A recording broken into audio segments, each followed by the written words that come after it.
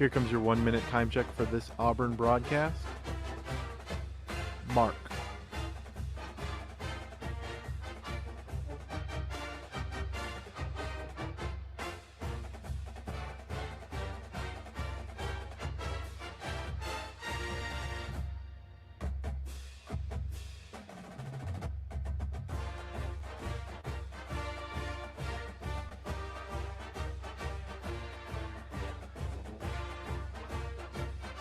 "30 seconds till broadcast." Mark.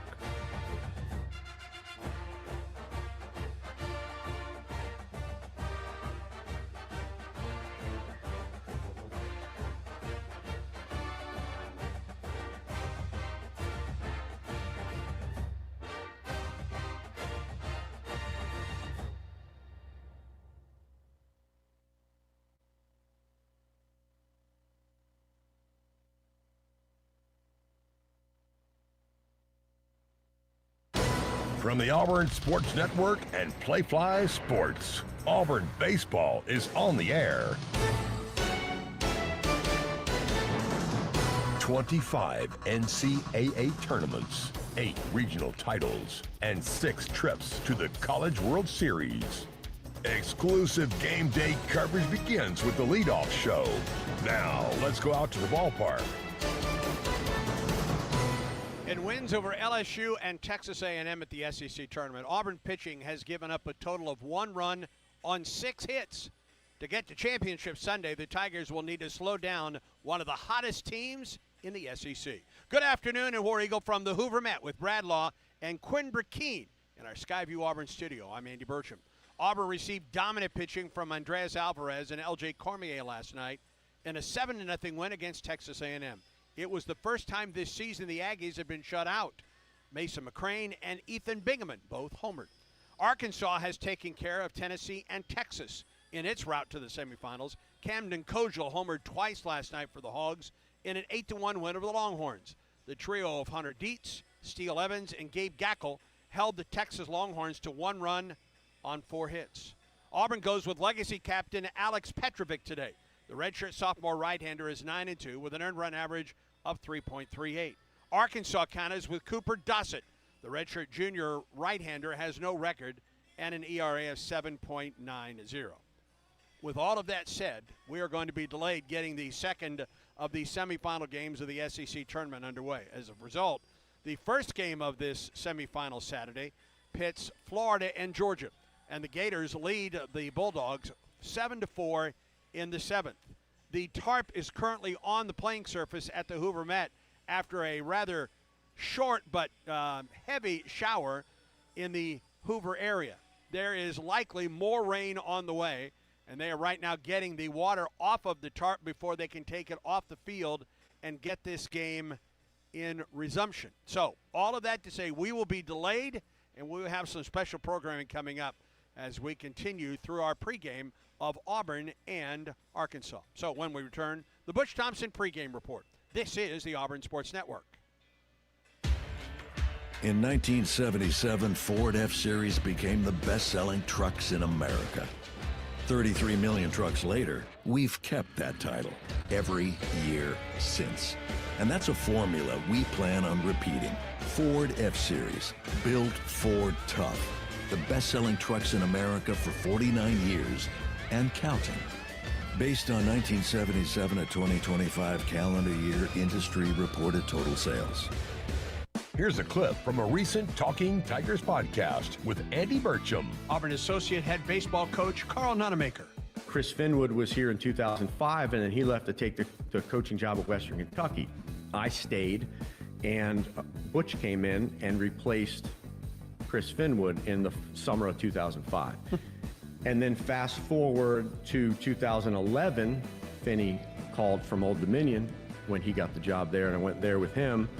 And then in 2017, 10 years after leaving Auburn in 2007, Butch called. That's been amazing how that first stop at Auburn led to those relationships that have been not only beneficial for me, but just great people, mentors, people that are still in your life today. New episodes of the Talking Tigers podcast are released Mondays wherever you listen to podcasts. Subscribe to the Talking Tigers podcast exclusively from the Auburn Sports Network. Hey, Tiger fans, it's college baseball season, and SeatGeek is the official ticket marketplace of Backwards K's and Barn Burners. SeatGeek makes it easy to find tickets so you can be a part of all the action this postseason. Whether you're buying or selling tickets to Auburn baseball games or to any other live event in Auburn, SeatGeek is the place to do it. SeatGeek is the official ticket marketplace of Auburn Tiger baseball. Let's go, Tigers. SeatGeek.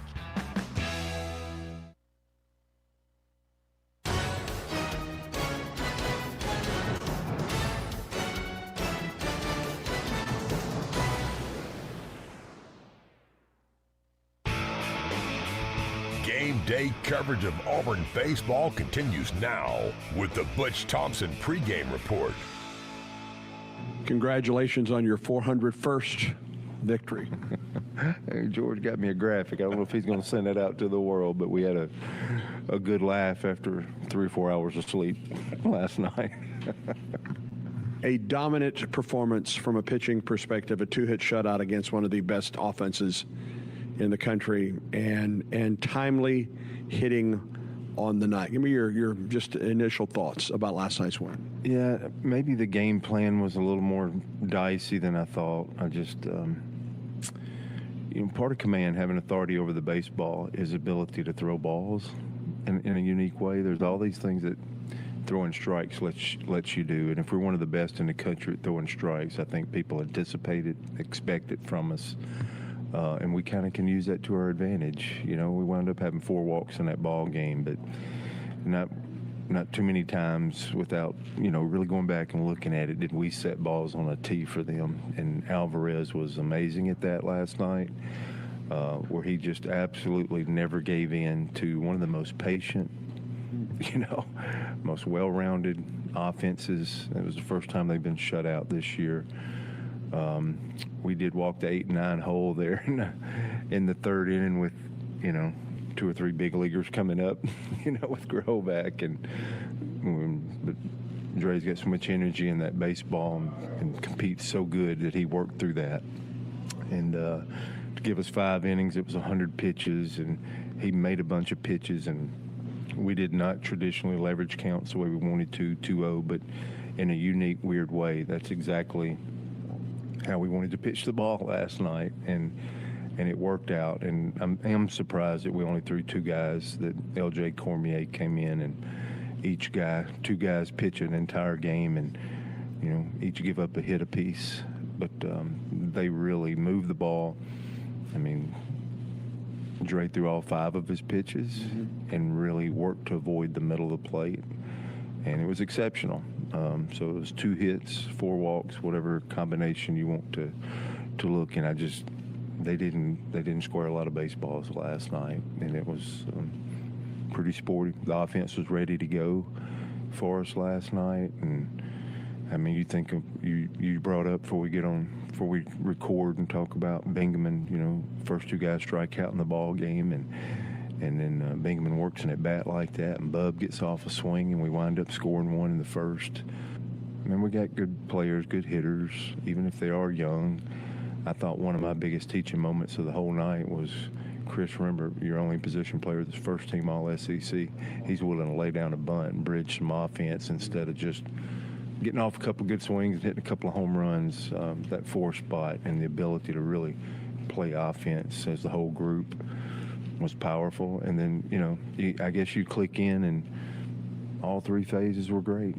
How do I keep these guys not looking ahead, not starting to feel themselves? And this game's hard. It gets in different rhythms. But last night was, again, we've said it several times this year because we've seen some really good performances, but that's one of our best brands of baseball that we've laid out there last night here in Hoover. Nearly 14,000 on hand, and most of those were in the orange and blue for that one ball game last night. Yep.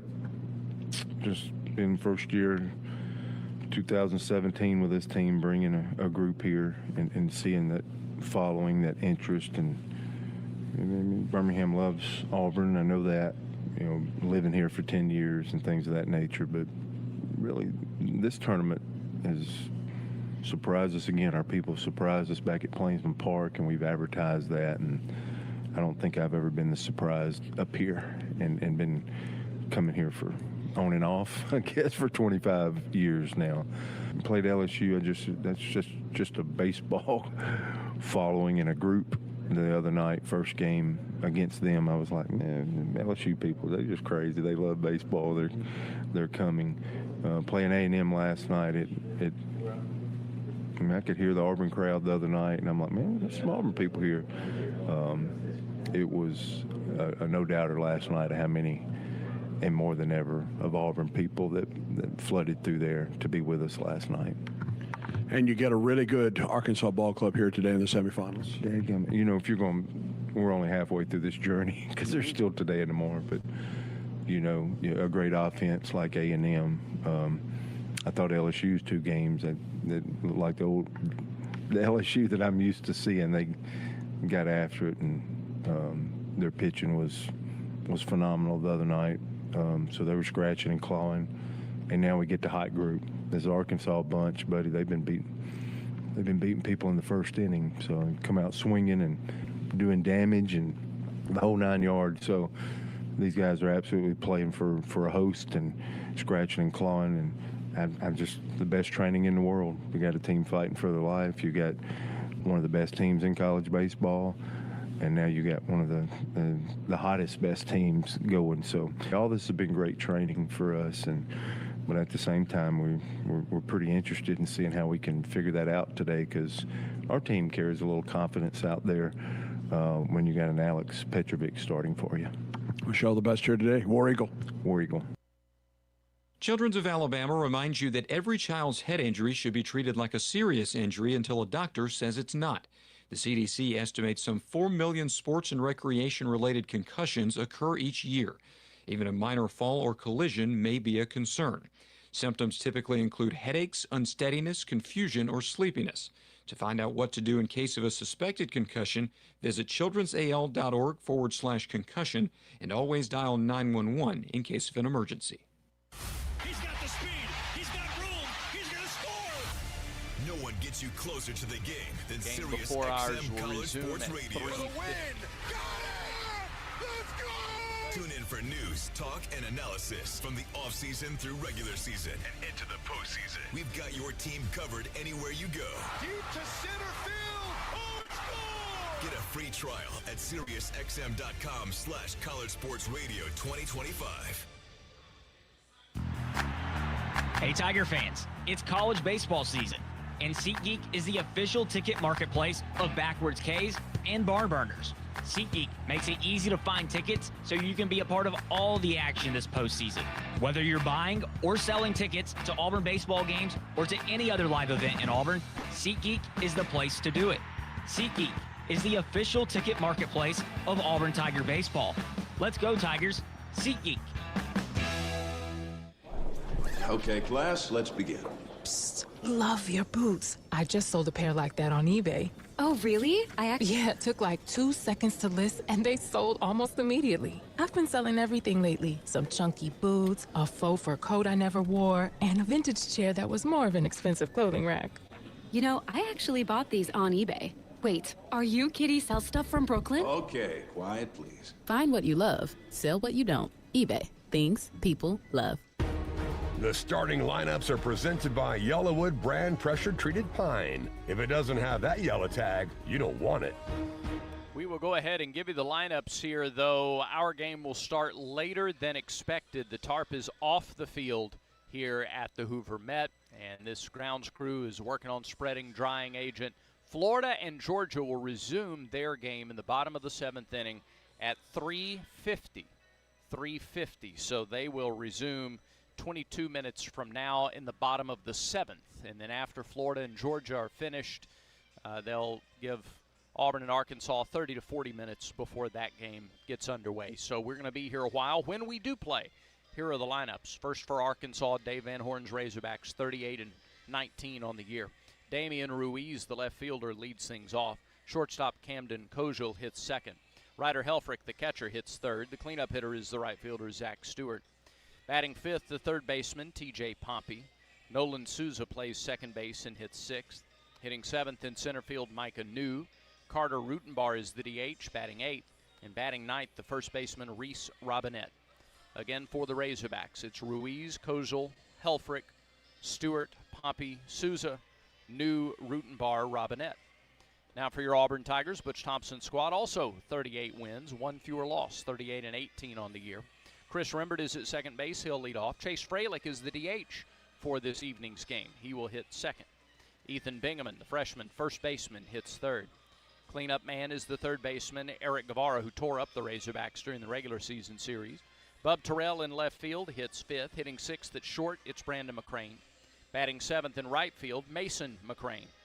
Lucas Steele gets the call catching with Petrovic on the mound, and after a night game last night and an afternoon game tomorrow, they'll put Steele behind the plate. He will hit eighth. Bristol Carter in center field bats ninth. Again, for the Tigers, it's Rembert, Freilich, Bingaman, Guevara, Terrell, McCrane, Steele, and Carter. Let's talk pregame. Okay, if you're looking for pregame activities, check out opelikaunforgettable.com for stay-and-play options. By the way, folks coming in to visit for regionals, maybe super regionals, we get to that point. opelikaunforgettable.com, stay-and-play options. Hotels, restaurants, breweries, distillery, lots of shopping. Don't forget Opelika's historic downtown entertainment district. Next game, pregame in Opelika. Our game is not going to start for a while, but we have some special bonus programming coming your way. We'll get to that after our final pregame timeout. Auburn and Arkansas coming up eventually. Florida and Georgia have to finish their game first. They're wrapping up a weather delay. They will resume in 20 minutes in the bottom of the seventh inning. So we'll take our final pregame timeout and then special bonus programming straight ahead. This is the Auburn Sports Network.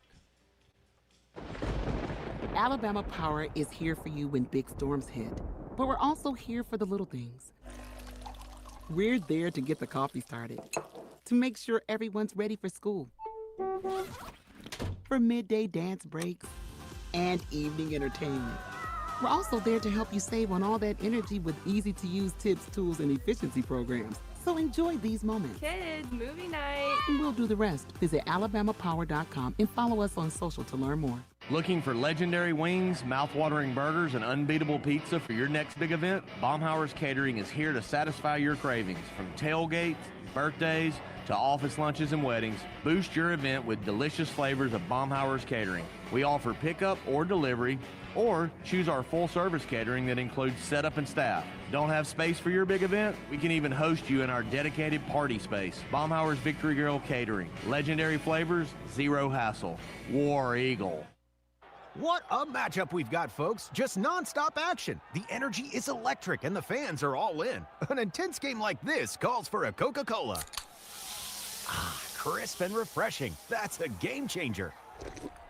Yeah, that taste scores every time.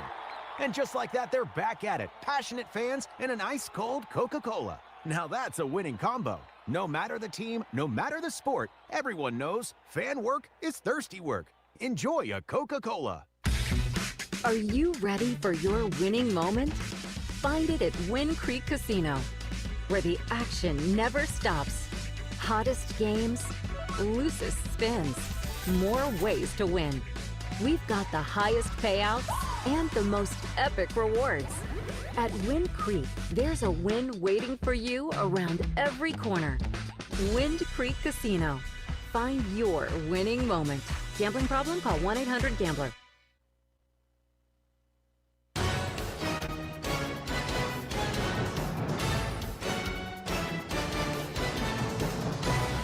The sun is shining, and we are not all that close. We're closer than we were a couple of minutes ago. Auburn and Arkansas, second semifinal of the day, will be pushed back due to a rain delay, a weather delay in the seventh inning of Georgia and Florida, with Florida leading Georgia 7-4. Bulldogs batting in the bottom of the seventh inning. They'll resume this game in 17 minutes at 3:50, and then after this game ends, they'll give Auburn and Arkansas about 30 to 40 minutes before the Tigers and Razorbacks play their semifinal matchup. So, in the meantime, we're going to go back in the archives. Going to go back 8 years in the archives. 2018. Prior to this year, it was the last time Auburn had won 2 games in the SEC tournament. 2018, the late Rod Bramlett, along with Andy Burcham, on the call of Auburn versus Ole Miss. This is special weather delay bonus programming. And then we'll break in every now and then and kind of give you an idea of the schedule and how close we're getting. And when we eventually learn a first pitch time, we'll break in and give that to you as well. But please enjoy this special programming now on the Auburn Sports Network.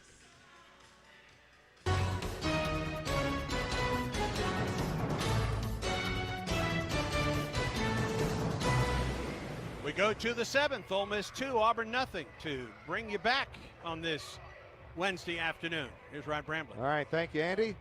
A couple other scores off the Ellerwood scoreboard. In-state teams, Jacksonville State, a winner over Austin P 8-2 in the second game of the Ohio Valley Conference tournament. Sun Belt tournament, South Alabama winning earlier today, 5-3 over Georgia Southern. That's down in Lafayette, Louisiana. Coastal Carolina defeated UT Arlington 12-2. Troy plays a little bit later this afternoon for Central. Just a few minutes away. All right, Auburn trailing 2-0 as we head into the top of the 7th. Brendan Benner is 0 for 2 on the day. Ryan Rollison. 68 pitches. Oh, correction, hang on one second. First pitch is a strike to Venter. Make sure I get that pitch count right. 0-1 to Venter. 79 pitches now for Rollison. 0-1, bounce off the mitt of Rollison, out to second. Easy play, 1-4-3, 1 out. Venter had the right idea. He just didn't hit it sharply enough up the middle, and the pitcher was able to get a glove on it. Carry him right into the glove of Jacob Adams at second. Had plenty of time to throw out the runner there. There's Edouard Julian, who is grounded out, lined out.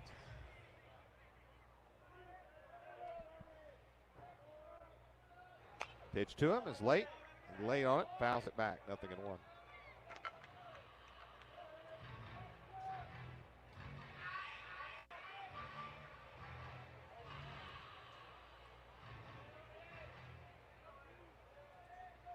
Nothing in 1 to Julian. 1 out here in the inning. Top of the 7th. Pitch sails over the top of Julian's head and all the way to the backstop.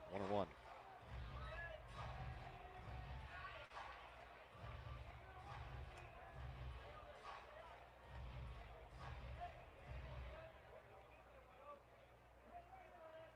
Rollison peers in. A ball and a strike to Edouard. Here comes the pitch home from the lefty. Up and in. 2-1.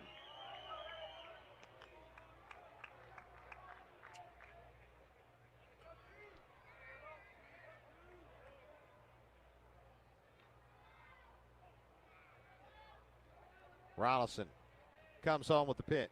Swinging a line drive into left center field base hit. A 1-out single for Edouard Julian, and that'll bring up the tying run in Jay Estes. Nice piece of hitting by Edouard, his first hit of the day, and only Auburn's second. Took it to the opposite way. And now here's Estes, who's 0 for 2 with a strikeout, a fly out to left.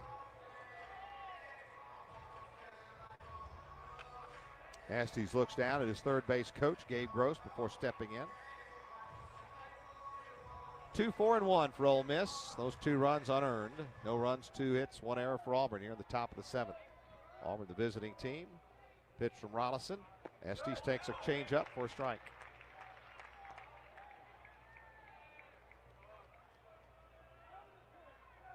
Winner plays tomorrow afternoon at 4:30 against Texas A&M. The loser plays tomorrow morning bright and early at 9:30 against Georgia.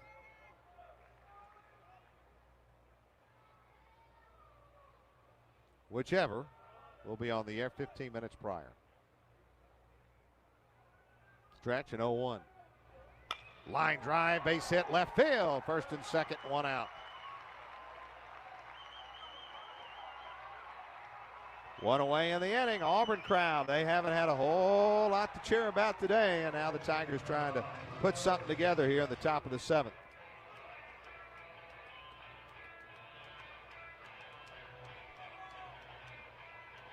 Greer Holston continues to work in the Ole Miss bullpen. They have Parker Caracci, is one of the best closers in all of college baseball.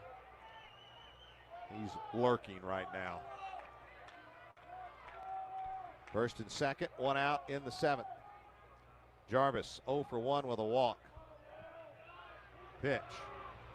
High, ball 1. Estes at first, Julian at second. Pretty good wheels out there for Auburn with one out here in the inning. Auburn had one hit in the inning. Coming into the inning, they now have 3 on the board. So a couple of hits. Mike Bianco slowly out to the mound, and that'll be it for Ryan Rollison. Well, just like his outing against Auburn in Oxford, he makes 6 1/3 before getting relieved. It is Greer Holston, right-hander, coming out of the bullpen. The count's 1-0 to Luke Jarvis. Ole Miss leads 2-0. First and second, one out for the Rebels here, or for the Tigers here in the 7th. Ole Miss makes a Verizon Wireless call to the bullpen. Verizon Wireless call to the bullpen for Ole Miss is to right-hander Greer Holston, 6'4", 230, a sophomore from Long Beach, Mississippi, and St. Stanislaus High School. Holston 2-0, 3.52 ERA. This will be his 22nd relief appearance. 30 2/3 innings, 16 runs, 12 earned on 34 hits, 32 strikeouts, 2 homers, and opponents hitting .274 against Holston. In SEC play, Holston 1-0, a 3.94 ERA. This is his 12th appearance against an SEC team. 16 innings, 10 runs, 7 earned, 22 hits, 16 strikeouts, 4 walks, no homers, but the league is hitting .338 against Holston. Partial line on Ryan Rollison, 6 1/3 innings, no runs on 3 hits, 6 strikeouts, 3 walks. He is responsible for the runners at first and second for Auburn. Luke Jarvis is the batter. It's 1-0 to Luke. Holston pitched once against Auburn in Oxford. He came in behind Brady Feigl on Friday night when an inning, gave up a couple of hits, but was not charged with any runs. He also struck out 2. He comes on here with a 1 out in the 7th in a 2-0 Ole Miss lead. But Auburn with runners at first and second and 1 away.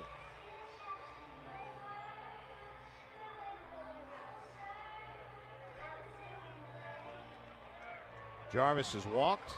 That happened in the 3rd. He grounded out to 3rd in the 5th.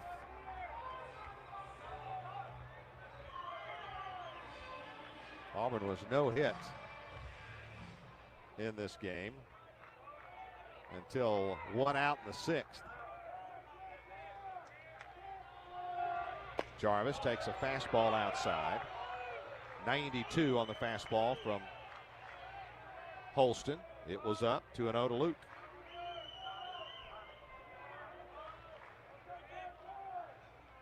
Stretch. And the 2-0 pitch.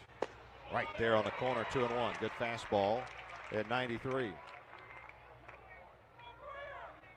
Julian at second. Estes at first. 1 away in the inning.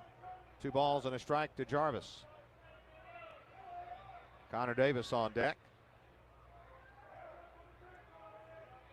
And a 2-1 from Holston. Strike 2 on the outside corner.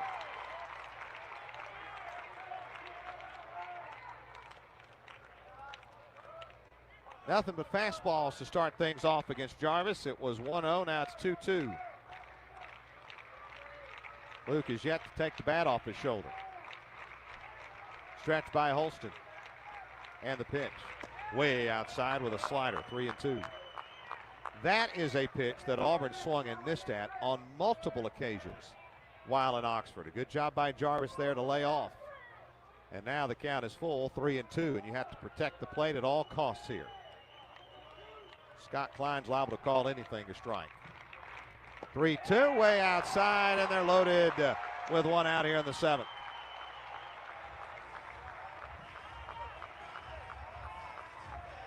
Julian to third, Estes to second, Jarvis to first, and now here's Connor Davis.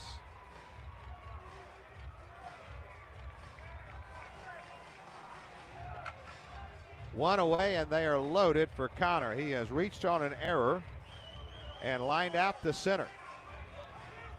Well, a base hit could tie this thing up even with one out.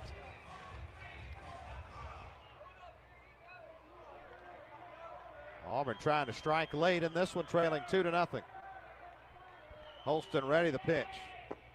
Missed outside, 1-0, not by much. A good eye by Connor. Off speed, spinning away from Auburn's left fielder.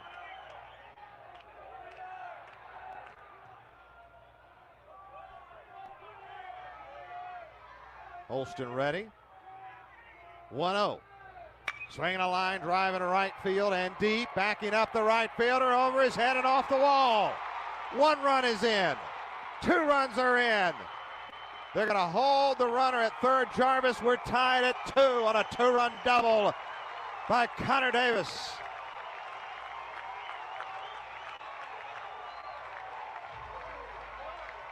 He gave it a ride off the base of the wall in right field over Olynyk's head for his 8th double of the year, and he just tied it up with RBIs number 31 and 32.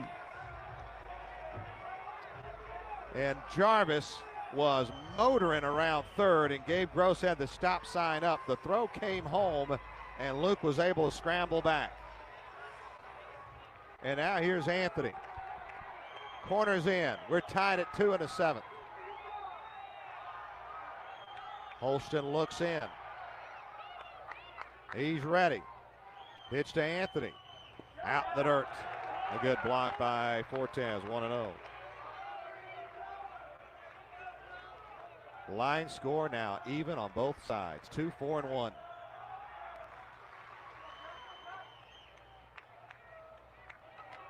Anthony 1 for 2 on the day. Pitch. Out in the dirt again. 2-0.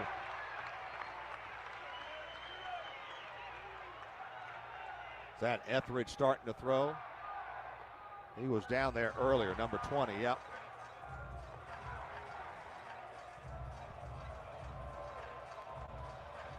So 1 out, 2nd and 3rd, 2 across here in the 7th for Auburn.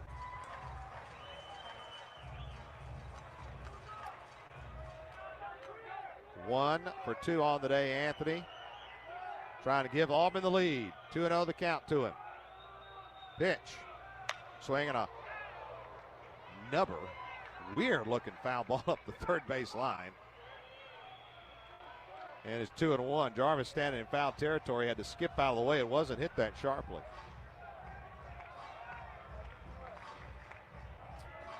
Outfield, straight away really. Not terribly deep. They would like an opportunity to throw Jarvis out at third if they can on a fly ball. 2-1. Curveball. And it's off the mid of the catcher to the backstop. Here comes Jarvis. He's safe! And a bang-bang play, and the Tigers take the lead. And here comes Mike Bianco.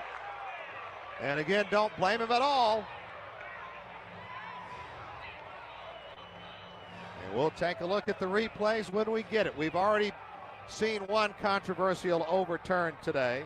Holston was covering, trying to get the tag down. And the angle, here's another angle we're looking at from the third base side.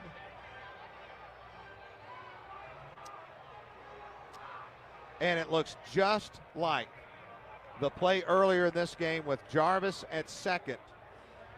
He was off with the pitch. They had him picked off. The throw down to second. We did not see an angle that even came close to showing the play should have been overturned, but it was anyway. Scott Klein was there. And listen, what we've already seen today would surprise me at all, even though we haven't seen an angle yet. that shows that he was out. And they're looking at it again. Folks, I can't make any guarantees. Because what we thought we saw earlier went against Auburn. If this goes against Auburn, it's going to be a quick decision. Here we go. Safe. Tigers lead 3-2. A wild pitch, and over to third went Connor Davis. I think a wild pitch. May have been a pass ball, because it wasn't in the dirt. And it did look like Jarvis got his fingertips, and that's it for Greer Holston. Will Etheridge is being called upon for the Ole Miss Rebels. The Auburn Tigers have scored 3 in the 7th, and they may not be done yet. 3 across for Auburn, 1 out in the inning. Connor Davis at third. Josh Anthony at the plate with a 2-2 count, and he will face Will Etheridge on this Verizon Wireless call to the bullpen. All right, here's the Verizon Wireless call to the bullpen for Ole Miss. Right-hander Will Etheridge, 6'5", 220. A sophomore from Lilburn, Georgia, and Parkview High School comes on. Etheridge is 3-1 with a 3.77 earned run average. This is his 24th relief appearance, and that times for team high honors with Parker Caracci. 2 saves for Etheridge, 45 in the third innings, 24 runs, 19 earned on 44 hits, 50 strikeouts, 9 walks. Whew, good numbers. 4 home runs, 251 the average for Etheridge. In the SEC, 3-1, a 4.28 ERA, making his 17th appearance in an SEC sanctioned ball game. 2-2 the count to Anthony here when we get back to action. Inning led off by Brendan Venner, grounding out 1-4-3. Then a single by Julian, a single by Estes. That's when they took out Ryan Rollison. A walk to Jarvis, and then a 2-run double by Connor Davis. And then on a 2-1 pitch, Anthony swung and missed. And the ball got away from the catcher, Fortes, and allowed Jarvis to score on a bang-bang play at third to give Auburn the 3-2 lead. And now, with 1 out, Connor Davis is at third with a big insurance run here in the 7th. Auburn is the visiting team. It's a lot of baseball to be played, but this Auburn team's come off the deck and taken a 3-2 lead here. Wild pitch is the official scoring call on that last play. All right, here's Anthony, and the infield will come in for Ole Miss. 2-2 to Josh. Davis at third. And the pitch from Etheridge. Bunts it, foul, and he's out. A little surprised at why we were doing that with 2 strikes. 2 away.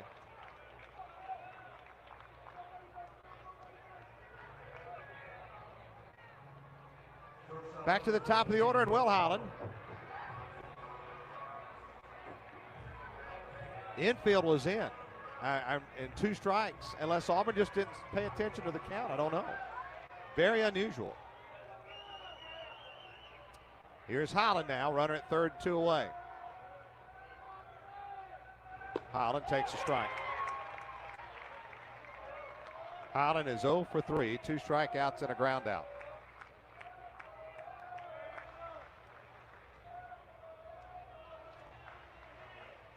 Stretch by Etheridge. 0-1 pitch. Line down the right field line. Foul. And it's 0-2.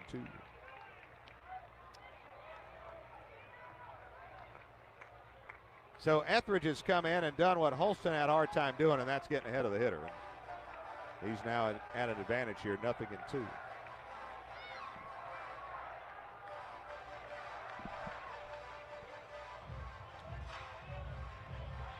Three across for Auburn to take the lead. Top of the 7th inning. Holland's going to choke up. He's going to have to battle here with 2 strikes. Pitch from Etheridge. Swing and a line drive, foul up the right side. Into the seats. Count remains 0-2 to Will. You know he would love to do nothing more than to get Connor Davis home from third. And the only 2 runs that Ole Miss scored today was on a throwing error by Will earlier in the ball game, and teammates have picked him up, giving Auburn a 3-2 lead. 0-2, fastball way outside. Catcher set up out there. Crowd reacts, but Cortez had set up outside.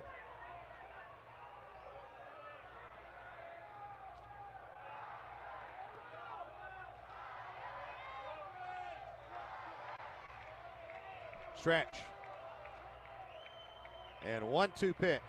Swinging a fly ball into center field. This will end the inning. But Auburn takes the lead. 3 across for the Tigers on 1-2, 3 base hits. No errors and a man left stranded at third. We go to the bottom of the 7th. 3-2 Auburn on top. Auburn Tigers lead now 3-2 over Ole Miss as we go to the bottom half of the 7th inning. Hits have been at a premium. Both teams with only 4. In fact, Auburn didn't get their first hit until the 6th inning. Ole Miss took the early lead, 2 runs in the 3rd on a throwing error by Will Holland that allowed 2 to score. And it remained that way until the 7th when Auburn managed 3 runs in the inning to take the lead. Tanner Burns still out there for Auburn. He's thrown 77 pitches, 6 innings, 2 runs, 4 hits. None of them earned those runs. 1 walk, 3 strikeouts. Ryan Rollison now out of the game for Ole Miss. Auburn chased him out there in the top of the 7th. He went 6 1/3, gave up 2 runs on 3 hits. Cannot be a part of the decision now. He walked 3 and struck out 6. Cole Zabowski will try to rally, start the rally for Ole Miss now here in the bottom of the 7th. First pitch from Burns. Strike on the outside corner. Calvin Coker, Welby Malcheski, righty and a lefty, working in the Auburn pen. Zabowski has struck out swinging and popped out to short. 0-1. Ground ball back up the middle. Holland ranges off his glove and into center field. Probably will be a base hit. Leadoff single, tying run is on. Had a long way to go behind second. Got a glove on it, but couldn't gather it in. Would have had a great opportunity to throw out Zabowski, who doesn't run well.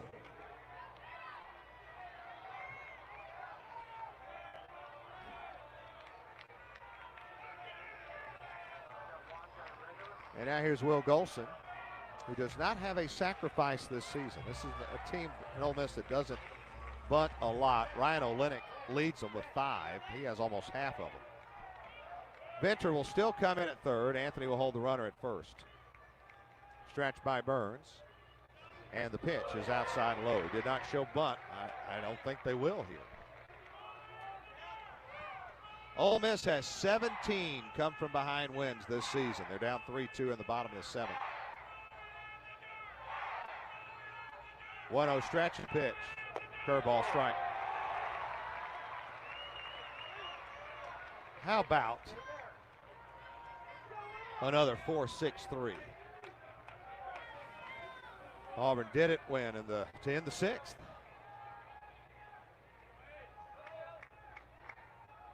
Pitch. Fouled back just underneath us. Golson has hit into 3 double plays this season. Burns ahead, a ball and 2.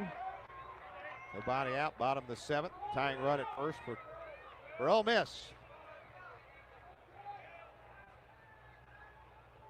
Stretch and 1-2 delivery. Fly ball into center field. Estes breaks back.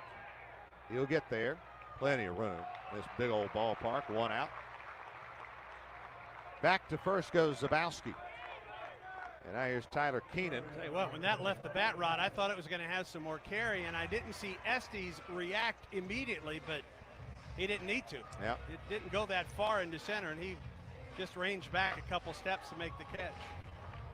So here's Keenan. He's lined out to center and struck out. How big would it be for Auburn to put up a 0 here in this inning after getting 3 in the top? Huge against such a powerful Ole Miss team. You bet. Pitch. High, ball 1. Still 94. His velocity is still there. And you say, well, he's only at 84 now? 84 pitches. Yep. Well, what's the big deal? Well, remember, he's pitching on a day's less rest. Yep. 1-0. Popped up in the left. Shallow left. This is trouble. Davis in. Oh, Holland back. He made the catch. Holland with a beautiful catch. Davis couldn't get there. Venter had to peel off at the last second. And Holland with our defensive play of the game, brought to you by Cook's Pest Control and Centricon, the unbeatable combination in termite protection. Weird angle for Will going out. Connor Davis coming in. Venter also going out. Had to slide to make the catch. What a play by Holland. And he took control and made it. Woo! 2 away for Chase Cockrell, who's 1 for 2 with a run scored today. Burns at the chest with the stretch and pitch. Swinging and a miss. Didn't mean to. 0-1 on a fastball in tight, 93. I think Tanner's got a little adrenaline going right now. 2 away in the bottom of the 7th. Stretch by Burns. And the 0-1 pitch. Line foul, deep to right, but foul. Another ball for the youngsters to go chase. That I'm sure at some point in time will end back up on the field. They're just trying to give back, Roddy. 0-2 to Cockrell. Has 8 home runs this season. Pretty good lead at first for Zabowski. 0-2, fastball up. 1 ball and 2 strikes to Cockrell. Jacob Adams on deck, but 2 outs in the 7th.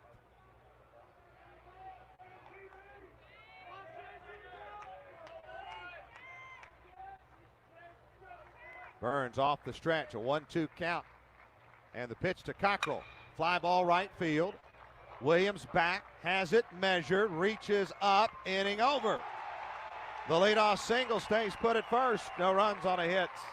No errors and a man left through 7. It's 3-2 Auburn over the Ole Miss Rebels. That's big 0 on the board in the bottom of the 7th. Oh, was it ever? Especially after giving up an infield single to open the inning. Yep.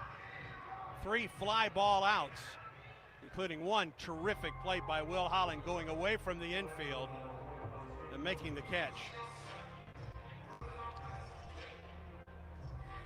Williams, Wright, and Venter. 2, 3, and 4 hitters for Auburn against Will Etheridge.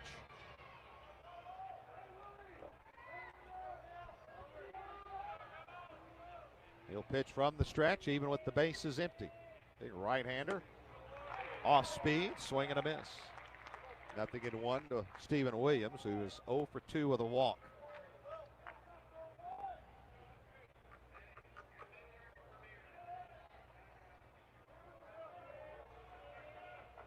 Oh-1 on the way. Fouled off at the plate, 0-2. 3-4-1 for Auburn, 2-5-1 for Ole Miss.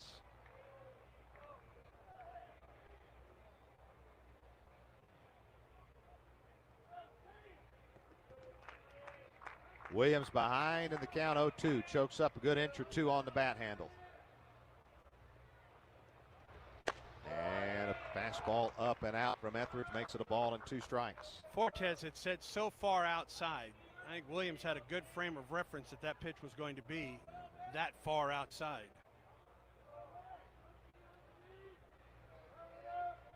1-2 count and pitch. Outside and a scoop. Nicely done by Fortes. 2-2 the count.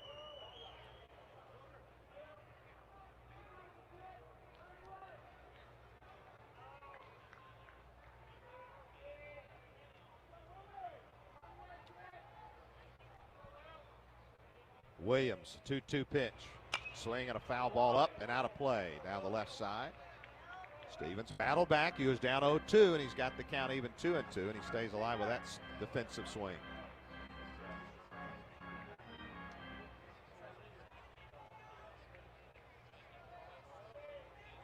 Outfield straight away with Williams at the plate to lead off the 8th.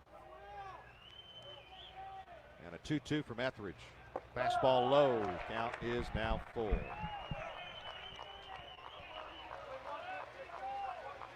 Gabe Gross, third base coach's box. Takes his batting helmet off, wipes his brow, puts his sunglasses back on. No signs. Leading off the inning, just waiting for Williams to do something here with 3-2. Ball 4 and a leadoff walk. A fastball outside And there's a big insurance run, trotting down to first base with nobody out here in the 8th inning. You there? Yeah, we're here. Nobody warming up in the Ole Miss pen, but Caracci is out there. Yep. All right, I'm about to fade out. Now here's Brett Wright, who has struck out, walked, and struck out again. All right, you've been listening to 2018 Auburn baseball against Ole Miss at the SEC tournament. Auburn and Arkansas coming up 30 to 40 minutes after the conclusion of Florida and Georgia. This is a one-run game now. Georgia got 2 in the bottom of the 7th, so it's Florida 7, Georgia 6. 2 outs for Florida in the top of the 8th inning. Florida got out to a 6-0 lead, and Georgia has been on their heels ever since, and they've almost caught them. So this game will finish. They had a weather delay here of 45 minutes or so, and they resumed at 3:50. So they resumed about 14 minutes ago and are now in the top of the 8th inning with 2 outs. So as soon as this one's over, we'll get you a hard start time for Auburn and Arkansas. In the meantime, for our affiliates down the line, it's 4:04 Central Time. Let's pause 10 seconds for station identification on the Auburn Sports Network.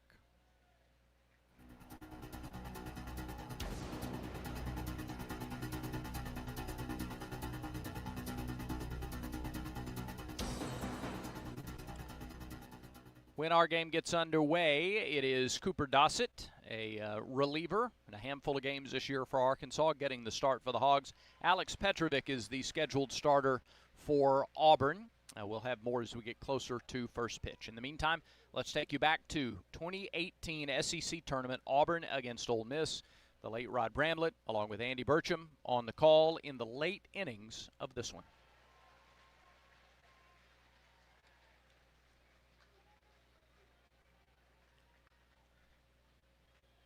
Time called as Roth trots down to the bullpen.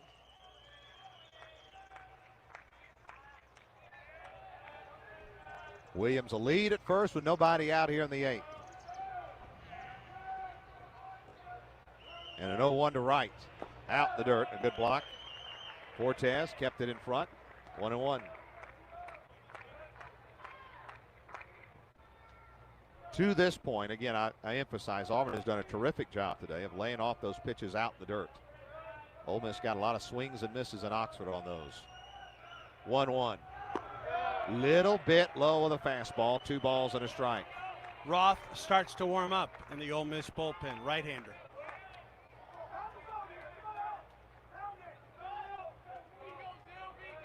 (3-2) Auburn, runner at first here for the Tigers in the top of the 8th inning. 2-1 pitch. Check this swing. Yes, they appeal to first. Woo, buddy. Close, that was close. Pitch was out in the dirt. Almost had to eat my words about chasing a pitch out in the dirt. But Brett, strong catcher's wrists, was able to check his swing. Hitters count. 3-1. And the dirt. First and second, nobody out.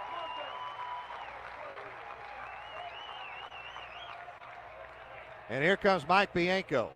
And he is walking with a purpose. He keeps looking at the bullpen. Roth just started warming up, Rod. Oh, I think, you know what? He's not looking at the bullpen. He's barking at Damian Beal. Saying he felt like Wright went around, and it was very, very close. And now he'll meet with his pitcher, Etheridge. And give Roth some time to warm up. Yep. All right, now you have some options if you're Auburn. And Butch Thompson comes out of the dugout as Gabe Gross is talking with Brendan Venter. Do you think about bunting Venter right here, Roddy? Right. It has to cross your mind. They've Venter, not asked Brendan to do that very often. In fact, he has none. Yeah. This year. And he's 0 for 3 on the day. Maybe you make him throw a strike. I don't know. Yeah. You have some options here. First and second, nobody out for Auburn in the top of the 8th. Auburn up 3-2. Venter 0 for 3 on the day. He squares, and the pitch, and he pops it up in the air, and it drops foul in front of Tyler Keenan. Oh, 0-1. Now, do you keep the bunt on with 1 strike? That's a good question. He didn't look comfortable. He did not, did bunting right there. Right at first, average speed. Williams at second, a little bit above average. You really don't have runners to start the Yeah. runners here unless you're just 100% certain that Venter will make contact. And he squares. He squares again, and he bunts it foul again, and just like that, he's down 0-2. And listen, I'll be honest with you, I think that's the correct call there. I think this situation, you just have to be able to get a bunt down, get those runners at second and third with Julian up next and then Estes. Yes, agreed. But now Venter, because he's unable to get the bunt down, will have to fight with 2 strikes. 2 walks to start the inning. He's going to square again on 0-2. And he gets it down. Beauty. And it's a beaut. Etheridge to first. He's out. Second and third. Boy, that is a gutsy move by Auburn. A guy that has not put down a sacrifice bunt all year and looked uncomfortable in the first 2 pitches, fouling them off, and he got the job done. And you'll talk about the pressure on Venter right there. That's what I'm saying. Oh, my goodness. So now here's Julian, the hero yesterday. He had a base hit his last time up. And with 1 out now, Auburn trying to get a run home at least with a fly ball to give them a little tiny cushion. Cushion cannot be big enough. Pitch to Julian. Breaking ball low. Tapped out in the second, hit one to the warning track in center in the 5th, and started Auburn's rally in the 7th with a base hit. About the same place the game winner was hit yesterday afternoon. 1-0 pitch. Out the dirt, 2-0. And with a right-hander up, a left-hander at the plate, and first base open, Ole Miss may be careful right here with Julian. The first 2 pitches have been well outside. Estes is a tremendous hitter, but he does not have power. Agreed. 2-0. Outside, and I think that's what they're doing here, Drew. I think they're just pitching around Julian. On 3-0. Setting up a Jay Estes double into the left field corner. I love that thought. And they're just going to walk Julian now. Yep.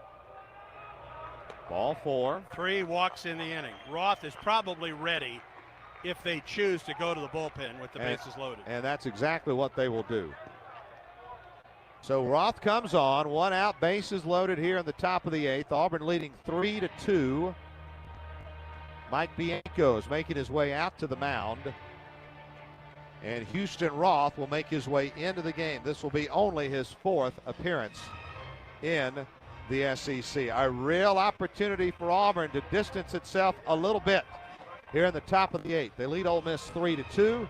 For eyes wide is called in the bullpen for Ole Miss is Houston Roth, sophomore right-hander out of Oxford, Mississippi, 6'3", 220 pounds. Roth is 5-0 on the year, a 4.14 ERA. This will be his 6th relief appearance in 13 appearances, 45 2/3 innings, 23 runs, 21 of those earned on 45 hits, 59 strikeouts, 22 walks, 4 homers, 260 the average. In the SEC, Rod mentioned it earlier, this is just his 4th appearance. No record, a 3.86 ERA, 4 2/3 innings, 2 runs on a hit, 4 strikeouts, a walk, and opponents only hitting .067 in 3 previous appearances against SEC schools. Jay Estes comes to the plate for Auburn. Say it. With the bases loaded this season, he is hitting .750. With runners in scoring position. .407. With runners on base. .322. I like Auburn's spot here. I do too. With 1 out and the bases are loaded, and the bases are loaded with 3 walks. Yes. Auburn still must earn it here. They lead 3-2 here in the 8th, and an opportunity to add to that lead. And they'll have to do it against Houston Roth, who did pitch against Auburn. He only pitched a 1/3 of an inning. It was coming in after Rollison on a Thursday night. In that one out, he recorded it was a strikeout. He did have a wild pitch. A lot of foul ground here at this ballpark. A wild pitch could certainly score a run. Williams at third, Wright at second, Julian at first. Estes at the plate. Corners will come in. Pitch from Roth. Off the end of the bat and foul. Shoots it over towards the Auburn dugout. 0-1. Williams at third, Wright at second. Not the best of speed at second. Good wheels, Julian at first. Well, I'd just love to see Jay turn on one and hit it down in the left field corner. One of his patented Jay Estes doubles. Well, you got to think Roth's going to try and pitch him away here, knowing that is his strength. 0-1, swing and a miss. It's 0-2.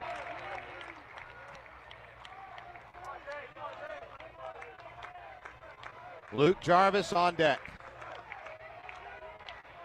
Ole Miss looking for strikeout, pop out, double play here.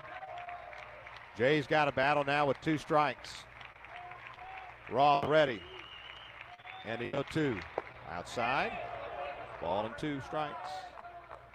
Estes singled and scored in the 7th. 3-run 7th inning.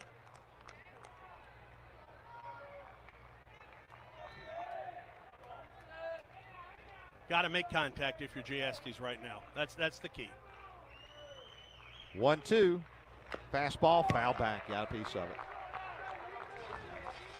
Very well could have been ball 2, but You have no choice but to go after it there, Rod. Winner will play tomorrow afternoon at 4:30 against Texas A&M. The loser will meet Georgia in the morning at 9:30.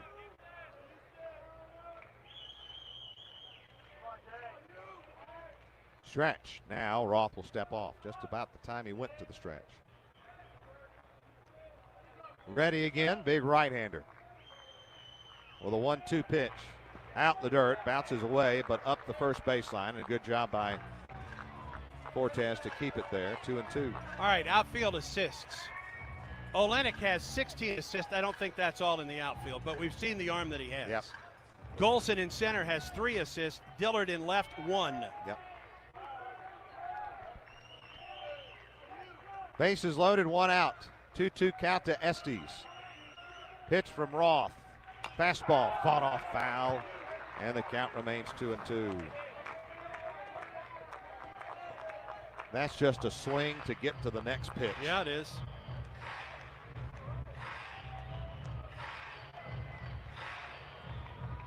One of the old men on the team, Jay Estes. Another one waiting on deck, and Luke Jarvis. Bases full of Tigers and a 2-2 count. 1 out.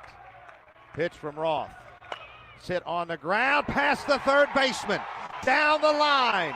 2 runs will score. Julian stops at third. It's a Jay Estes double down the left field line past Tyler Keenan. And for Jay Estes, it is his 15th double of the year. 5-2 Auburn. 16th double of the year for Jay Estes, and RBIs number 26 and 27. That was not quite the typical Jay Estes double. But it was the same spot. Yes, it was. And Auburn with a 3-run lead here in the 8th. And Julian got to third on the play, Roddy. Second and third, 1 out. Jarvis at the plate. Infield in. Roth with the pitch. Jarvis takes a strike.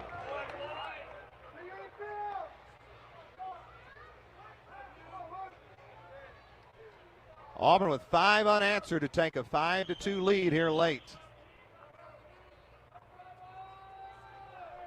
The stretch in the 0-1. Strike 2 called. Oh, boy. No need to expand that zone like that this late, Scott Klein.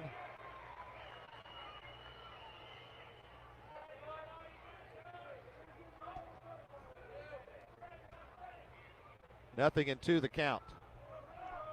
Got to make contact. Chokes up, open stance. Pitch. Foul back. Off the mask of Scott Klein again. My goodness. Is that right? Yeah, I think so. I think he got Scott Klein again. This time he says, I'm all right. He waves his thing up. I'm fine. Jeff had it come down the line.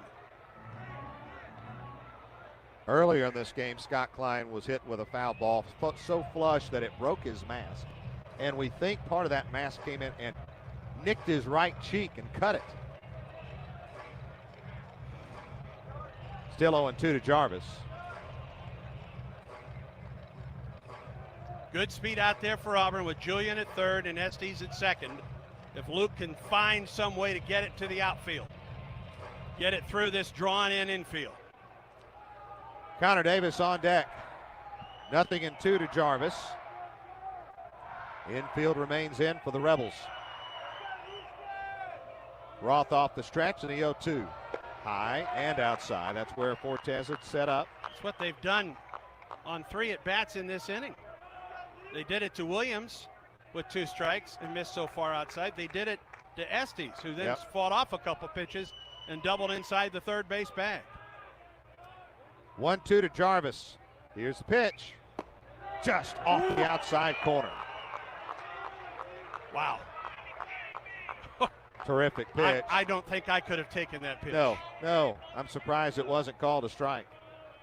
2-2 now to Jarvis. He's battled back to an even count. They're really working the outside part of the play here. Roth ready. And the 2-2. Strike. Oh, no, ball 3 low. That one had the corner, but it dipped low. And the count's full. Now what do you get here? I think you're looking fastball, Rod. Yeah, I think you look fastball, and more power to Roth if he's able to get you on a breaking ball here. Although first base is open, and they still could use a double play. 3-2. Popped back this way to our right. Out of play. Count remains 3-2. So maybe and I think that was an off-speed pitch that they just threw. So with first base open, maybe you can get away with an off-speed pitch here. If you don't get the swing and miss in the dirt, you set up the double play. For a guy that will hit into a double play every once in a while, Connor Davis. And another 3-2. Strike 3 called right down the middle. Jarvis is so upset with himself he can't stand it. He was thinking fastball, and it was a breaking ball, and it was a strike. So now here's Connor Davis. Good pitch by Roth. Yeah. Read Luke's lips there, and it's something you can't repeat. I think Auburn may go to the bench. Go to a left-handed hitter. Judd Maybe Ward. Judd Ward. Should be Judd, who had a major fumble at breakfast today. Had a plate full of bacon. Boom. Right in the floor. Oh. And this is also an interesting move because Connor Davis doubled in 2 runs in the 7th off a right-handed pitcher. You know, it's Auburn's pushed some buttons here in this these late innings that have been a little bit interesting. They paid off so far. Asking Venter to bunt with 2 strikes. He was able to get it down.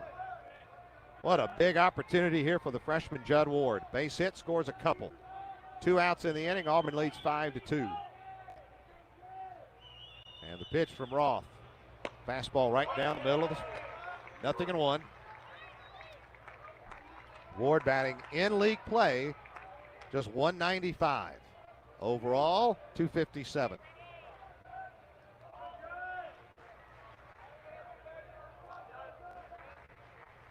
Oh, 1 pitch. High, 1-1. I'm surprised that Zabowski, their big first baseman, is giving Judd Ward as much of the first base line as he is right now. I agree.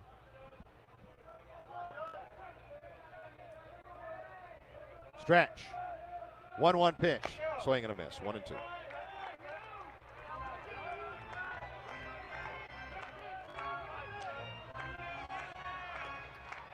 So Ward now will choke up a little bit. Try to battle with 2 strikes.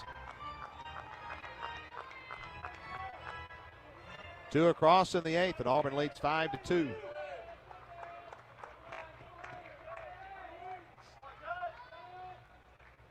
One-two from Roth. Just inside. Good eye. 2-2. Josh Anthony on deck with 2 outs.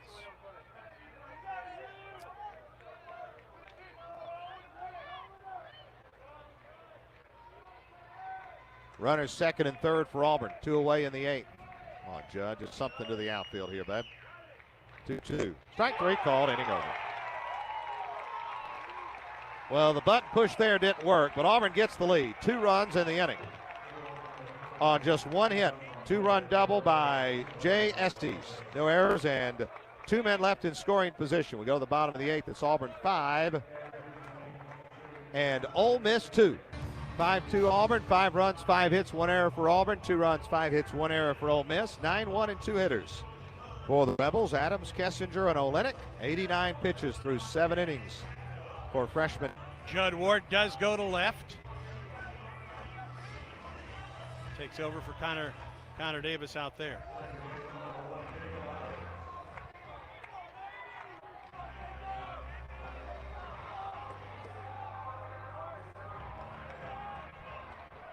Jacob Adams, a walk and a double. He's been a thorn down there in the 9-hole today. He scored a run.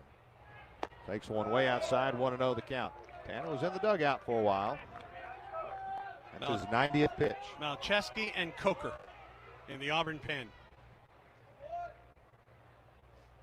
1-0 is low, 2-0.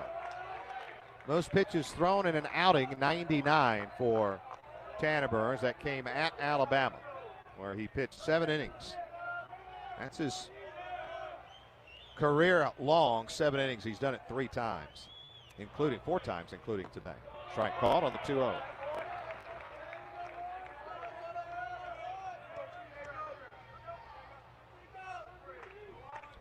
Sun peeking through now as we head into the late afternoon, early evening hours. The 2-1 pitch. This is outside, 3-1. Got to come in with something here to Adams on the 3-1 pitch. Got to beat him with your fastball. Yeah, I agree. 3-1 delivery. Outside, leadoff walk. And will that be it? We'll see. You have 3 straight right-handed hitters due up for Ole Miss. And Coker ready in the bullpen, I would imagine. Here in the bottom of the 8th. But it appears that Auburn will stick with Tanner Burns. Tying run on deck now for Ole Miss and Ryan Olenek. Adams with good speed at first, a big lead. Pitch home. Looped foul and out of play to the right. Florida Gators are here. They will take on LSU. If you watch the TV, you would think it was for all the marbles here in Hoover. Instead, it's a first round double elimination, first day of double elimination game. It is a rematch of last year's College World Series championship series. Coming up a little bit later, 0-1 pitch. Right there, but called a ball, 1-1. Maybe a little bit low.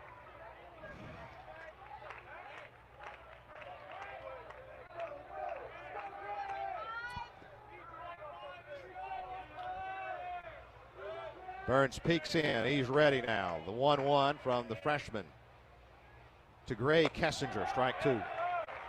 Good Inside corner, pitch. yeah. Very nicely done.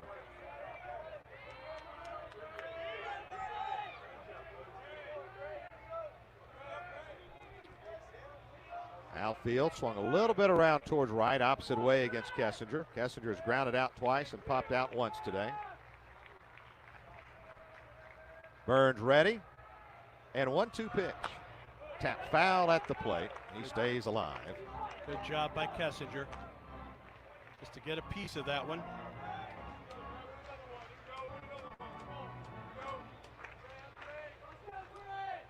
He has hit into just 2 double plays, if you're thinking that way.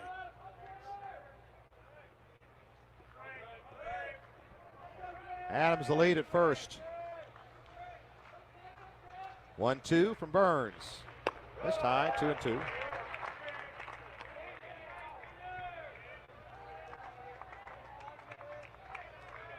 (5-2) Tigers, but Ole Miss threatening in the bottom of the 8th. They are the home team.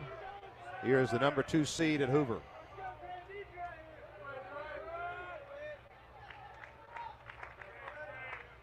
(2-2) from Burns. Foul back off the screen. Pops over the screen and into the seats. That's the 100th pitch for Tanner Burns. That's the most in his short Auburn career. If he's able to record an out in this inning, it would be a new career high in innings pitched. He and Kessinger battling here. 2-2 the count. Pitch home. Tap foul again towards the Auburn dugout. 83 on the off-speed pitch. What about elevate a fastball here? Kessinger's strikeout numbers, he struck out 28 times. That's on the low end for this team. Probably third or fourth lowest. 28 strikeouts coming in and 209 at bats. 2-2. Luke down the line and right. Williams over. Won't get there. It's a foul ball. Will be a 9-pitch at bat here for Kessinger at least.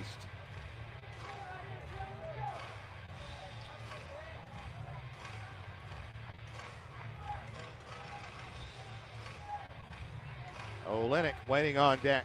Then it'll be Nick Cortez and then possibly Thomas Dillard after that. This is the meat of the order coming up here in the bottom of the 8th. You know, Ole Miss feels like this is their chance, best chance to come back.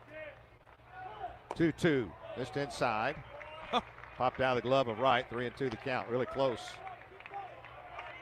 I don't know if Kessinger was on his way to the dugout or not. Yeah. He's going to be looking fastball now, though. Yep. Full count. Adams at first. Down by 3. Would they send him on a 3-2 count? I think they will. Burns stretches. And the 3-2 pitch. Runner goes. Popped up. Foul ground. Anthony near the seats in the camera well. Runs out of room. He ran right into the camera well. And it's still 3-2. And it fell just beyond the camera well. Yep. If he would have been able to get behind the camera well, he had room to make the catch.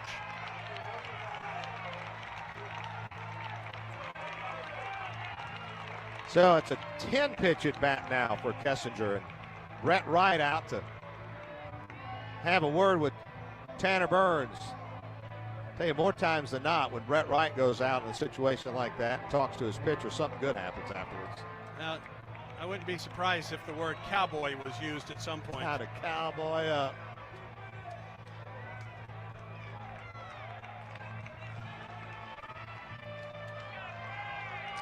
$11-pitch at bat at least now for Gray Kessinger. The 3-2 from Burns. Fly ball out in the left center field. Estes on the run. Can't get there. Ward throws it back in. They hold the runner at third. Second and third, and nobody out here in the 8th. That one was crushed. Barely stayed in the ballpark. And Kessinger wins the battle. And Ole Miss is now bringing the tying run to the plate. Ryan Olenek has screwed the fastball. 15th double of the year for Kessinger. That was a great at-bat. Yes, it was. That was a wonderful at-bat by Kessinger. And Steve Smith is out of the Auburn dugout. And it'll be Calvin Coker.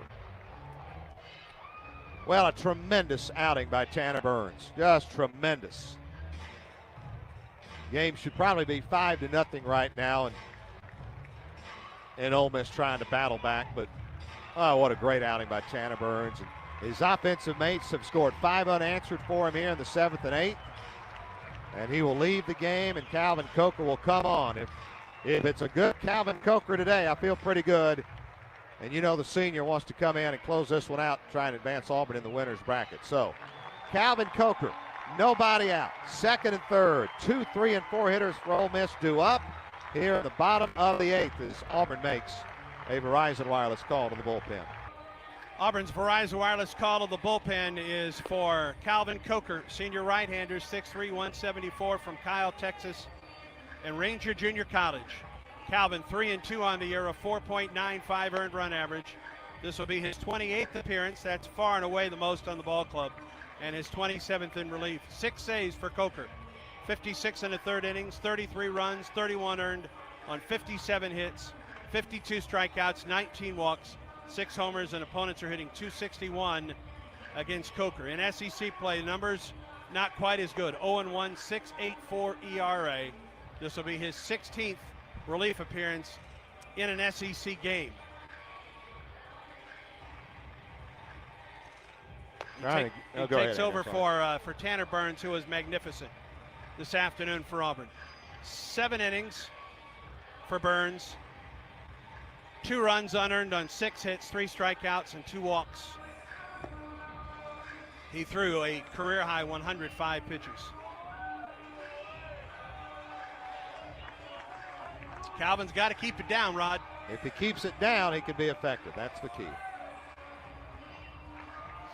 5-2 Tigers. Nobody out. Second and third for Ole Miss. Ryan Olenek, the batter. He's 1 for 3 on the day. Their big boppers are coming up. Yep. Boy, but if you can get through this inning somehow without a big number on the board, you feel a little better. They're good up and down the lineup. And Auburn still has a shot in the 9th with the 9-1 and 2 hitters up. Absolutely. Calvin Coker ready to go here against Ryan Olenek. First pitch, swing and a miss. That one spun away, down and away, nothing in 1.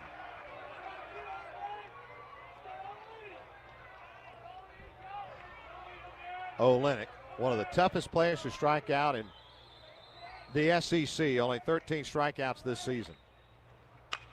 Lines that one to center field. Estes is there to make the catch. Runner tags at third and scores. Auburn gives that away. 5-3 now. 1 out, a runner at second. Sac fly for Olenek. 27th run batted in.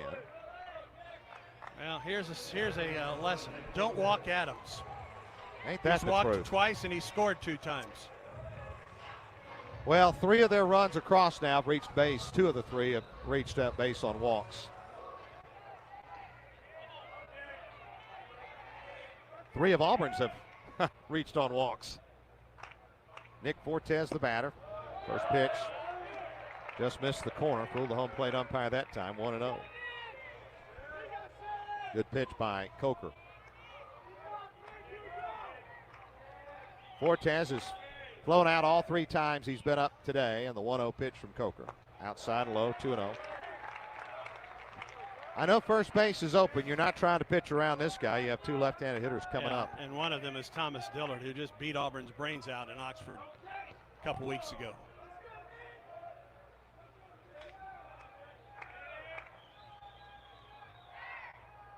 Two-0 pitch. Swing and a miss. Elevated that one. And got the swing and miss from Fortes. 2-1.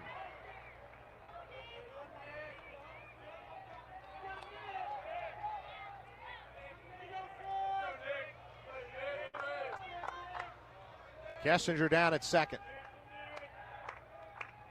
2-1 from Coker. Breaking ball, swing and a miss, 2-2. The spinner, the frisbee. The Cobra. 2-2 the count.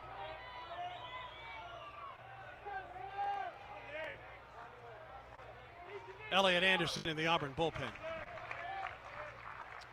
2-2 pitch. Tapper to third. Venner in, scoops it up to first, out number 2. Woo!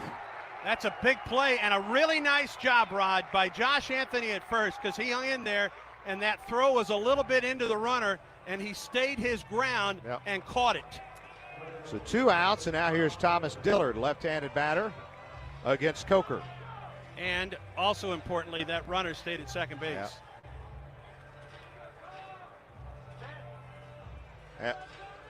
The runner Fortes nicked the glove coming by.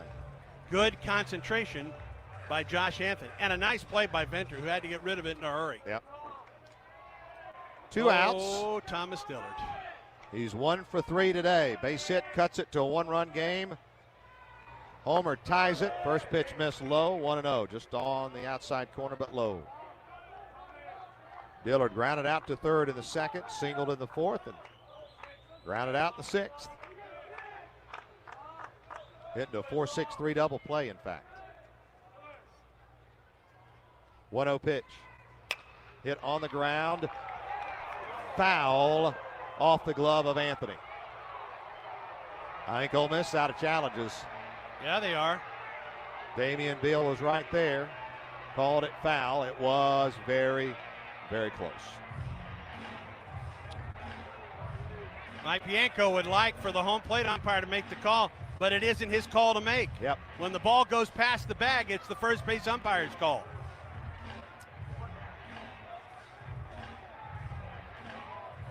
I mean, what are they going to do if they say it's fair? It's a fair ball. Yeah. All right. A quick argument at the very least, and it's 1-1 to Dillard.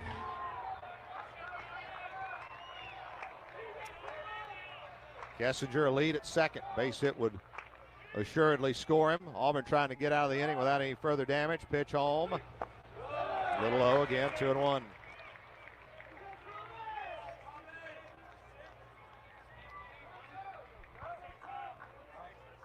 Dillard with 12 home runs on the season. Two-out hitter at 211 on the season. 2-1 pitch from Coker. Swing and a miss, 2-2. That one had some run away from the right or the left-handed hitter. Yep. You want to hear this Auburn crowd erupt, get a strikeout right here.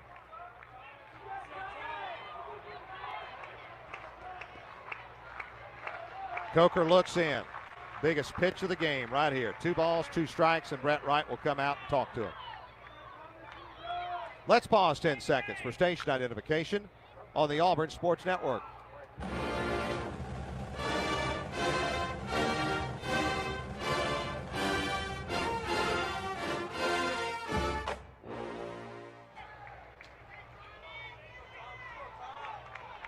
Brett Wright back behind the plate now as we get ready for the 2-2 pitch. Thomas Dillard stands in, wide stance from the left side. 2-2 from Coker. Little low, 3-2. Another left-handed hitter waiting on deck, and Cole Zabowski with 9 home runs on the year. First base is open, but runner at second, 2 outs. A 3-2 count to Dillard. And the pitch from Coker, way inside, ball 4.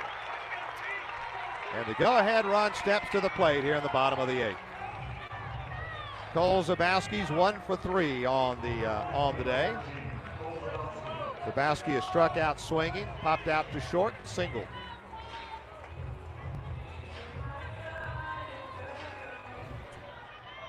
Tell you what, we've had a couple of nail biters, huh? Baby. Steve Smith is out. Would he go get Elliot Anderson with the left-hander up? No motion yet. Steve Smith, Brett Wright, entire Auburn infield will come in now. As the wheels are turning now for Auburn. They've pushed some interesting buttons today. With Brendan Venter bunting with 2 strikes. That worked out. Pinch hitting Connor Davis, a 1 at bat after he had hit a 2-run double off a right-handed pitcher. They chose to pinch hit him for Judd Ward. That one didn't work as Ward struck out. And Calvin Coker, one of your veteran pitchers. It's been an up and down year for Calvin, but he's one of your veterans. Do you stick with the righty-lefty? They will. Yep. So meeting on the mound breaks up. Even though he walked Dillard, Ron, I liked the fact that he kept the ball down. Yep. Other than ball 4, all 3 of the first 3 balls were low. They were close, but they were low. Yep. Got some activity in the bullpen for Ole Miss. I think that's Caracci, but I can't pick up a number. We'll check. That is their closer, I believe. So first and second, Zabowski the batter, 1 for 3 on the day. Calvin Coker pitches home. Zabowski swings and misses.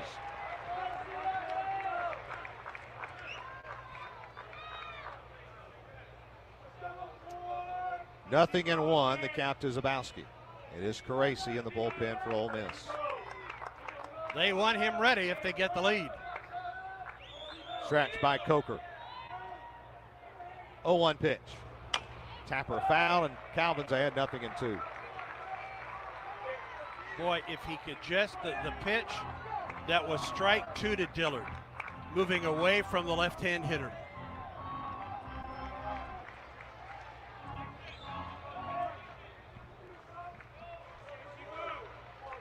Dillard at first runs well. Kessinger at second runs well. And an 0-2 count to Zabowski. The pitch went after the outside corner and missed. Right. Set up a little bit outside, hit the mitt. Auburn bench thought they had strike 3. They did. I believe it was outside. This guy can cover the plate. Yep. Has 9 home runs as well. And the 1-2 from Coker. Check swing. Did he go? Yes! Oh, yes, he did. Coker strikes out Zabowski. He couldn't hold up, and the Rebels get only a run after having second and third and nobody out. 1 run on a hit. No errors and a man, 2 men left for Ole Miss. We go to the 9th. It's Auburn 5, Ole Miss 3. It is 5-3 Auburn as we head to the 9th. Tigers come to the plate with 9 1-2 hitters due up. Anthony, Holland, and Williams against Houston Roth. Stays out there. Houston gave up the double inside the third base bag to Estes. Auburn had runners at second and third and 1 out, but he struck out both Jarvis and Ward looking. Ole Miss got a run in the bottom of the 8th. Auburn leads by 2 with the 9 1-2 hitters coming to the plate in the 9th inning. Would love a nice inning here, get some insurance, but maybe at least just a run to answer would be lovely. Anthony looks at a strike down the middle, 0-1.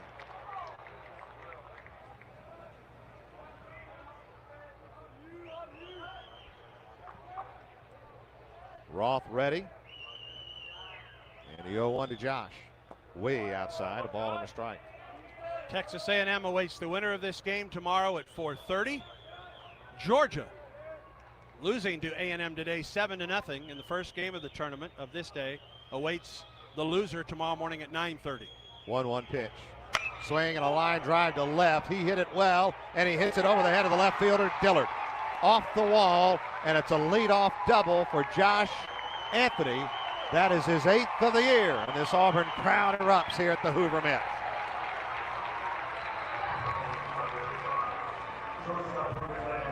That ball was really hit well, and it got on Dillard too quickly, and it was over his head. He didn't have time to go back on the ball, Rod. That pitch was down the middle, and Josh Anthony took full advantage. Now here's Holland. I think a bunt. It has to be an option for you right now.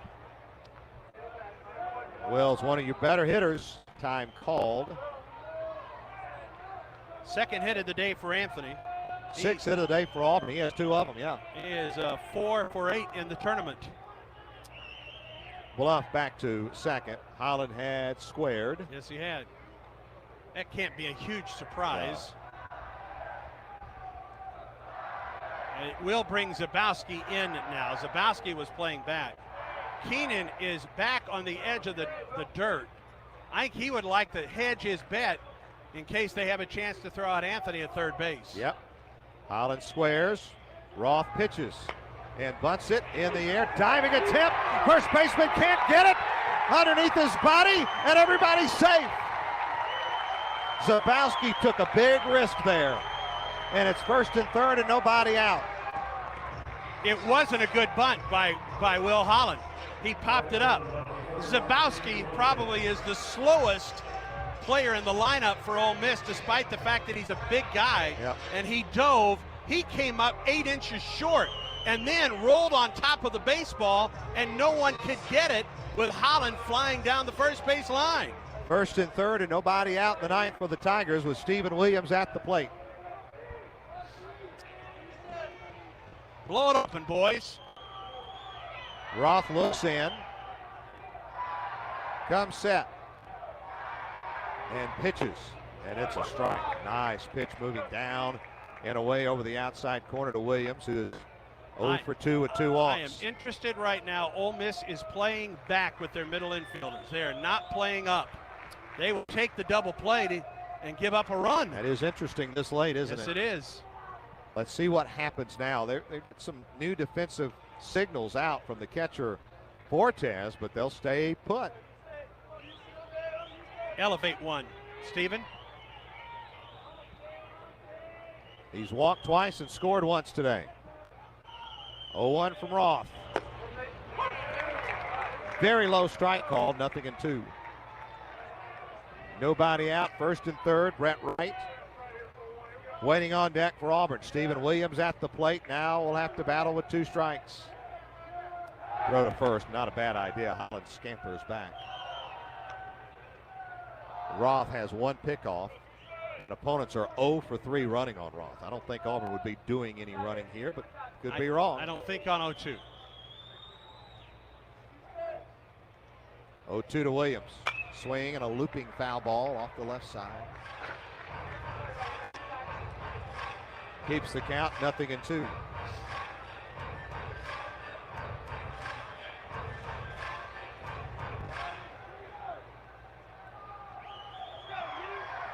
Williams steps back in. Still no balls, 2 strikes to the Auburn freshman. Pitch from Roth, outside, 0-1.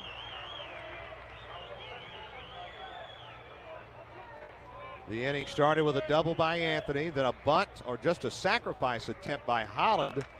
Went for a bunt single. And a 1-2 to Williams from Roth. Fastball fouled hard off the screen above the third base dugout. Roth pitched last weekend at Alabama, went 2 1/3, gave up a couple of runs in that outing. He is yet to be charged with a run today. 1-2. Fastball foul back in on the hands. Stephen Williams spoiling pitches in hopes of getting something to drive. 3:35 down the lines, 4:05 to center. Here at the Hoover Met. Must get that runner home from third. Must. Roth ready. 1-2 pitch. Curveball popped up into the seats left side. They're really working inside a lot. Nice catch by a fan, by the way, on the concourse. Brought his glove. Yep. It paid off.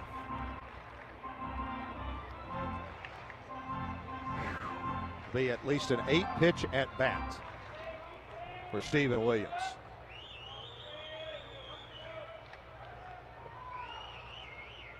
Pitch from Roth.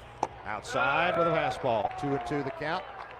88 on the fastball from Roth. Stand by.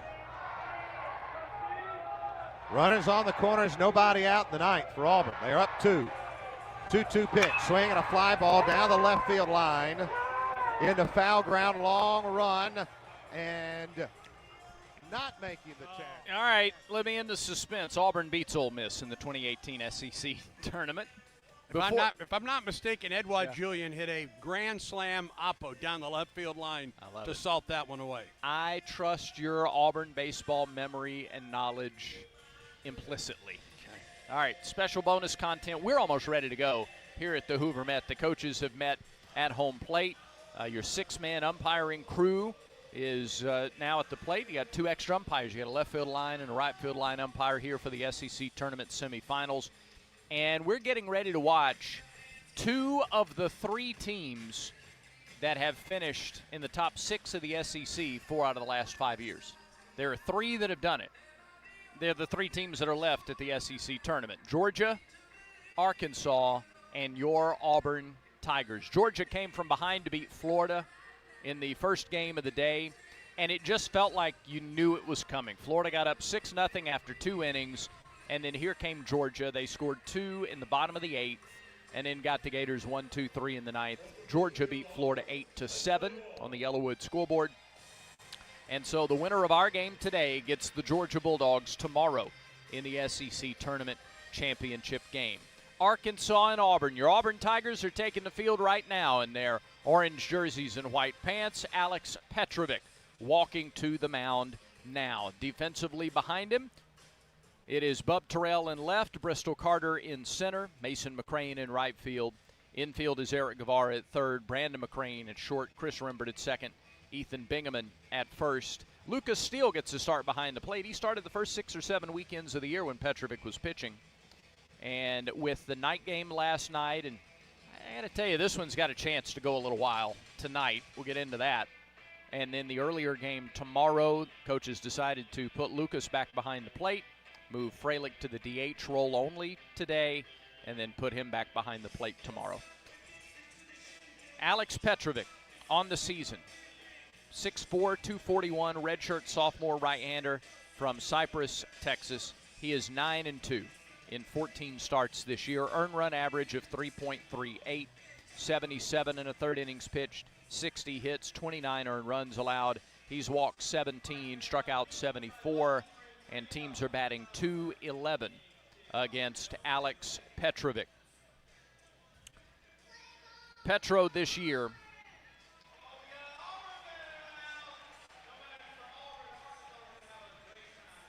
against Arkansas in the finale of that series. Well, I had it.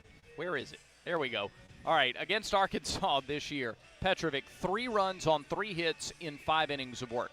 A walk, 4 strikeouts. He struck out 62, or rather he threw 62 pitches, struck out 4 in 5 innings in a game that Auburn won 10-2. So a fantastic start there by Alex Petrovic.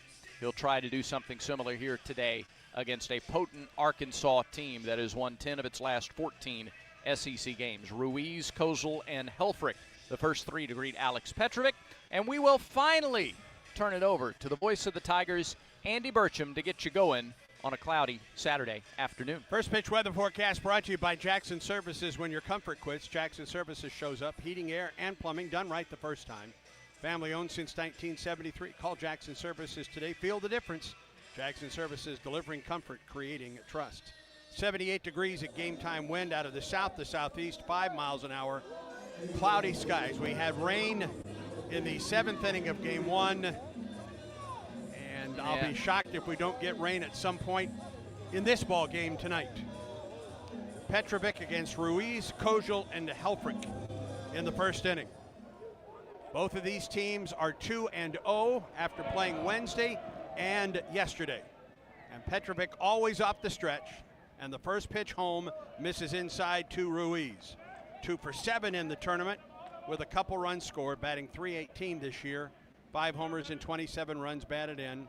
16 stolen bases, 1 of 4 in the lineup with double-digit stolen bases for the Razorbacks. Stretch in the pitch. Strike call. Jason Bradley behind the plate, Clint Fagan at first, Derek Malika at second, Sparrow January at third. Down the left field line, Eddie Newsom. Down the right field line, David Savage. They go to a 6-man crew for the semifinals and the championship game. Pitch. Ground ball foul, past third. A ball and 2 strikes to Ruiz. An early change up there from Petrovic. That's been a really strong pitch for him this year, and against an Arkansas team that is able to score runs in bunches. That changeup could play big today. Alex comes set. 1-2 pitch to Damian Ruiz on the way. Jammed him, and he fouls it up the right side into the stands. Over 14,000 to watch Auburn win Wednesday night against LSU. Nearly 14,000 last night to watch the Auburn win against Texas A&M. And a big afternoon crowd here today. Pitch on the way. Sweeps outside, 2 balls and 2 strikes to Ruiz.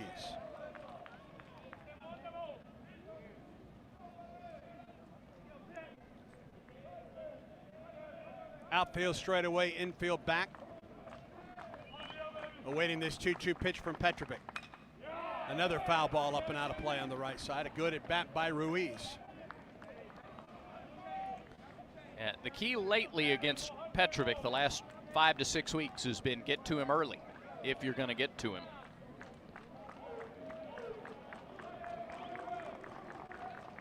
Two pitch. Off the end of the bat, into center. Bristol Carter squares up and makes the catch in right center field for the first out of the ball game. One down, and here's Camden Kojal. 4 for 7 in the SEC tournament. 4 runs scored, 6 runs batted in, 3 home runs. He hit 2 here yesterday against Texas. Batting .317, a team leading 20 homers and 69 runs batted in. Pitch on the way. Missed the inside corner for ball 1. Lucas Steele behind the plate today. Freilich gets the day off behind the dish. He is in Auburn's lineup as the DH. 1-0. Drops low. 2 balls and no strikes to Kojal. Kojal was 0 for 2 against Petrovic in their meeting in the regular season. It was actually the second inning that Arkansas was able to get all 3 of its runs against Alex back home. Shift to the right side of the infield. The shortstop McCrane just behind the bag. Now 3-0 the count to Kojal. You got Ryder Helfrich waiting on deck, and he was a one-man wrecking crew against Auburn back at Plainsman Park this season. 3 balls and no strikes the count to Camden Kojal. Stretch in the pitch. Down the middle, a fastball at 91 for strike 1.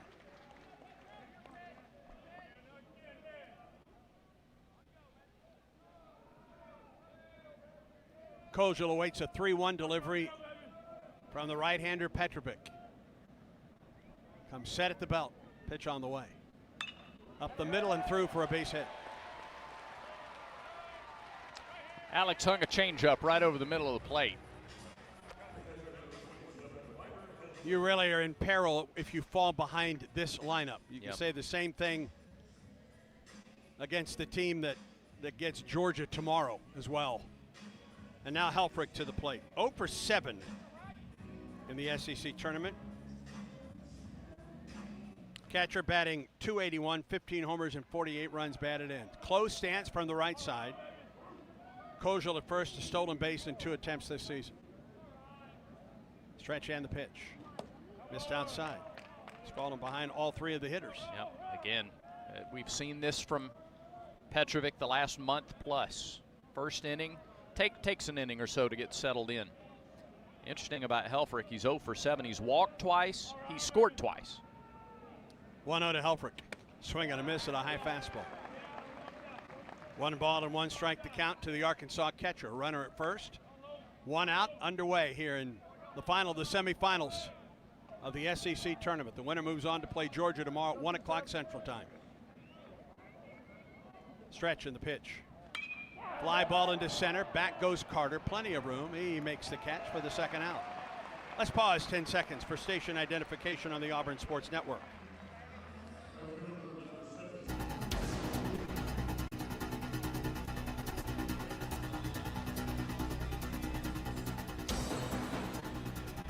Now Zach Stewart to the plate with 2 outs and a runner at first, batting .273 this season.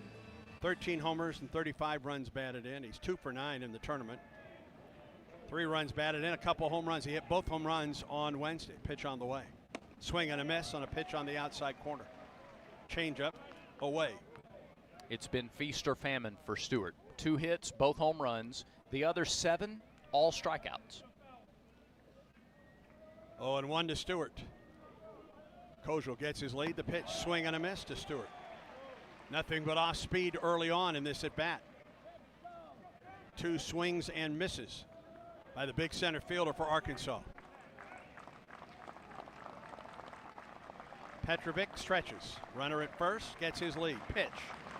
Missed outside. A ball and 2 strikes to the center fielder for Arkansas. TJ Pompey waits on deck. Shift to the right side of the infield. Rembert about 25 feet into right field. 1-2 pitch to Stewart. Fouled it back on a fastball that was up at 92. It was up, but he got it in enough to kind of handcuff Stewart there. He couldn't really do anything with it.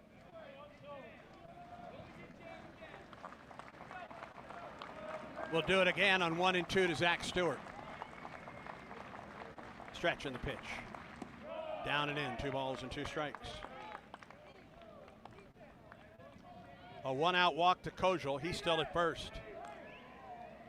A pair of fly ball outs to Auburn center fielder Bristol Carter, who is into right center field right now. Pitch on the way to Stewart. Drops low. Full count.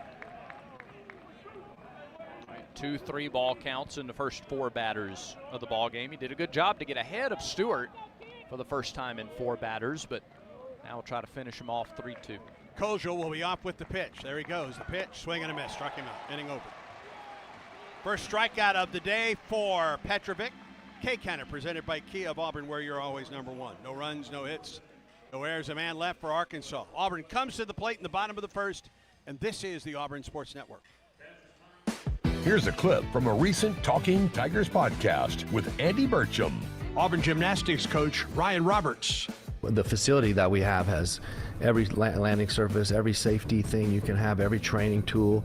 So not every college has that. Right. So of course that's going to be something that athletes want to see, because I mean if they don't have a elite high class facility, it could hamper training a little bit. But at Auburn they have everything that we need here, and then the support and the resources as well. I mean, it's second to none.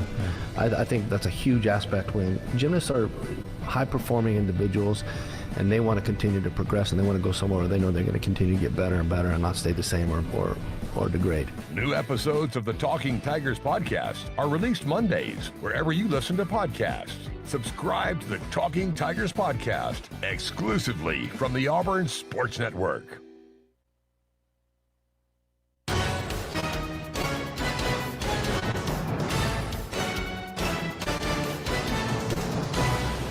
A hit, but nothing else for Arkansas in the top of the first inning. And so Auburn comes to bat against redshirt junior right-hander Cooper Dossett. Dossett, who makes his first start of the year here this afternoon for Arkansas, 6 feet, 210-pound redshirt junior out of Springdale, Arkansas, nearby there to Fayetteville, Harbert High School. Dossett, 13 appearances, 13 and 2/3 innings. 11 hits, 12 runs, 10 walks. So 11 hits and 10 walks in 13 and 2/3 innings. He struck out 15. He's balked once, no wild pitches hit batters. Team's batting .224 against Dossett, no record, and a 7.90 ERA. Only 2 of his 13 appearances have been longer than 1 inning this year. Damian Ruiz in left, Micah New in center, Zach Stewart in right. Along the infield, TJ Pompey at third, Camden Kozel at short, Nolan Souza at second, Reese Robinette at first, and Ryder Helfrich behind the plate for Cooper Dossett. Chris Rembert will lead it off for Auburn. He's 2 for 7 in the tournament with an RBI. Third baseman plays even with the bag as Dossett winds and fires, and Rembert takes it high for ball 1. Dossett did not pitch against Auburn at Plainsman Park, the regular season series. Rembert, Auburn's second leading hitter at .347. Winding the pitch. Fouled it back on a fastball. 96 from Dossett.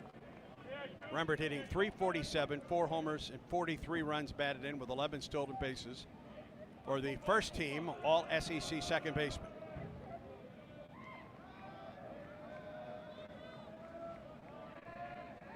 Dossett peers in, he winds and fires.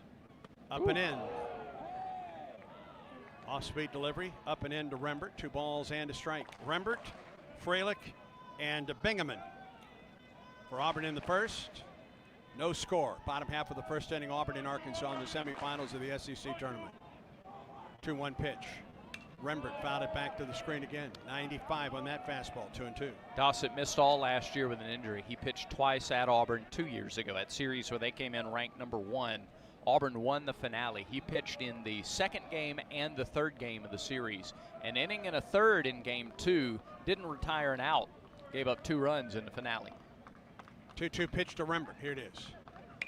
He reaches out, spoils a pretty good pitch, and fouls it off the auxiliary press box down the right side. It was a fastball at 96 at the knees away. Really good location, and like you said, Rembert reached out, spoiled it. White trousers, orange jerseys. Blue ball caps, the orange AU across the front for the Tigers today. Here's another 2-2 to Rembert from Dossett. Got him swinging, took something off of that one. And a strikeout for Cooper Dossett. Set him up with the fastballs and then got Chris to swing at the curveball. Really good, sharp, vertical break on the curve for the strikeout. One down, and here's Fralick. Chase is 2 for 9 in the tournament. Scored twice, driven home 3. His biggest swing of this tournament was the 4th inning Wednesday night. After LSU had taken the lead, he led off the bottom of the 4th and hit a home run. Tigers went on to win that game 3-1. First pitch to him. Drop slow off speed delivery. Fralick's average at .316, 14 homers, 45 runs batted in. His 15 or 14 homers, one behind Bub Terrell's 15.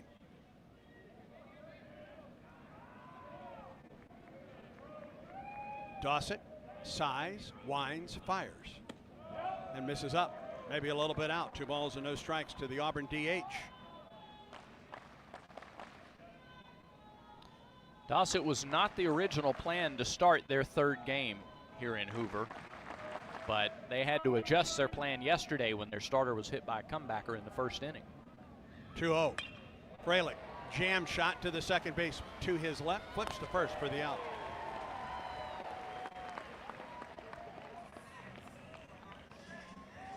Yeah, Dietz was hit in the 1st.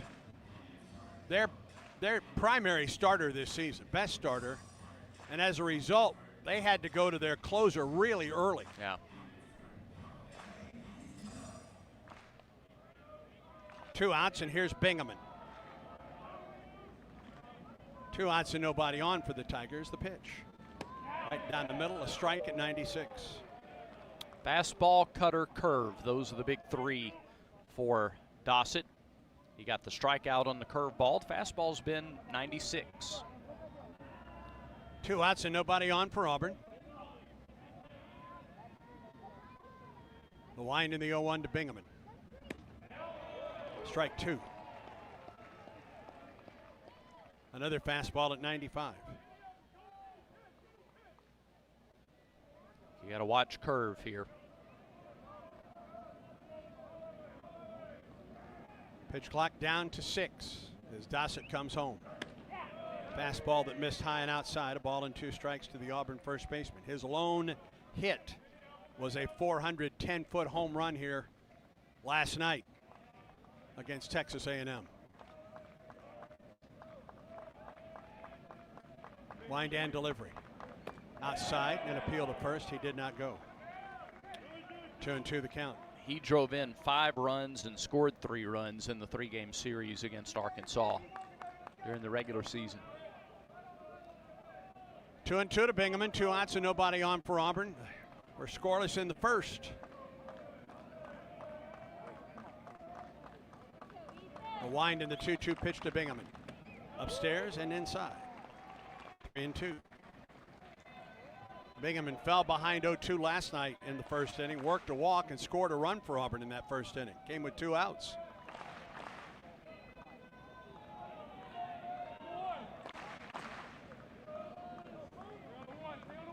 Dossett about to come home with the 3-2 to Bingaman. Here it is.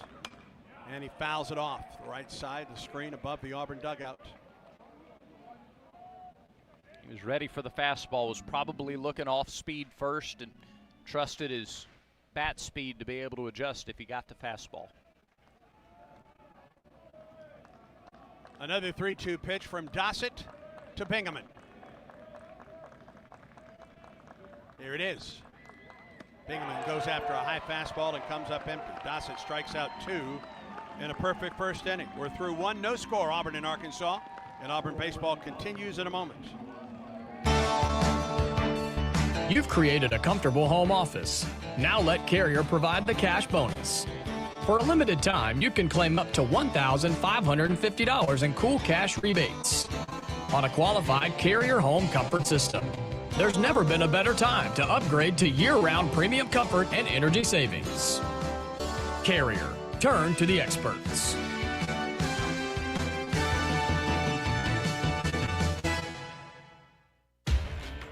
In 1977, Ford F-Series became the best-selling trucks in America. 33 million trucks later, we've kept that title every year since. And that's a formula we plan on repeating. Ford F-Series, built Ford tough. The best-selling trucks in America for 49 years and counting. Based on 1977 to 2025 calendar year industry reported total sales.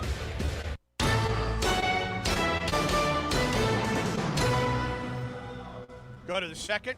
Pompey, Souza, and Anu. For Arkansas, no score between the Tigers and the Razorbacks. Second inning today is presented by Auburn Bank, champions of you.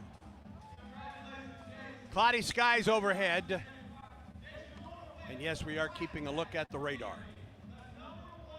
It's looming. Yeah, that's a really good description. And TV showed a shot. We can't see what is behind the ballpark. It's much darker behind the ballpark than it is out beyond center field. It's looming. Yep. 22 pitches in the first inning for Petrovic. Worked around a one-out single. Fell behind 3 of the 4 batters. You know, something Marciano and Alvarez did so well in Auburn's first 2 games this week. Get strike 1. Here's T.J. Pompey, the third baseman. 5 for 9 in the tournament. He scored 4 times, driven home 3. And a home run. First pitch, strike. Pompey batting .277. He has 15 homers, and this will be challenged. 38 runs batted in. I don't think the umpire's mic was working there. But here's the challenge. Pompey thought it was low, and it was a strike. Auburn's on a heater with these challenges now, let me tell you. Well, and that's why a lot of coaches don't like to give the batter all that much authority, especially early, to challenge. Nobody thinks it's a strike if you're the batter. 0-1 to Pompey. Same place, but a little bit lower, I guess. Yep, it was, and a really good idea to go back to that spot, though. Ball and a strike to Pompey. Stretch and delivery. Ooh, that just missed the inside corner. 2 balls and a strike.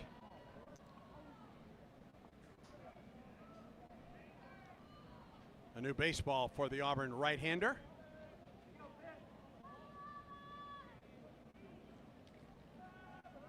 Guevara plays back at third. 2 balls and a strike to Pompey.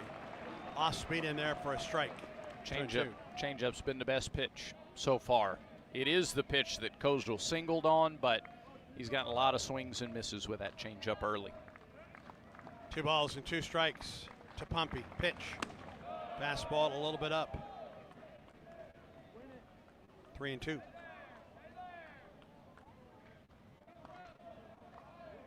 Petrovic peers in, gets his sign, comes set, the 3-2 pitch. Chopper foul, left side, off the front of the camera well.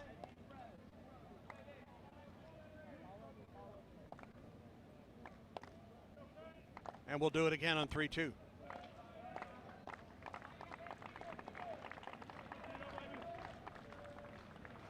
Stretch by Petrovic, the 3-2 pitch. Popped it up into left. Bub Terrell comes in to his right. Another step, makes the catch, 1 out.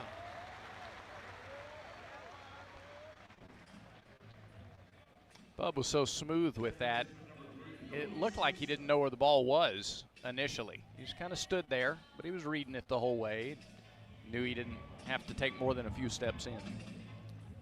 1 out for Nolan Souza. He's 3 for 8 this weekend. A run scored, 2 runs batted in.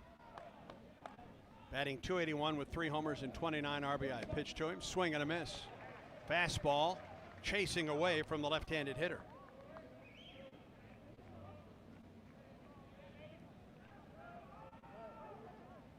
Auburn with the shift to the right side of the infield.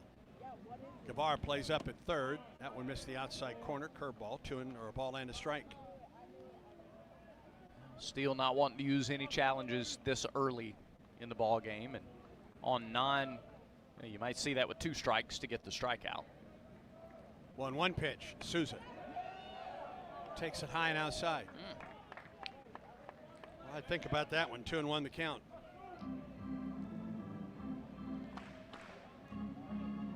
Big right-hander, Alex Petrovic. Comes set. 2-1 to Souza. Right down the middle of the fastball at 92. 2 balls and 2 strikes.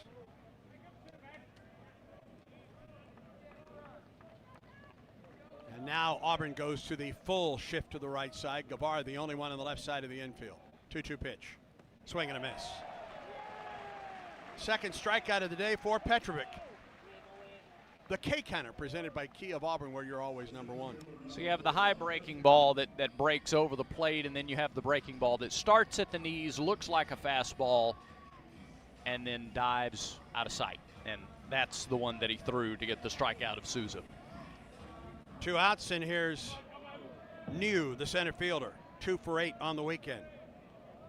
Batting .250, he has 8 homers, 44 runs batted in, swings at the first pitch, and comes up empty.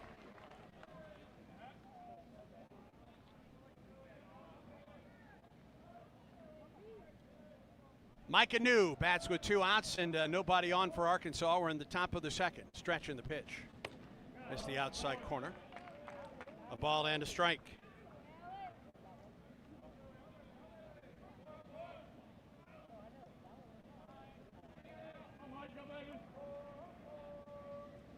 One. New chops it left side. Guevara gets the short hop and throws to first and made it look easy. Woo! Nicely played, Eric Guevara. 3 up, 3 down for Arkansas in the top of the second. No score between the Tigers and the Hogs, and this is the Auburn Sports Network. At Affordable Comfort Cooling Systems and Plumbing, we believe our work is more than just AC and plumbing repairs. It's about serving people with integrity and care. As a Christian-owned company, we take Colossians 3:23 to heart. Whatever you do, work at it all with your heart, as working for the Lord, not for men. That's why at ACCS and Plumbing, we do the job right the first time and always stand behind our work. As a proud Ream dealer, we're committed to offering top-quality products and faith-driven values. Give us a call today or visit accsauburn.com to learn more. That's accsauburn.com. Alabama license number 12084. Keeping your money in a traditional savings account is like using the Yellow Pages instead of Google. Outdated and slow. Skip the small, slow returns and put your money to work with the Max Elevate Money Market. You get all the same security of a savings account, plus the ability to earn even more on your money. Get started at mymax.com/elevate or call us at 260-2600. Certain restrictions apply. Federally insured by NCUA.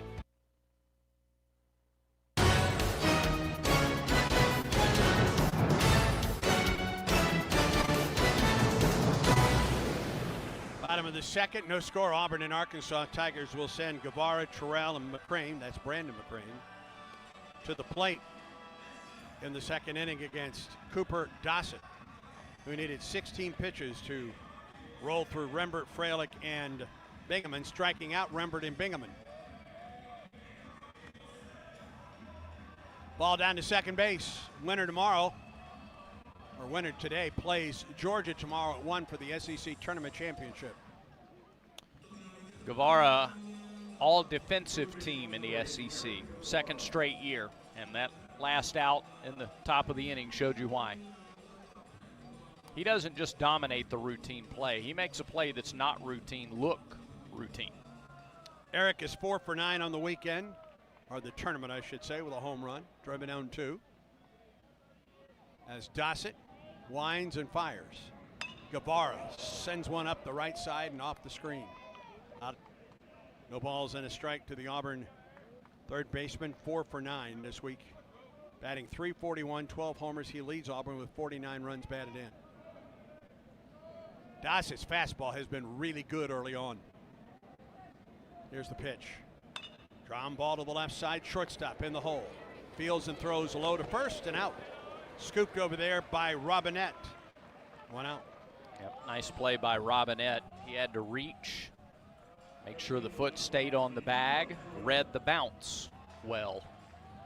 And here's Bub Terrell.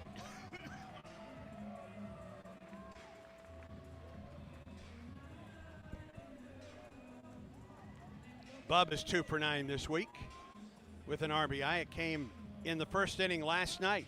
A hustle double that gave Auburn a 1-0 lead. Tigers never trailed last night, winning 7-0. Wine and the pitch to Bub. High fly ball into deep right field. Look at this one go. It is gone. Long gone to right. 16th home run of the year for Bub Terrell, just to the left of the video board. A long home run, and Auburn goes on top 1-0.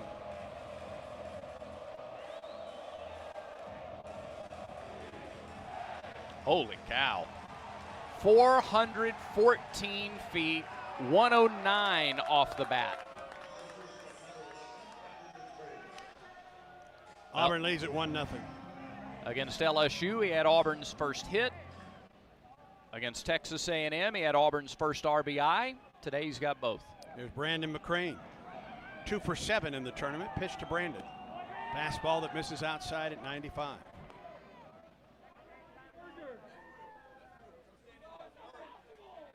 One nothing Tigers on the long home run by Bub. Wine in the 1-0 to Brandon. McCrane takes it low, 2 balls and no strikes.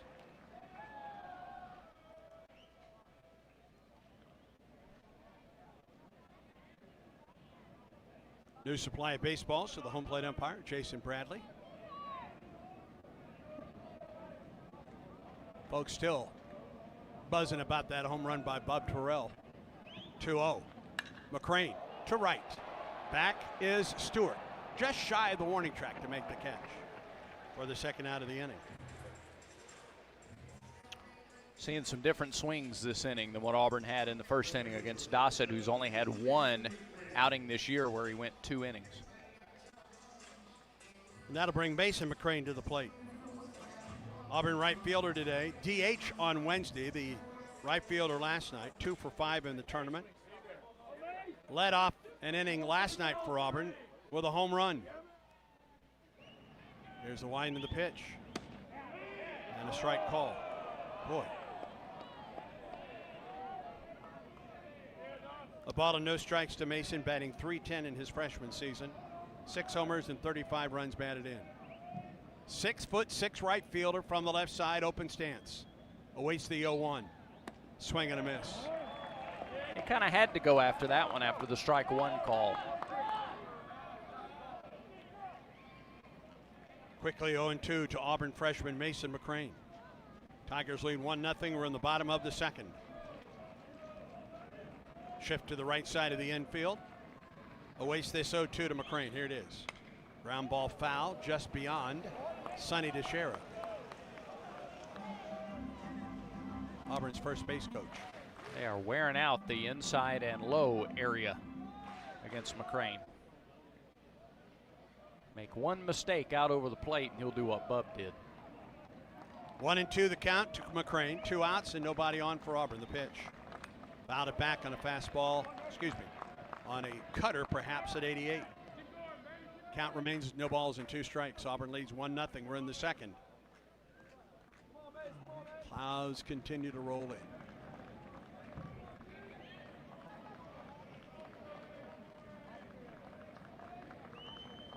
Another 0-2 pitch from Dossett to Mason McCrane. Hit it home. To the shortstop in the shift. That's actually the third baseman. He throws to first, and the inning is over. But Auburn's first base runner of the day is a home run by Bub Terrell. A run on a hit, no errors, and no one left. We're through 2. Auburn 1, Arkansas 0. Auburn baseball continues in a moment. Alabama Power is here for you when big storms hit, but we're also here for the little things. We're there to get the coffee started, to make sure everyone's ready for school, for midday dance breaks, and evening entertainment. We're also there to help you save on all that energy with easy-to-use tips, tools, and efficiency programs. So enjoy these moments. Kids, movie night. And we'll do the rest. Visit alabamapower.com and follow us on social to learn more. If you are a fighter, Modelo is your reward. So listen close. You put up with a lot, but you always hold it down for your people. You are strong. You are fearless. You are the baddest on the block. You are an elbow grease factory, a force of nature. You are not to be reckoned with. You are a ride or die, a powerhouse of productivity. You are a fighter, and Modelo is your reward. You've earned every last drop of this rich golden lager. So raise it up high.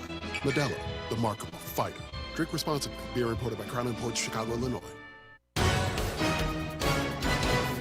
You're listening to Auburn Baseball in the SEC Tournament. Top of the third, Auburn 1, Arkansas nothing. 8, 9, and 1 hitters for the Hogs against Alex Petrovic. 37 pitches in his first 2 innings of work. In the third inning today, presented by the Vance Law Firm. At the Vance Law Firm, they say dial 3 for me. 334-333-3333. Lights are on here at the Hoover Met. Second game of the semifinals. Georgia came from behind to stake its claim to the championship game tomorrow. Coming from behind to beat Florida, trailed at one time 6-0 in that one. Auburn out to a 1-0 lead as Arkansas comes to the plate in the third. Rutenbar, Robinette, and Ruiz, the 3 R's for the Razorbacks against Petrovic. Stretch and pitch. Fastball, strike call, outside corner. Not that Auburn's resume needs any more padding or defending. Oh, they're going to challenge. Now it will challenge. Again, the home plate umpire's mic is not working. It's a second batter challenge. And that one is successful for Arkansas. Pitch was outside. By how much? Will it show? 0.7 of an inch. 1-0 pitch. That's a strike, 1-1. But now you, here at the SEC tournament, took care of LSU, then got a third win against Texas A&M here yesterday. 1-1, down and in. A third win against Arkansas makes it even more attractive.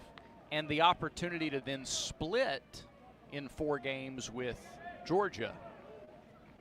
Again, I don't think they need the extra padding. All they'll do is climb. 2-1 to Rutenbar, strike. But in addition to chasing your championship, you strengthen what is already one of the most impressive resumes in the country. Yeah, you've done nothing but strengthen that this week at the SEC tournament. 2 balls and 2 strikes to Rutenbar. The pitch on the way. Down and in. Full count to Rutenbar. This is the 4th 3-ball count so far in the first time through the order for Petrovic. Robinette waits on deck. Stretch in the pitch. Missed inside, a leadoff walk. Kept trying the inside corner. First walk of the day surrendered by Petrovic, and it brings Reese Robinette to the plate. He's 1 for 7 in the tournament. An RBI and a run scored, batting .245, a homer, 21 runs batted in. This Arkansas offense is just sort of steady. They don't have the big, 300 or the 350 batting average. First pitch downstairs to Robinette. If you're thinking bunt here, they've only done it 8 times this season. Robinette does have one of those. But this is not a team that is inclined to move runners along with a sacrifice bunt. Stretch, throw to first. Rutenbar's back. 2 stolen bases in 3 attempts. A leadoff walk to Rutenbar. Now the number 9 hitter Robinette to the plate. Stretch in the pitch. Strike. 1-1.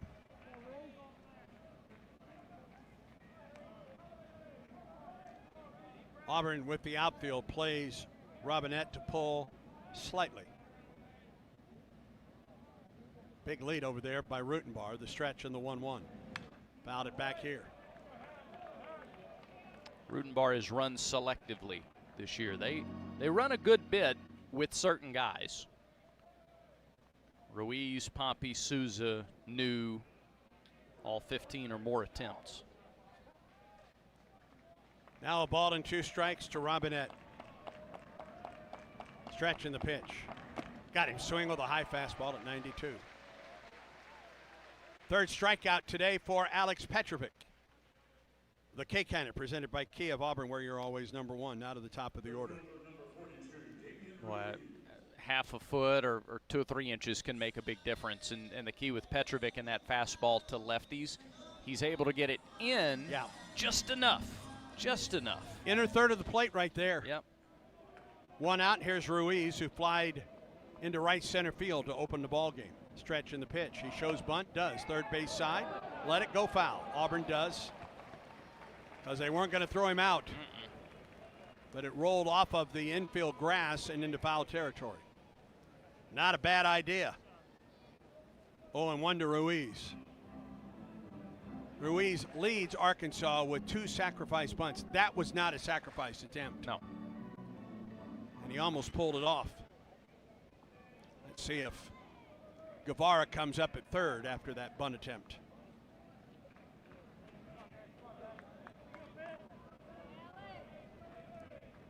A leadoff walk to Rutenbar. He's at first. Stretch by Petrovic and a throw over. Rutenbar is back on the tag from Bingaman.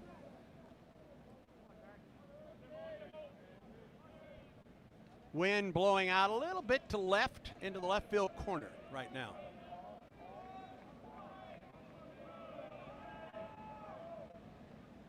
Oh, 1 to Ruiz. Guess it was up. Yep. A ball and a strike.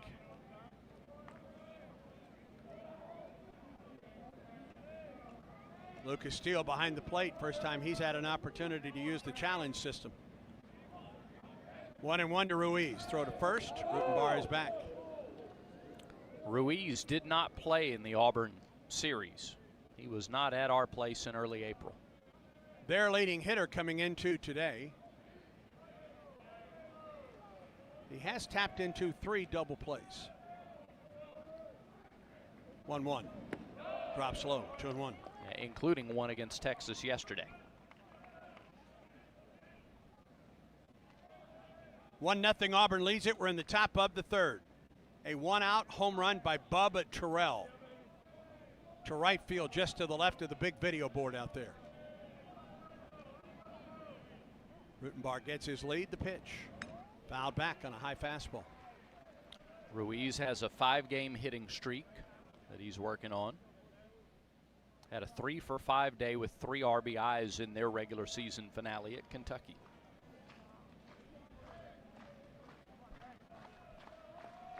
Two balls and 2 strikes to Damian Ruiz. The stretch. Comes the pitch. Got him.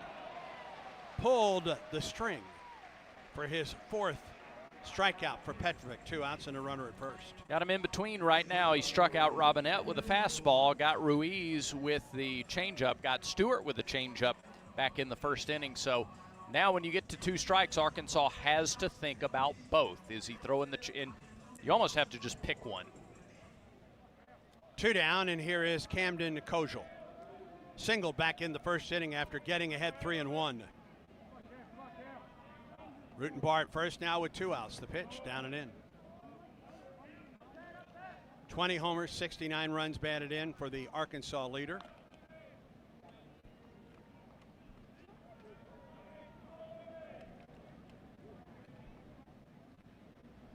One-0. Fastball. Wow. Auburn has not challenged a pitch yet. They may want to let one loose here. I want to give Lucas a little more rope on those. 2-0 to Kojal. Petrovic stretches and pitches. Challenge. Missed inside, 3-0. That's another I would have challenged.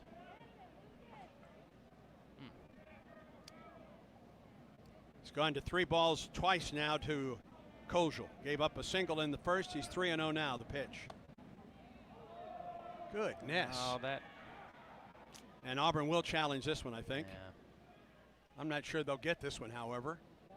Out of a challenge, the couple more that were the fastballs in. Well, and other than 3-0 counts, and that is a ball. So a 2-out walk to Kojal brings Helfrich to the plate. Rutenbar goes to second. Didn't miss by much. None of the 4, I don't think, missed by a whole bunch. If this was a game with no ABS, he'd be hearing it from Auburn right now. Yeah, for sure. Helfrich lined it to center. Back in the first inning, the pitch to him. There's a strike.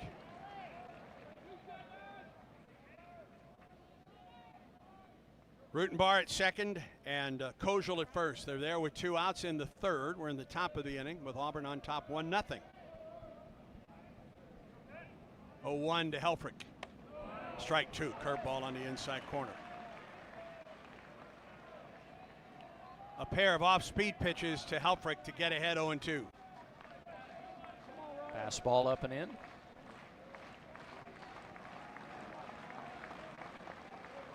Petrovic gets the sign and comes set at the belt. Now the 0-2 to Helfrich. Got him swinging. A curveball down and away for the 5th strikeout of the day for Petrovic. K-Counter presented by Kia of Auburn, where you're always number 1. No runs, no hits, no errors. 2 men left for Arkansas to the bottom of the third. Auburn 1, Arkansas nothing. This is the Auburn Sports Network. Where were you when this happened? Grounded on the right side. Jarvis over. He throws. It's a no-hitter. J.C. Mize with history tonight. He is mobbed by his teammates as Mize takes it through the order for the no-hitter. 6-0. Auburn wins. Don't miss the next heart-pounding moment. This is your home for Auburn baseball, the Auburn Sports Network.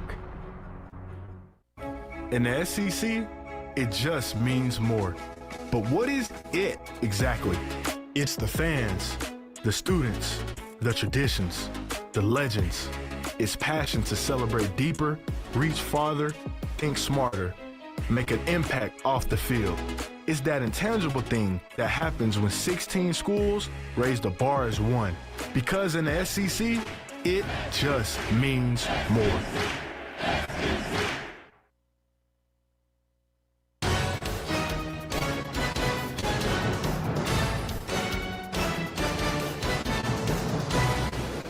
Bottom of the second, Steele, Carter, and Rembert for Auburn against Cooper Dossett. He's thrown 27 pitches in the first 2 innings. Whether you're planting a tree or tackling a backyard project, don't risk a penalty. Contact Alabama 811 before you dig to get your underground utilities marked for free. Visit al811.com or call 811. It's free, it's simple, and it's the loss. Excuse me, it's the law. During the inning break, there was a representative, I'm guessing from the SEC, out talking with home plate umpire Jason Bradley, and I'm guessing that they were talking about the impending weather that's blowing in from the southwest right now. A new pitcher for Arkansas, Andy, as Auburn comes to bat in the bottom of the 3rd inning, is James DeCramer. DeCramer, a redshirt sophomore out of Phoenix, a transfer out of Oregon State. 6'1", 205, a right-hander. Auburn saw him in the regular season series. He's 0-1 with a 3.93 ERA and a save. 11 outings, 8 in relief, 18 in the 3rd innings, 21 hits, 8 earned runs, 5 walks, 16 strikeouts, 292 the average against James DeCramer. First batter he faces is Lucas Steele, who will bat left-handed against the righty. The first pitch to Lucas. Sails high and outside. In the 2 innings, Dossett was good. He gave up 1 hit, 1 base runner. It was the homer by Bub Terrell. It's the difference in the game right now. Dossett struck out 3, didn't walk a batter. Winding the pitch to Steele. Drops in for a strike, 1-1. Lucas batting $171 with a couple homers on the season. His first at-bat in this year's SEC tournament. 1-1 pitch. Outside and high. 2 balls and a strike to the Auburn catcher. Steele, Carter, and Rembert for Auburn.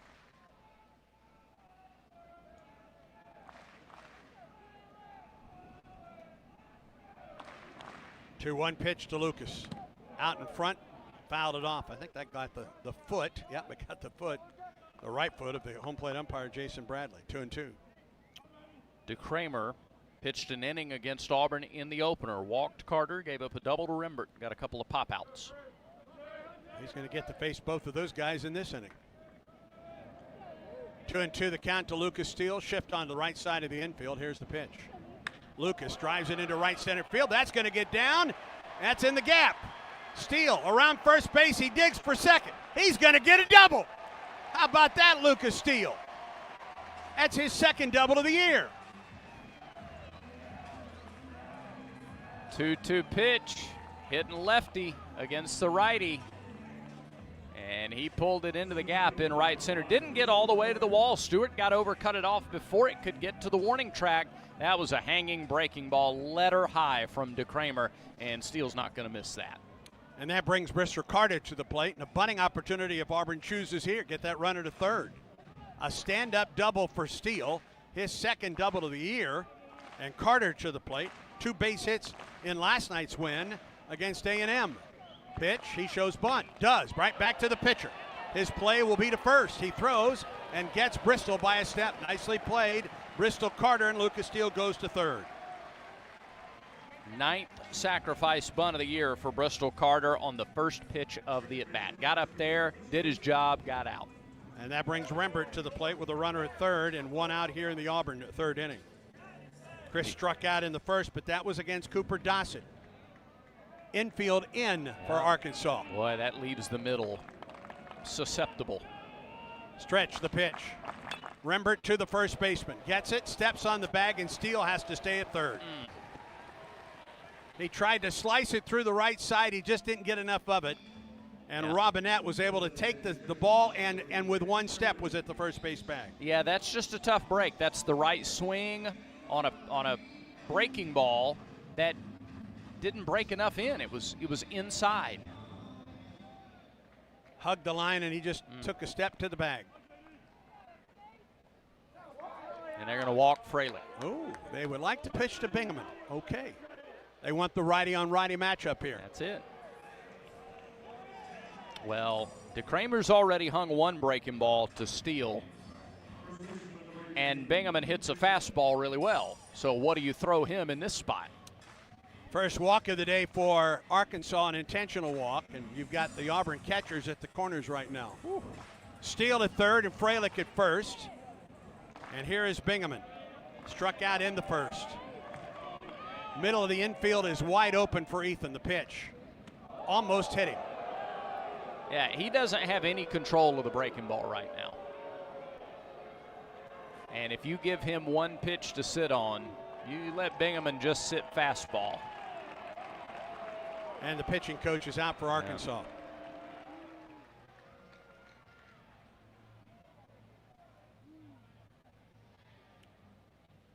Auburn with runners at the corners and 2 outs in the bottom of the third. A leadoff double by Steele. Went to second on a bunt by Carter. On the first pitch, Rembert tried to slice it past the first baseman with the Arkansas infield in, but he didn't get much of it. And Robinette took it to the bag, and Steele had to stay at third. Now 2 outs. They walked Fralick intentionally. And Bingaman at the plate, 1-0 as that first pitch missed over his head. What a chess match here. You got Dave Van Horn, highly accomplished. We know about his history, and that was his call there. Intentionally walk Fralick to get to the righty-righty matchup, and the freshman Bingaman. Bingaman with 1 base hit this weekend. A 410-foot home run to left last night. Auburn would just take a regular old base hit right here. Stretch in the pitch. Drops in for a strike, 1-1. They calmed him down to try to throw that curveball for a strike, and he did. Steele at third and Fralick at first. 2 outs here in the third. A ball and a strike to Bingaman. The pitch. Right down the middle with the fastball. Strike 2. That mound visit helped. Sure did. A ball and 2 strikes to Bingaman. Stretch in the pitch. Swing on a foul tip over the top of the Arkansas dugout. Bingaman, freshman All-SEC, second team SEC this year. Trying to fight back from a 1-2 count here against DeCramer. Who stretches, and the 1-2. Bingaman chopped it foul at the plate.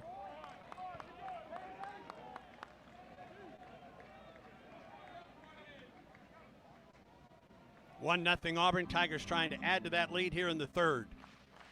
Infield back with 2 outs. Lots of room up the middle for Bingaman right here. Fralick leads from first, Steele from third.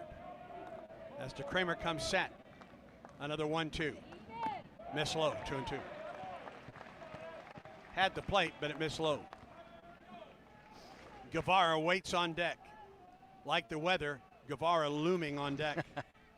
Bingaman had a really good at-bat in the first inning last night against A&M. Kind of started that first inning, started the offense, carried over to the second. He awaits the 2-2. Here it is. Swing and a miss. Couldn't hold up on a fastball in, and the inning comes to a close. No runs hit, no errors, and Auburn leaves 2. We go to the 4th. Auburn 1, Arkansas nothing, and Auburn baseball continues in a moment. Okay, I have to tell you, I was just looking on eBay where I go for all kinds of things I love, and there it was. That hologram trading card. One of the rarest, the last one I needed for my set. Shiny like the designer handbag of my dreams. One of a kind. eBay had it, and now everyone's asking, ooh, where'd you get your windshield wipers? eBay has all the parts that fit my car. No more annoying, just beautiful. Millions of finds, each with a story. eBay. Things people love. She was the sister who went unnoticed. A daffodil might look plain next to a lily, but on its own there is much to be admired. Now, her greatest chapter is yet to come. The most important thing is to be yourself. From the world of Jane Austen's Pride and Prejudice comes a new BritBox original drama. Mary, you will flourish. Based on the best-selling novel, The Other Bennett Sister, now streaming only on BritBox. Watch with a free trial at BritBox.com. Exclusive play-by-play coverage of Auburn baseball is brought to you by Alabama Power. Alabama Power is a proud supporter of the Auburn Tigers. Auburn got a leadoff double in the bottom of the 3rd. Got him to third base with 1 out, but couldn't get him home. Tigers lead 1-0 as we go to the 4th. And to take you through the middle 3 innings, here's Brad Law. All right, Andy, thank you. Stewart, Pompey, and Souza for Arkansas against Alex Petrovic. Stewart struck out. Really susceptible to the changeup in the first inning. Yellowwood scoreboard. Troy leads Southern Miss. In the Sun Belt tournament in Montgomery, 8-2, bottom of the 7th. Of course, Southern Miss came from behind to win their game last night with a walk-off grand slam. Against Troy. Against Troy. Also in the Big Ten, USC leads UCLA 5-4, bottom of the 9th. Last chance for the Bruins, who came back to beat Purdue yesterday. USC playing for a potential, I don't know if they're in the national seed conversation or not. They're certainly in the host discussion. First pitch, a strike to Stewart, 0-1. Left-handed hitter. Petrovic delivers a fastball. That is strike 2. A win against UCLA would help Yeah. USC. You're playing your arch rival in Omaha. It's where both of those teams and everybody else in the world wants to end up. USC 43-14. UCLA 49-6.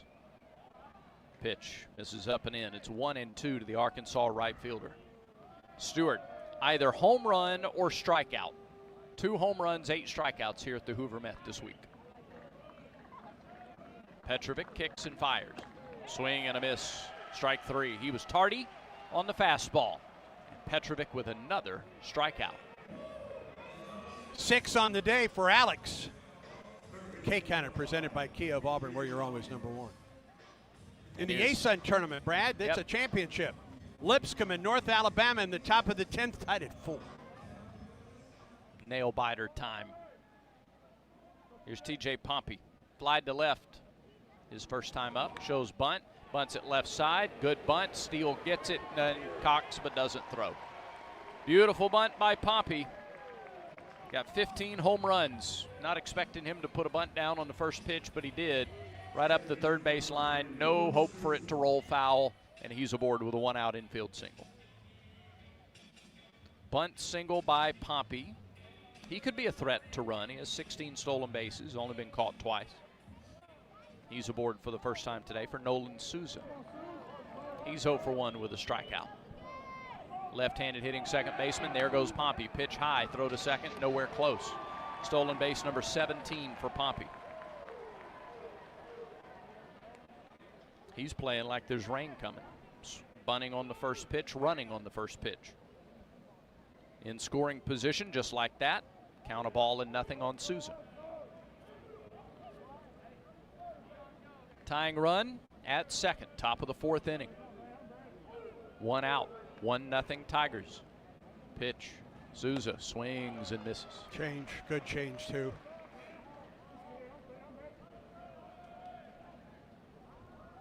Souza now 3 for 9 with a double and run scored for the guys in gray.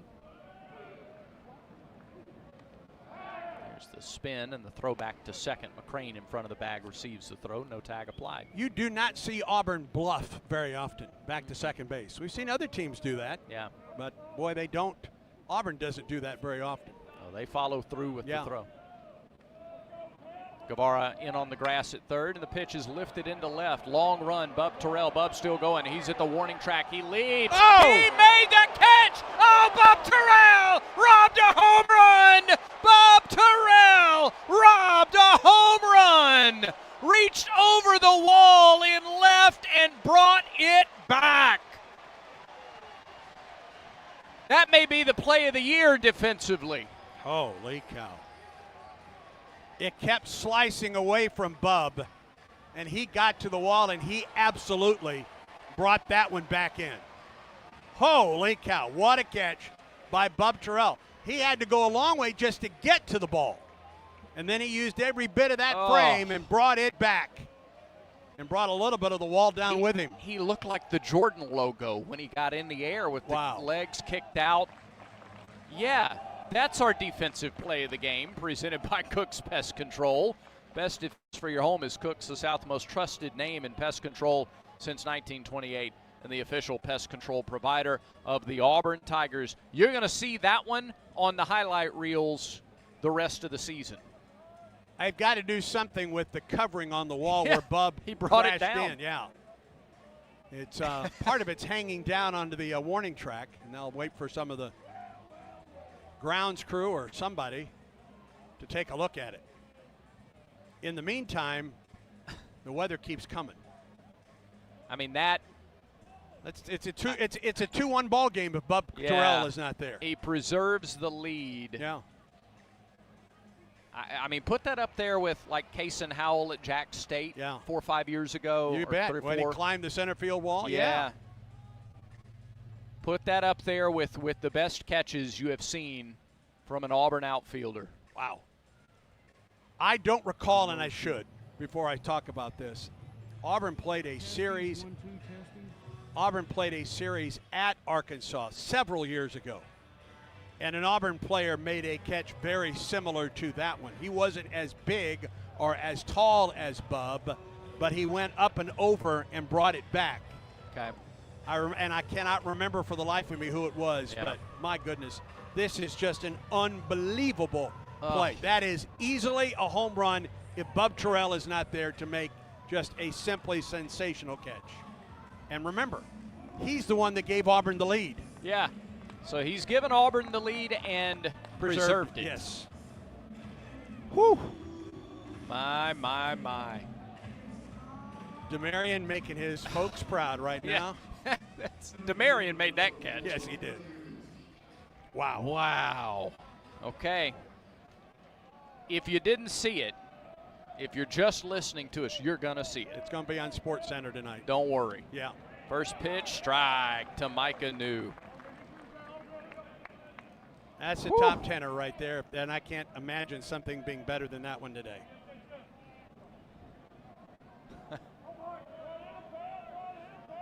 Petrovic delivers.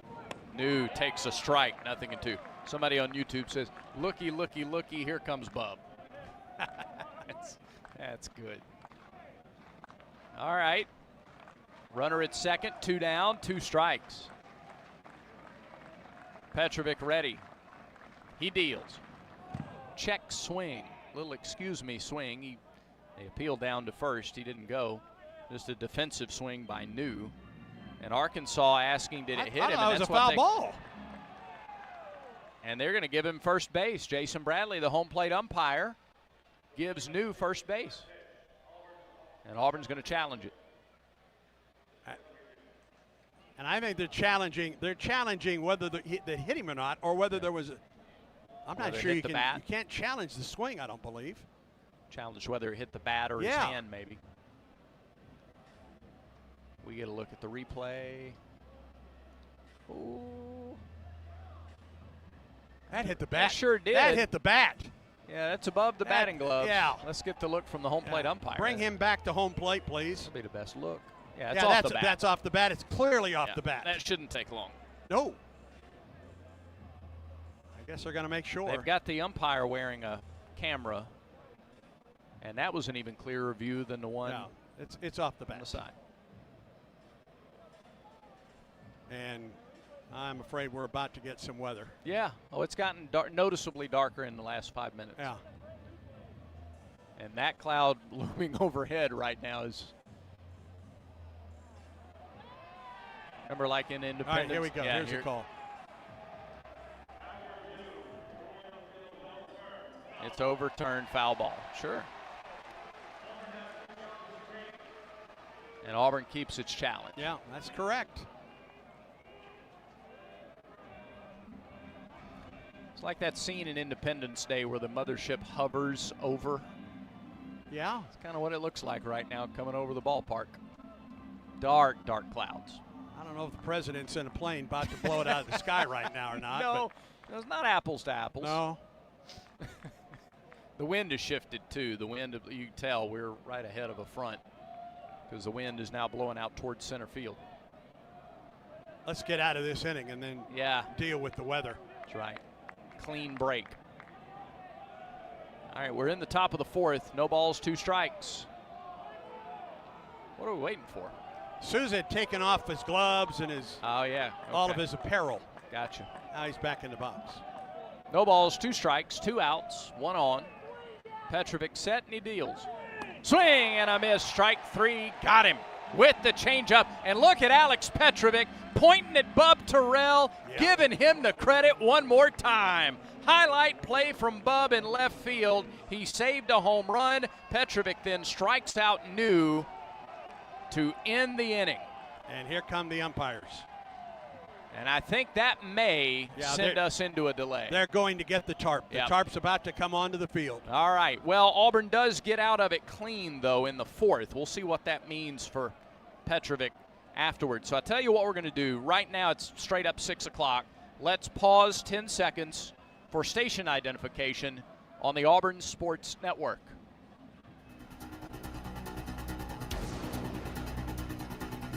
Woo.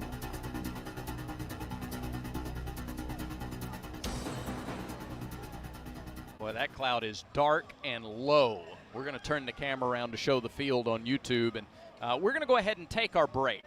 So we'll take the mid-4th inning break, and then we'll come back as the rain begins to fall now at the Hoover Met, and we're going to go into a weather delay, but we're going to take the break first, and then we'll come back and set the stage and tell you what our plans are. Auburn leads 1-0 through 3.5 innings. We'll come back to the Hoover Met after this timeout. This is the Auburn Sports Network. Where were you when this happened? Stretch. Pitch driven deep right field. That ball is back. That ball is gone. It's a home run. It's a walk-off home run for Stephen Williams. A long, deep home run to right field by Stephen Williams on an 0-2 pitch. Don't miss the next heart-pounding moment. This is your home for Auburn baseball, the Auburn Sports Network. In the SEC, it just means more. But what is it exactly? It's the fans, the students, the traditions, the legends. It's passion to celebrate deeper, reach farther, think smarter, make an impact off the field. It's that intangible thing that happens when 16 schools raise the bar as one. Because in the SEC, it just means more.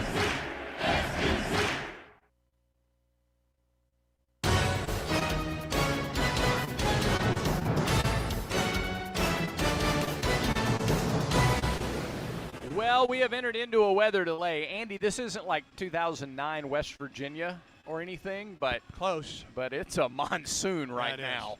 They were able to get the tarp on the field as the rain started, and when the heavy stuff came down, the infield was covered. Yeah.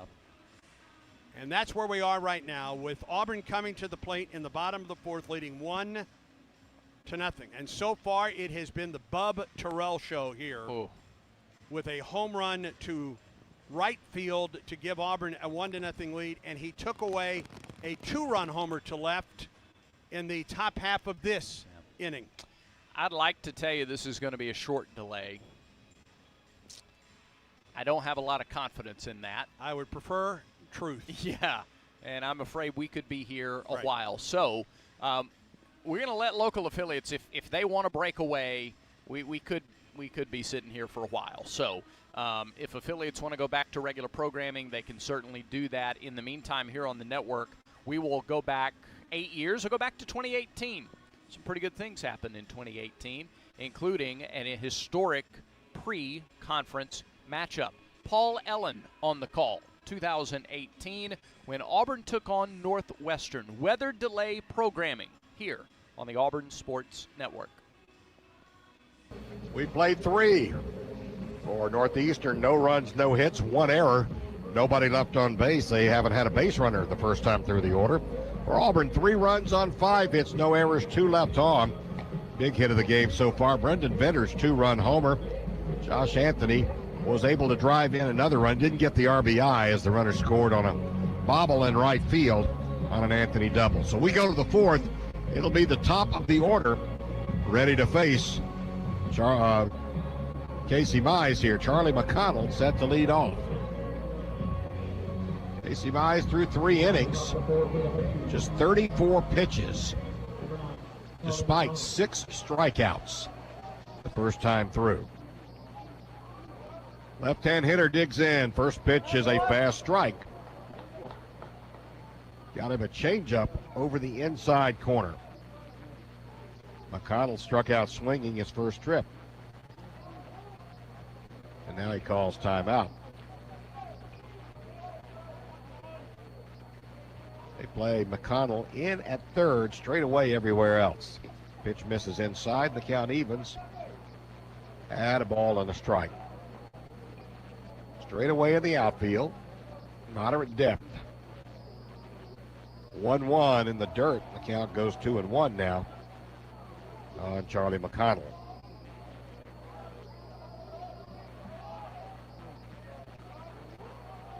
Mize gets a sign. 2-1 pitch on the way. Fouled back. Count evens up at 2 balls and 2 strikes. On the leadoff man, hitting .426. Charlie McConnell. He is excellent speed out of the right-hand and left-hand batter's box. Pitch, swing, and a miss. He got him swinging. Second strikeout of McConnell in the game. 7th strikeout in the game for Casey Mize. 1 up and 1 down, and that'll bring up Nolan Lang. He also was a strikeout victim, his first appearance. Auburn going to play Lang, the right-hand hitter, in the outfield, swung around toward right field. Play him straight away and deep defensively on the infield. Pitch, swing, and a miss at a high fastball. He brought that one in at 96 on the Plainsman Park gun, and it's 0-1. Line by Mize, 0-1 pitch, fastball, strike 2. Took something off of that one. It came in at 95. And the count quickly 0-2 on the third baseman for the Huskies. 0-2 pitch, just missed outside. And the count goes 1-2. Just kept working away from Lang, that time just off the outside part. 1-2 pitch on the way, under the hands, but a little inside. And the count evens at 2 balls and 2 strikes. Lang at .355, off to a good start this 2018 season. 2-2 pitch from Mize, bounced up the middle. Holland charges, bobbles, throws, and he pulled him off the bag. That'll be an error on Will Holland. First base runner for Northeastern is Holland. Kind of got a funny hop on that. He bobbled it just for a second. When he threw, he pulled Venter off the bag. Venter tried to make the tag, but by then Nolan Lang was by him. And at first base with the first base runner of the night for Northeastern. Here's Scott Holzwasser. Second baseman struck out swinging in the first. So runner at first. one out here in the fourth inning with Auburn leading 3-0. Holtzwasser, right-handed hitter. First pitch popped up. Left field, Connor Davis. Moved back 3 steps, moves in about 6 steps. Now 7, and makes the play for out number 2. Davis' first step was back when the ball was hit. He realized that Holtzwasser got it off the end of the bat, and he came moving in to record the out. That'll bring up Jake Farrell, cleanup man. He bounced to first his first trip, 0 for 1. First pitch taken for a strike under the hands, off-speed pitch at 82 miles an hour. 0-1 to the left-hand hitter.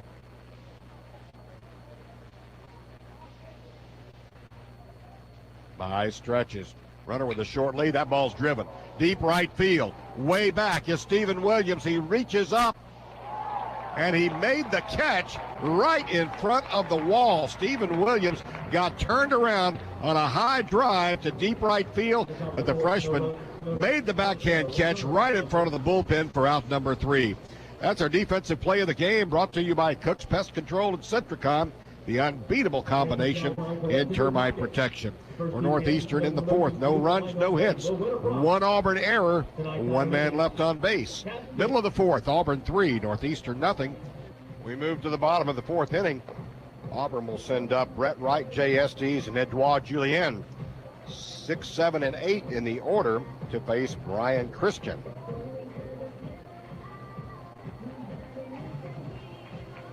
Wright walked and was left stranded back in the first inning. Right-hander steps in against the right-hander for Northeastern.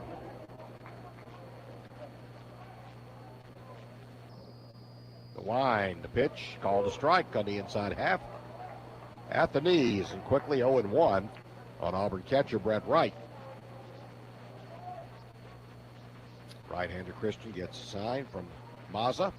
Pitch on the way, takes an off-speed pitch. And the count evens at a ball and a strike. Play right very deep, straight away in the outfield, straight away in the infield as well. Pitch in the dirt outside, and the count 2-1 on the Auburn catcher.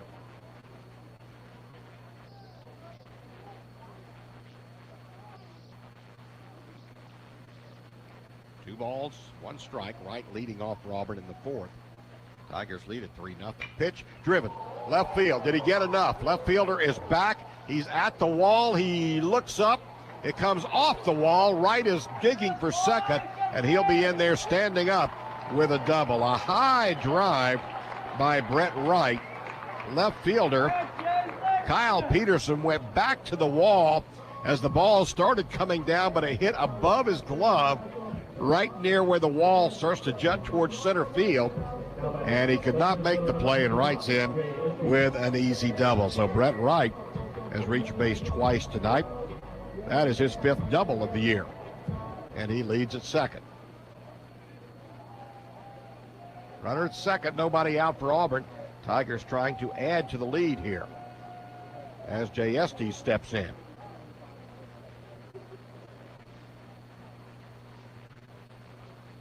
Right-hand hitter Estes. With Wright at second, nobody out. Pitch on the way, he's bunting, and it got right up under his chin, and he bunted it foul at the plate, 0-1.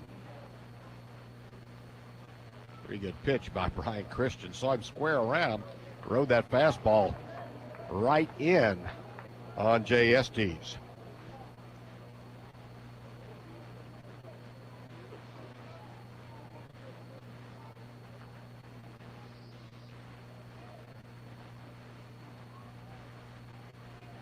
Stretch pitch, foul back, and very quickly the count 0-2 on Estes. So Auburn was looking to advance the runner. They take the bunt off, And it's 0-2 on the Auburn center fielder now. Brian Christian, right-hand pitcher. Approaching 60 pitches here. But he has cut that pitch count way down since the first. We are here in the bottom of the fourth, nobody out. Stretch pitch, fouled off. Good job of spoiling a pretty good pitch by JSD's ball near the outside corner at the knees. And he just fouled it back to the screen.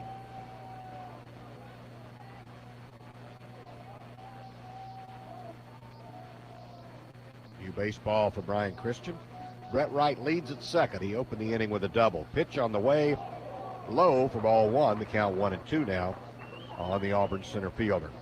Auburn got 3 in the first, and that's it. 3-0 Auburn here. As we play in the fourth, the Tigers had a chance to pad that lead. In the third, couldn't get a runner home. A double play helped Brian Christian get out of that inning. Man in scoring position here in the fourth with nobody out. Stretch, 1-2, high and tight again. And the count goes 2-2 on Jay Estes. Yellowwood scoreboard, SEC baseball, this final non-conference weekend. Georgia leads Toledo 3-0 as they play in the seventh inning. Bottom of the sixth, number one Florida 7-0 over Rhode Island. Top of the third, Alabama and New Mexico State scoreless. 2-2 is high to Jay Estes, and the count now full to the Auburn center fielder.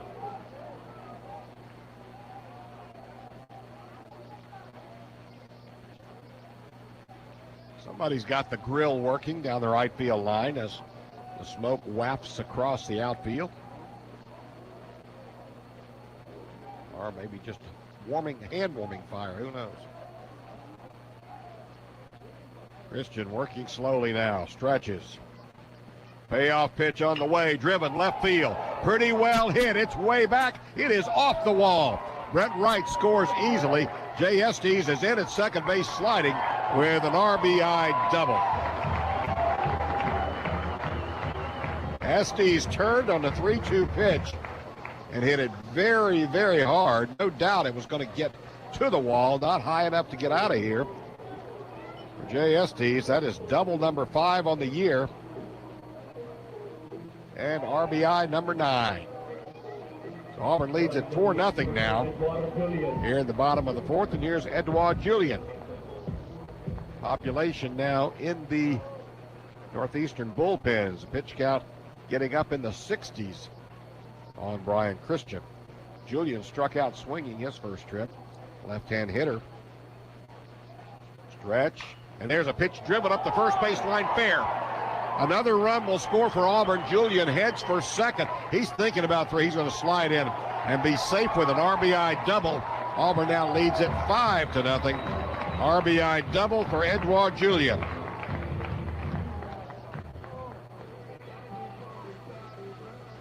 Just about 6 inches inside the first baseline.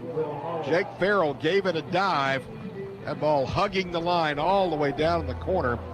And by the time Charlie McConnell got to it and got it in, Jay Estes had coasted home from second. So nobody out, 2 runs in. 5-0 Auburn, bottom of the fourth. Here's Will Holland. Stretch, pitch, swing and a miss. Ball gets away at the plate, but very quickly Mazza tracks it down and Julian cannot advance. Holland bounced to short his first trip, 0 for 1.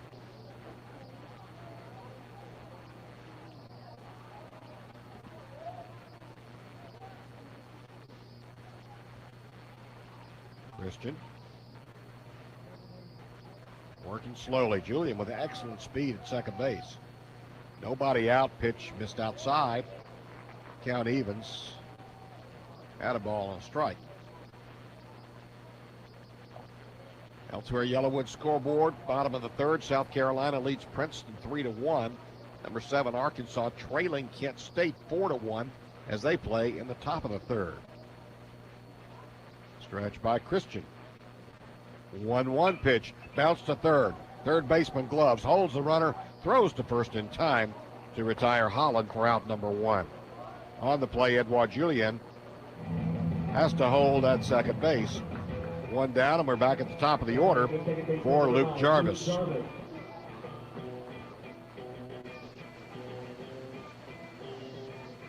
Missouri leading LaSalle 2-0 in the bottom of the second. Texas A&M trailing Long Beach State 1-0 as they play in the bottom of the second as well.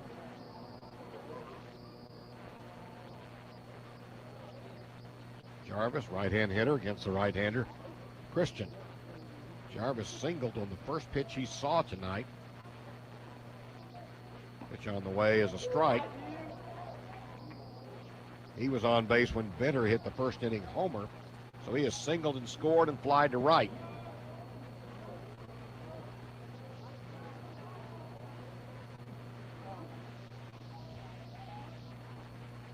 Oh, 1 pitch on the way in the dirt, but blocked by Mazza, and the count evens, a ball and a strike.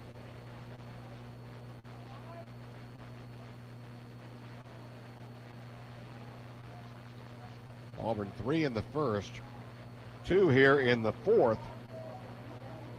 The 2-run scoring on 3 back-to-back doubles to open the inning. Stretch, pitch on the way, off-speed pitch, strike. Just floated in on the inner half, and the count 1 ball, 2 strikes on Auburn second baseman Luke Jarvis. Brett Wright doubled off the wall. Jay Estes doubled off the wall. Edouard Julien doubled down the line and right. He stands at second with 1 out. Pitch on the way. Call, strike 3 on Luke Jarvis.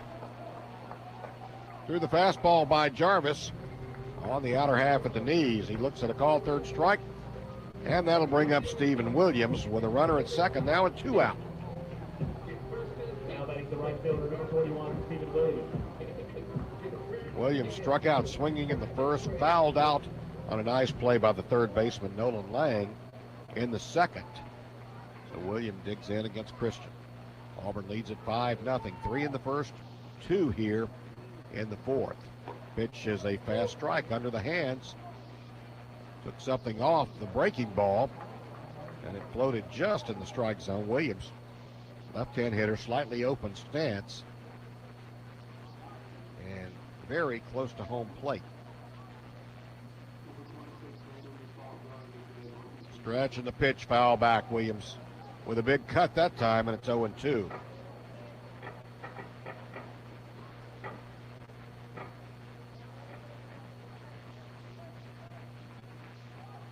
Reliever Brandon Default throwing in the Northeastern bullpen now.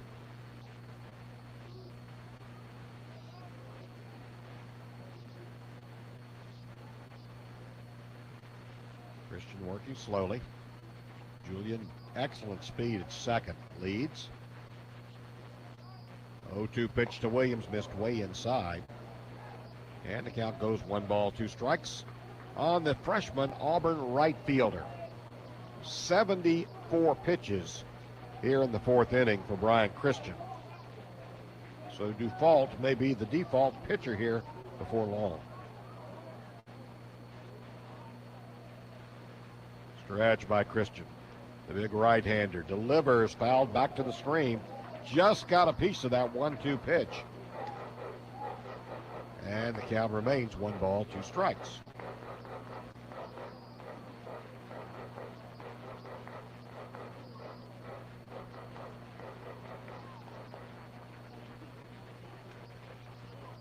Christian gets a new baseball.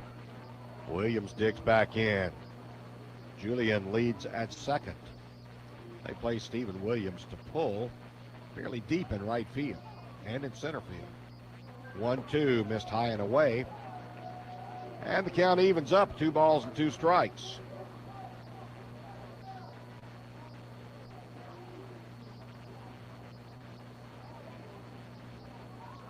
Christian working very deliberately now as his pitch count goes up, and a runner in scoring position at second. Stretch, 2-2, fouled off at the plate, trickles over toward the Auburn dugout. Count remains 2 balls and 2 strikes. One thing Auburn has been very good at in this young season, this is game 14, and that is getting the pitch count up, seeing a lot of pitches early in the game, the first couple of times through the order. Stretch. Christian. 2-2 pitch. Driven, right field. Right fielder in his tracks, reaches up and makes the play for out number 3. Well, Williams hit it right on a line, but Charlie McConnell had it played perfectly deep, and he just moved one step over and made the play for out number 3. But Auburn opened the inning with 3 doubles. The Tigers, 2 runs on 3 hits. There were no Northeastern errors. 1 man left on base. We played 4. It's Auburn 5, Northeastern nothing. Auburn with 5 runs on 8 hits, 1 error, 3 left on. Northeastern, no runs, no hits, 1 error, 1 left on. The 5th inning is brought to you by Southern Union. If you're looking for an easy, seamless transition to Auburn University, consider Southern Union State Community College, conveniently located just a few miles from Auburn. Southern Union offers classes that easily transfer to the university. Endless opportunities are right up the road. Here is shortstop Max Burt to lead things off against Casey Mize. In the 5th, first pitch fastball, high and inside, and it's 1-0. Burt struck out swinging in the 2nd. 0-1 just missed outside with a breaking ball, and the count goes 2-0. Mize has not been behind very many. There's a pitch driven center field. Estes is over into left center. He has room and makes the play for out number 1. So Burt hit it fairly well, but Estes able to track it down just to the right of the scoreboard out in left center field. 1 up, 1 down. And that brings up Kyle Peterson. Peterson got fisted in his first at bat to end the 2nd inning and just hit a little looping liner. He grounds this one over to first. Venner has it, steps on the bag, and very quickly 2 up and 2 down here in the 5th inning for Casey Mize. Well, we mentioned this is a very offensive-minded Northeastern team. They are aggressive, swinging at first pitches, and that has worked well for Casey Mize, who's only delivered 51 pitches so far with 2 outs in the 5th inning. Here's Ryan Solomon, struck out swinging his first trip. First pitch is a fast strike down the middle.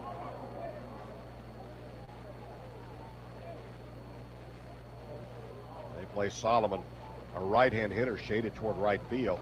That pitch in the dirt. And the count evens at 1-1. It bounced all the way back to the screen.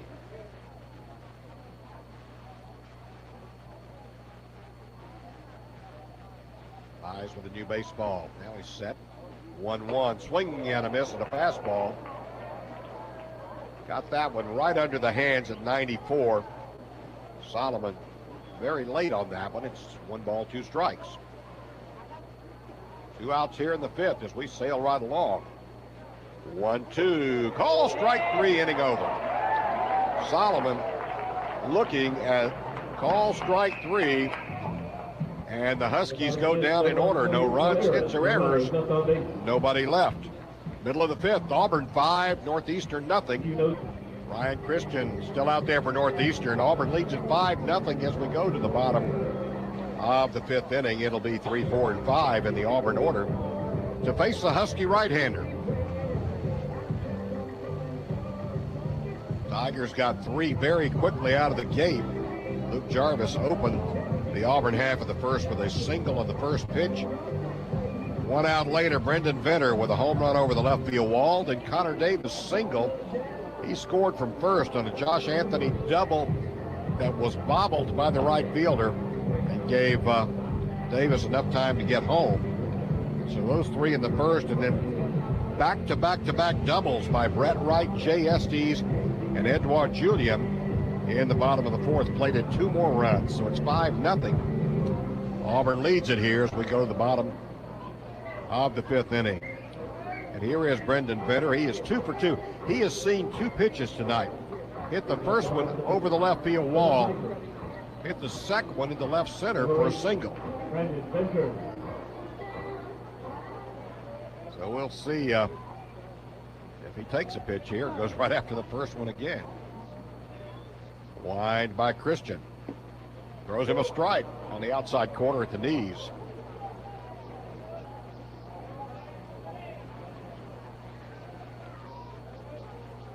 Oh, and 1 the count to Brendan Vetter, hitting .490. Pitch on the way, fouled back to the screen, and Vetter in an 0-2 hold now on Christian, and that was pitch number 80 for the right-hander.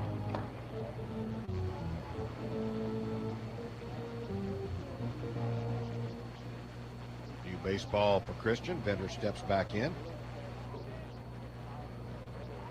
Right-hander to the wide.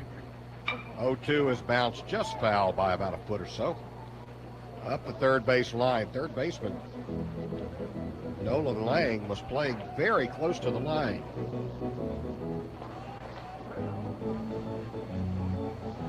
But that ball just got fouled.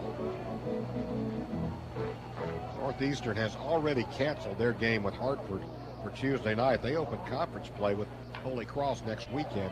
Vetter fouls the 0-2 pitch back to the screen. They are scheduled for a Saturday doubleheader at home and a single game on Sunday.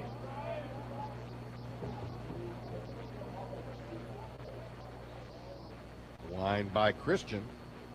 Pitch swing and fouled at the plate. Count remains 0-2. I say that because all of their games so far have been played in the state of Florida until tonight. They have 3 here in Auburn, Alabama, before they go home to Massachusetts next weekend.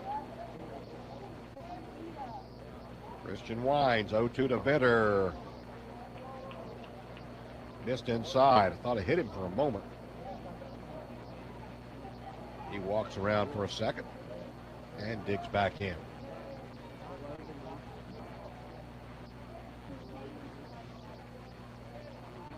Christian set to go to work. Now he steps off. Auburn leads at 5-0. We are here in the bottom of the 5th at Plainsman Park in Auburn. The wind. Pitch is lined up the middle into center field for a base hit, and Brendan Vetter is 3 for 3. Well, behind in the count, 0-2. Choked up a little bit, cut down his swing, fought off a couple of pretty good pitches from Christian, and then lined that ball into center field for a base hit. After seeing his average fall under 500 when his hitting streak was broken Tuesday night, he is back to an even 500 now. So Vetter at first was his 3rd hit of the night. Here's Connor Davis. Davis singled and scored in the 1st and bounced into a double play in the 3rd. He's 1 for 2. Stretch by Christian. Pitch is fouled out of play. 0-1.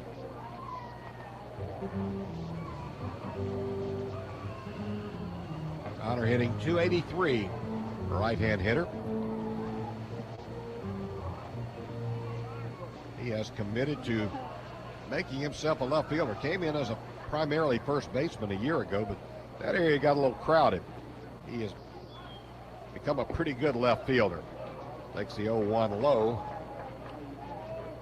And the count evens at a ball and a strike. Play him straight away, pretty deep in left field especially. Right-hand hitter digs in. Stretch by Christian. Short lead for Vetter. 1-1 is fouled back. Looked like he hung a curve, and Connor did not connect. And the count goes 1-2. Action again in the bullpen for Northeastern.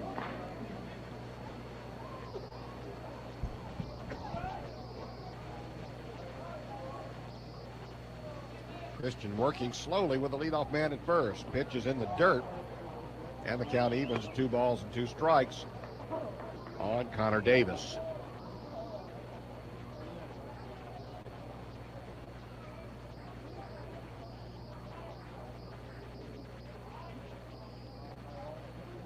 Christian with Venner at first. Venner just a couple of steps off the bag at first. Christian really laboring now, and he has slowed down his pace fairly dramatically. Now the right-hander's ready. Stretch. Pitch taken in the dirt again.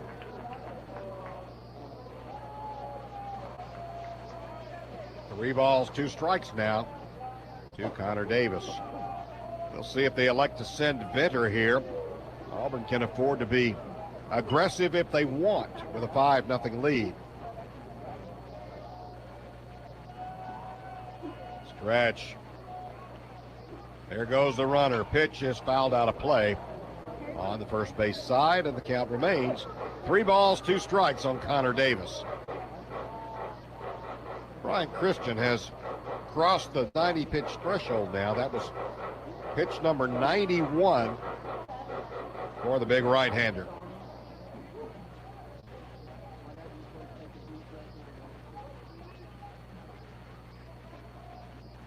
Davis steps back in. Stretch again. There goes the runner again. Pitch is lined into left field, base hit. Venter is around second. He'll head for third. It'll be first and third for Auburn with nobody out. On a line shot single.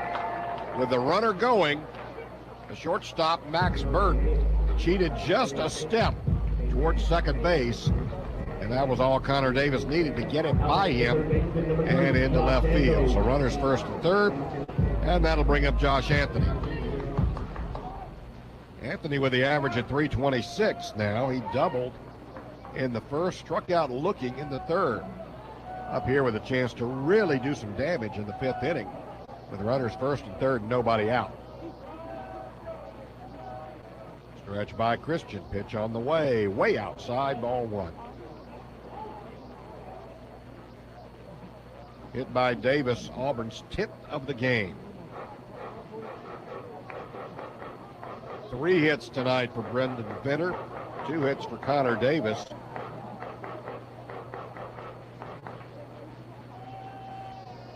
Middle of the order has been very productive for the Tigers in this one as Auburn leads at 5-0.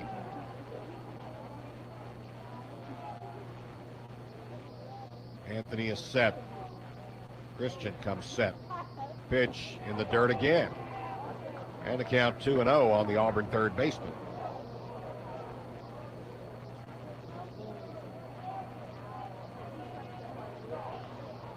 Big baseball series as SEC starts. It's 10th ranked Auburn 2, 8th ranked LSU 2 in the top of the 5th inning down in Baton Rouge.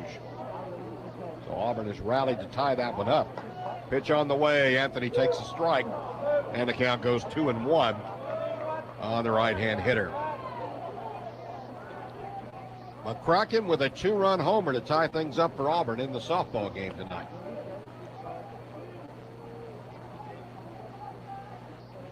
That's a Yellowwood scoreboard update. Here it's 5-0 Auburn in baseball. 2-1, taken for strike 2. He got a fastball by him at the letters on the outside corner. Pitcher's pitch. Anthony looks back at Jonathan Bailey saying, well, okay, if you say so. Count is even now, 2-2. 2-2 on the way, bounced to the mound. Pitcher picks it up, his only play to first. That'll be a 1-3 ground out and an RBI for Josh Anthony. He hit it sharply. Pitcher Brian Christian able to knock it down. Could not field it cleanly, and as a result, the run scored, and Auburn leads at 6-0. On the play, Connor Davis into second base. Very aggressive base running by Brendan Venter, breaking on that ball. Hit sharply back to the mound. Once Dawkins didn't field it cleanly, Auburn runners score, and Connor Davis moves to second. So one down now. Runner at second, 6-0 Auburn. First pitch to Brett Wright is low outside for ball one. Wright has walked and doubled. He started that string of 3 straight doubles an inning ago when Auburn played at 2 runs.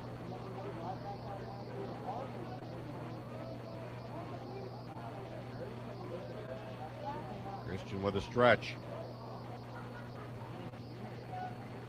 Pitch high and tight.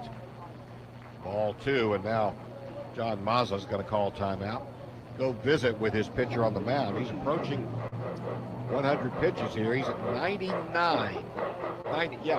99. So this will be pitch number 100 for Brian Christian. You know they'd like to get him through this inning, but he is laboring now.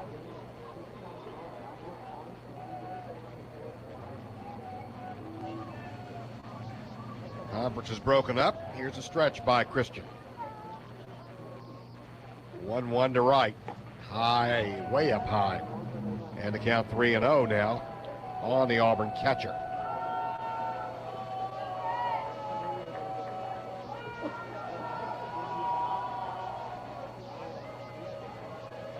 So 3 balls, no strikes. Runner leads at second. 1 run in. It's 6-0 Auburn. 3-0 is way outside. Ball 4.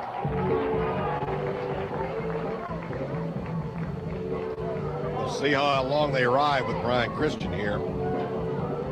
They have a pitcher ready in the bullpen. We're going to have a meeting on the mound, and Coach Mike Glavin has made a decision. Northeastern's going to change, so Coach Mike Glavin makes a Verizon Wireless call to the bullpen. It's going to be Brian Rodriguez. He's a right-hander, 6 foot, 215 pounds, out of Yonkers, New York, and the Berkshire School. Rodriguez making his 4th appearance of the year. He has pitched 3 innings, given up 6 hits and 5 earned runs. He has walked 1, struck out 1. Opponents hitting .429 against him, and a very high earned run average, 15.43. No decisions for Rodriguez as yet. So Brian Christian will leave with runners at first and second, and 6 runs in for the Tigers here as we play in the 6th inning. While we've got a moment, we'll check the SEC scoreboard. Yellowwood update. Missouri 2-0 over LaSalle, top of the 4th. Auburn's next opponent, 8th-ranked Texas A&M, trailing Long Beach State 1-0 as they play in the top of the 4th. Ole Miss leads Eastern Illinois 2-0, top and bottom of the 4th there in Oxford. LSU and Hawaii are tied 1-1 in Baton Rouge in the bottom of the 2nd. Mississippi State leads Utah Valley 1-0. Earlier, New Mexico State beat Alabama 3-0. Kentucky beat number 3 Texas Tech. The Wildcats, by the way, ranked number 6. They beat Texas Tech 10-7. Kentucky now 13-2. Arkansas, ranked number 7, beat Kent State 7-2. Ole Miss beat Eastern Illinois 7-2 in the first game of a doubleheader. Tennessee beat Cincinnati 3-2, and Mississippi State lost to Utah Valley 2-1. Auburn with runners now first and second for Rodriguez. JSD steps up. A double and an RBI and a fly to center, 1 for 2. First pitch is a slow curve to strike 1 to Auburn's JSDs. Jay now hitting .295.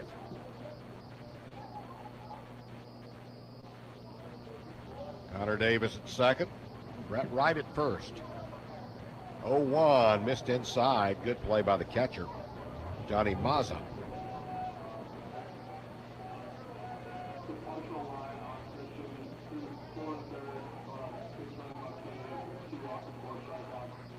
Ryan Rodriguez stretches. 1-1. Oh, line to center field, pretty well hit. Center fielder had him played perfectly. He makes the play, and Coppers gets the ball back in good shape for out number 2. Estes hit it well, but he hit it right at Mason Coppers, and Rodriguez retires Estes for out number 2. Here's Edouard Julien. Number 10, Edward Julius. Julian steps in from the left side. He had a double and an RBI and a strikeout, 1 for 2. Stretch. Pitch is high for ball 1. Julian was an RBI machine last weekend for the Tigers. As a result, he now has 15 RBIs for Auburn. Freshman lefty out of Ontario City. Pitch misses low, and a count 2-0 to Julian.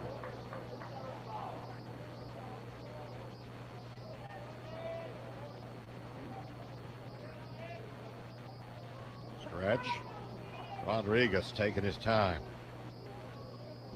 2 outs, 2 on for Auburn. 1 run in. Pitch on the way is a strike on the inside corner. The count goes 2-1. Auburn leads at 6-0, 3 in the first. The big blow there, a 2-run homer by Brendan Venter. 2 more in the fourth and 1 here in the bottom of the 5th. Julian digs in. Right-hander Rodriguez. Stretches and the 2-1 pitch fouled out of play on the left side. And the count evens up at 2 balls and 2 strikes. Teams will play again tomorrow at 1 o'clock here at Plainsman Park, 1 Central, and scheduled for another one Sunday at 1 o'clock.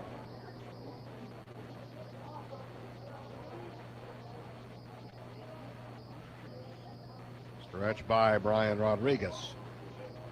Runners lead, first and second. 2-2 pitch, swing and a miss, strike 3. So Rodriguez did his job, but in the inning, Auburn with 1 run on 2 hits. No errors, 2 men left. We played 6. Auburn 6, Northeastern nothing. We move to the top of the 6th inning. Casey Mize threw 5.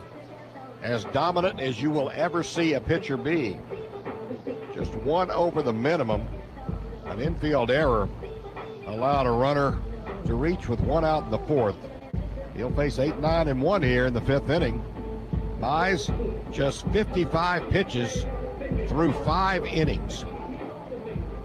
He has struck out 8. No walks, obviously. He has been at the top of his game. John Mazza, the catcher, steps in 0 for 1. Struck out swinging in the bottom of the 3rd. So here's Mazza digging in from the right side. Mize to the wind. Pitch on the way is a fast strike on the outside corner. Had that one running up there about 93 according to the gun.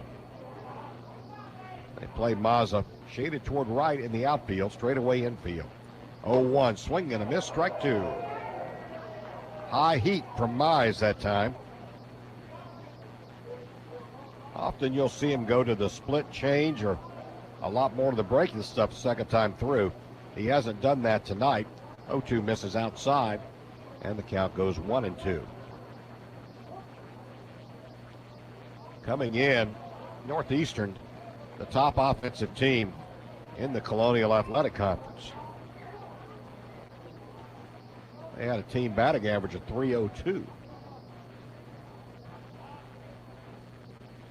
Mize gets a sign. Mazza steps in. 1-2 on the way. Swing and a miss. Strike 3. 9 strikeouts now for Casey Mize. 1 down in the 6th, and that'll bring up Mason Coppins. Coppins fly to fairly deep left field his first trip. Number 9 hitter hit it deep in the gap, but Connor Davis able to run it down out there just left of the scoreboard. So he's 0 for 1. Coppins, a .265 hitter. First pitch, swing and a miss. Little breaking ball moved away from him, and the count's 0-1. The wind by the Auburn right-hander. Pitch is bounced to second. Jarvis up, throws to first, just got him. Coppins got down the line in good shape. But it's 2 up and 2 down here. In the top of the 6th, we go back to the top of the order, and Charlie McConnell will step in. McConnell struck out swinging in the first. and struck out swinging in the fourth, 0 for 2. Still his average at 417. He has shown in the outfield he can really run. Left-hand hitter against the Auburn righty. First pitch fouled off the screen, and the count quickly 0-1 on the Husky right fielder.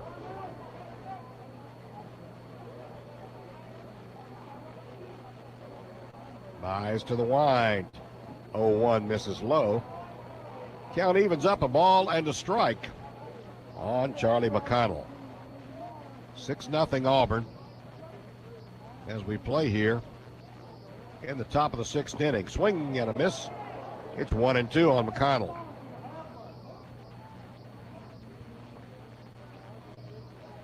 Casey Mize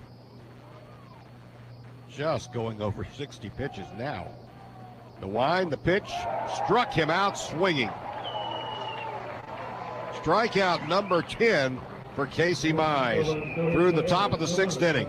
In the top of the 6th, no runs, hits, or errors. Nobody left for Northeastern. Middle of the 6th, it's Auburn 6, Northeastern nothing. We move to the bottom of the 6th inning. Auburn leading 6-0. 3 in the first, 2 in the fourth, 1 in the fifth for the Tigers. And it will be 9-1-2 for Auburn. Facing Brian Rodriguez. Came on an inning ago, got 2 outs with 2 men on base. So he was able to limit the damage. And now as we go to the bottom of the 6th, Will Holland set to lead things off. Holland 0 for 2. Has bounced to third and bounced to short. Will hitting .326 as he steps in.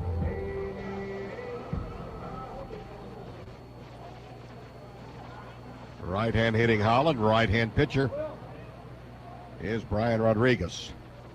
Pitch on the way, slow curve, taken for a strike. Floated that one up there. Holland didn't offer. And it's 0-1. 0-1 pitch. Just missed inside. Count evens, add a ball and a strike on the Auburn shortstop.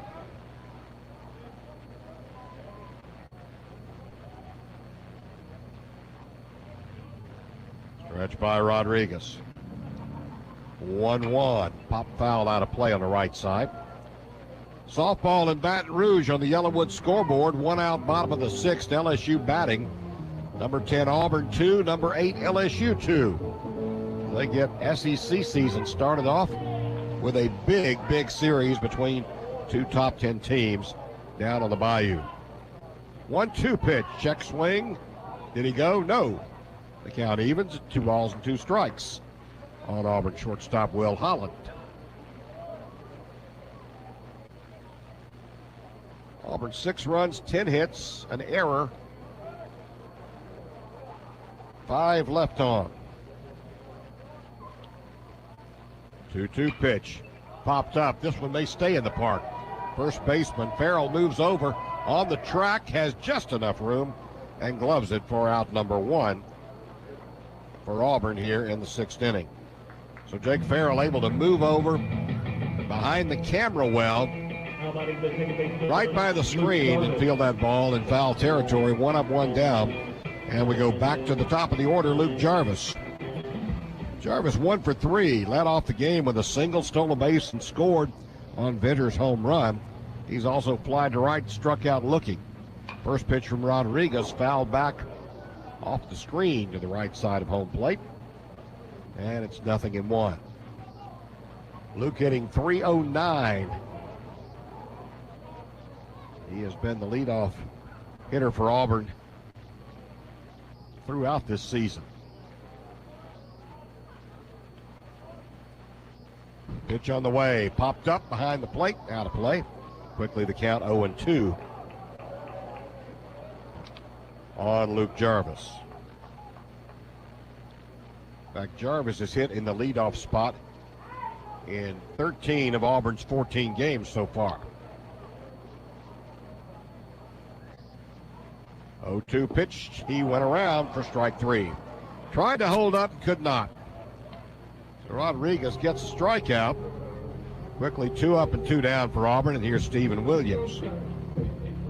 Williams struck out, popped out to third on a very nice play by Nolan Lang, and then just drilled the ball to right. And Charlie McConnell was able to track down, or almost right in his tracks. Stretch by Rodriguez, pitch to Williams, line left center field. Left fielder coming over and makes the play. Another line drive by Williams. But able to make the play was Kyle Peterson for out number 3. So Auburn goes 3 up, 3 down in the 6th inning. No runs, hits or errors. Nobody left on base. We played 6. Auburn 6, Northeastern nothing.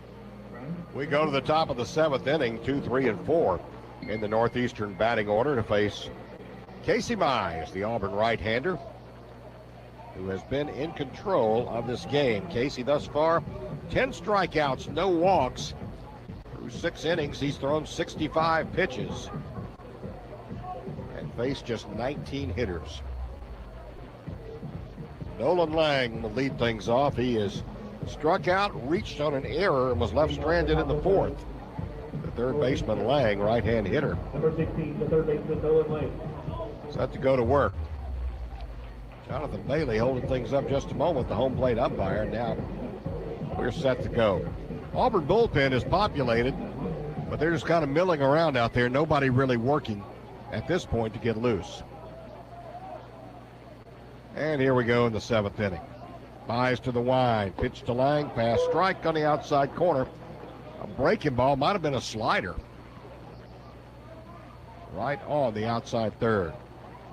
Mize quickly the wind. There's a ball that missed just outside, and the count evens at a ball and a strike. Boy, that didn't miss by much.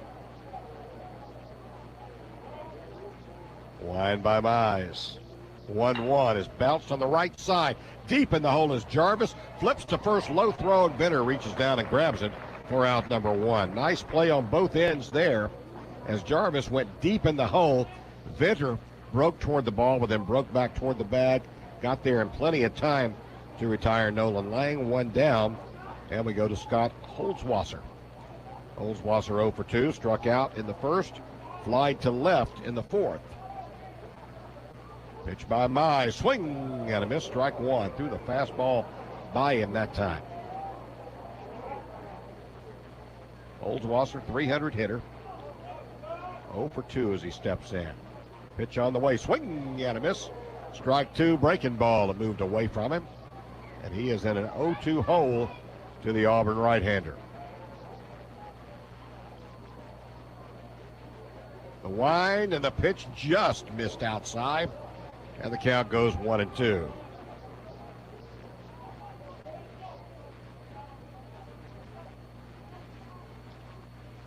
Wind by Mize. 1-2 is dribbled up the third baseline foul. Count will remain 1 ball, 2 strikes. Casey Mize, consensus All-American. 5 different outlets have named him a preseason All-American.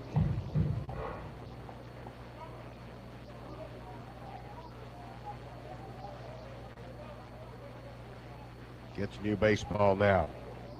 1 ball, 2 strikes to Holzwasser. Pitch on the way is bounced to third. Knocked down by Anthony. Up and throwing in the dirt, and a good scoop by Venter in time for out number 2. Nice play on both ends. Josh Anthony had to take that one in the chest. Kept it in front of him, came up throwing. The low throw scooped by the big first baseman, Brian Venter. 2 up, 2 down. And that brings up cleanup man Jake Farrell. Farrell is bounced to first, fly to right. Wind by Mize, pitch, pass strike on the outside corner. 96 on the gun that time. Farrell, a 4.04 hitter as he steps in. 0-1, strike 2 called, 95 on the gun, same place. Farrell's going to take a little walk now. Big left-hand hitter digs back in. 0-2 on the way, swing and just fouled off at home plate. Count remains no balls and 2 strikes. Auburn playing Farrell deep in right. Jarvis in the right field grass at second base. 0-2 again. Swing and a miss. He struck him out. 11 strikeouts for Casey Mize. Northeastern is down in order in the 7th. No runs, hits, or errors. Nobody left. Middle of the 7th. Auburn 6, Northeastern nothing. 7th inning stretch time at Blazeman Park in Auburn. Tigers lead at 6-0. And things go right when your ace has things going right. And it couldn't have gone much better thus far for Casey Mize. As we head to the bottom of the 7th inning, 3, 4, and 5 for the Tigers. Brendan Venter will lead things off. Connor Davis, Josh Anthony to follow. Venter is 3 for 3. Got his average back up to an even 500. Homered in the first. It's drive in 2. Single and an RBI in the 3rd. Singled and scored in the 5th. Right-hander against the righty, Brian Rodriguez, who has been a shot in the arm for Northeastern tonight. Stretch Rodriguez delivers way outside. That time, ball 1. Brendan Venter hit the first 2 pitches he saw tonight, one over the left field wall and one into left center. Then he singled to right center on a 2-strike pitch. Stretch, pitch, drops low, and the count 2-0 to Brendan Venter. Had his hitting streak snapped on Tuesday night, but he wasted little time starting another one this evening. Stretch, pitch, missed outside, and the count 3-0 on Brendan Venter. We're ready, Quinn, when you are. Ready. All right. Welcome back to a rainy, gloomy, gray Hoover Met, where the lightning is still flashing and the thunder is still booming occasionally. Thunder rolls. And it, yeah, very good.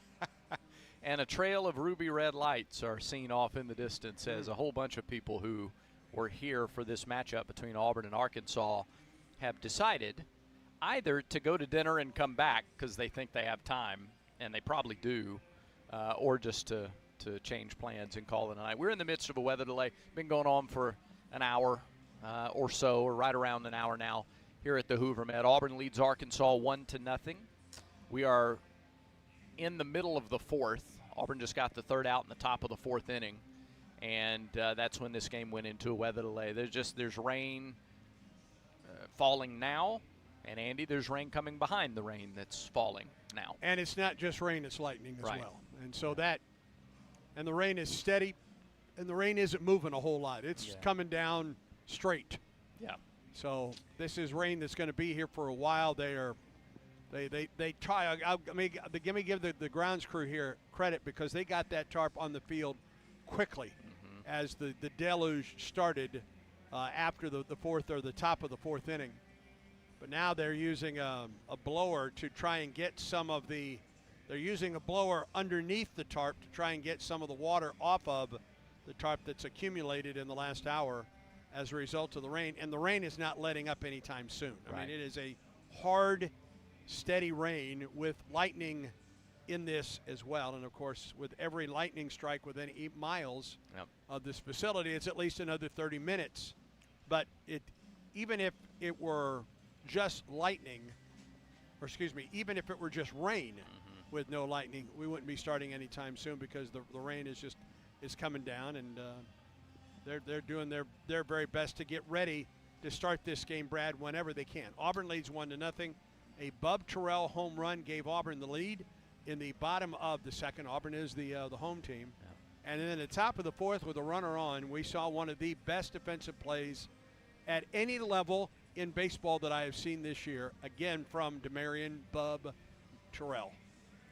A leaping catch, robbed a home run off the bat of Nolan Souza. And he did. He looked like the Air Jordan logo when he went up. Legs kicked out, arm up.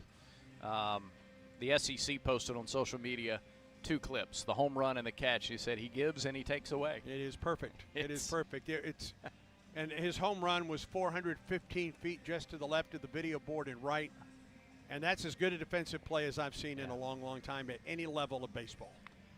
Is the heaviest rain over? Well, I don't know. Maybe. It may be. but the Lightning is still within 8 miles, and it is still going to rain a while, and they're going to wait until the rain stops. Right.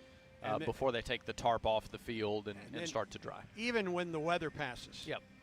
It's probably going to be another 40 minutes or so to get the field ready, because there is a ton of water on this playing surface and on this tarp that they've got to get rid of before the teams can come back and even start to warm up at this point. Standing water in the warning tracks. Right. Kind of around it. There's just a lot. It's rained a lot in the last hour. And it's not stopping anytime soon. Correct. So that's where we are right now. We just wanted to come in and give you that update. For stations down the line, it's 7:03. Let's pause here, 10 seconds for station identification. 10 seconds for station identification on the Auburn Sports Network.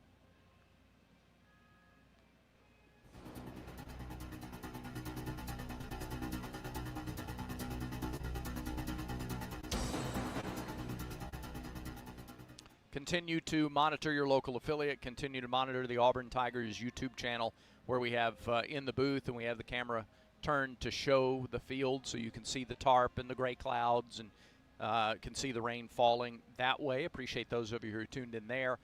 We are listening to the 2018 game against Northeastern, pretty historic ball game for Auburn baseball, so we will continue that now. Got about 20-25 minutes left in this game. After that, we will roll right into the Talking Tigers podcast with Greg Olson. You had a chance to talk to Greg. He is one of the guys up there on the Wall of Fame at Plainsman Park. Greg was named a couple years ago to the College Baseball Hall of Fame, but as a result of COVID did not get to take part in, there was no ceremony that year. So his class was formally inducted in person this year. And we talked with Greg, I believe after he got back from that ceremony, the outstanding reliever closer for Auburn from Omaha, Nebraska. So back to 2018 Northeastern. That'll be immediately followed by the Talking Tigers podcast with Greg Olson. And if we have any updates in the meantime, we'll break back in and give those to you. But however you stay current with Auburn baseball news, social media, your radio affiliate, the Auburn Tigers YouTube channel, however you do it, just keep monitoring that and check in with us, or just stay with us through the bonus programming, and we'll give you updates as we have them. We're going to eventually go to the bottom of the fourth inning with Auburn on top 1-0 over Arkansas. Tigers will be coming to bat against whom? We don't know. And who pitches for Auburn when the game resumes? Two very good questions. We don't know. Really good questions at this point. All right. So we'll take you back now to the bonus network programming. We'll be back in a little under an hour to provide further updates if we don't have any before then. Thanks for listening to Weather Delay programming from the SEC Tournament on the Auburn Sports Network.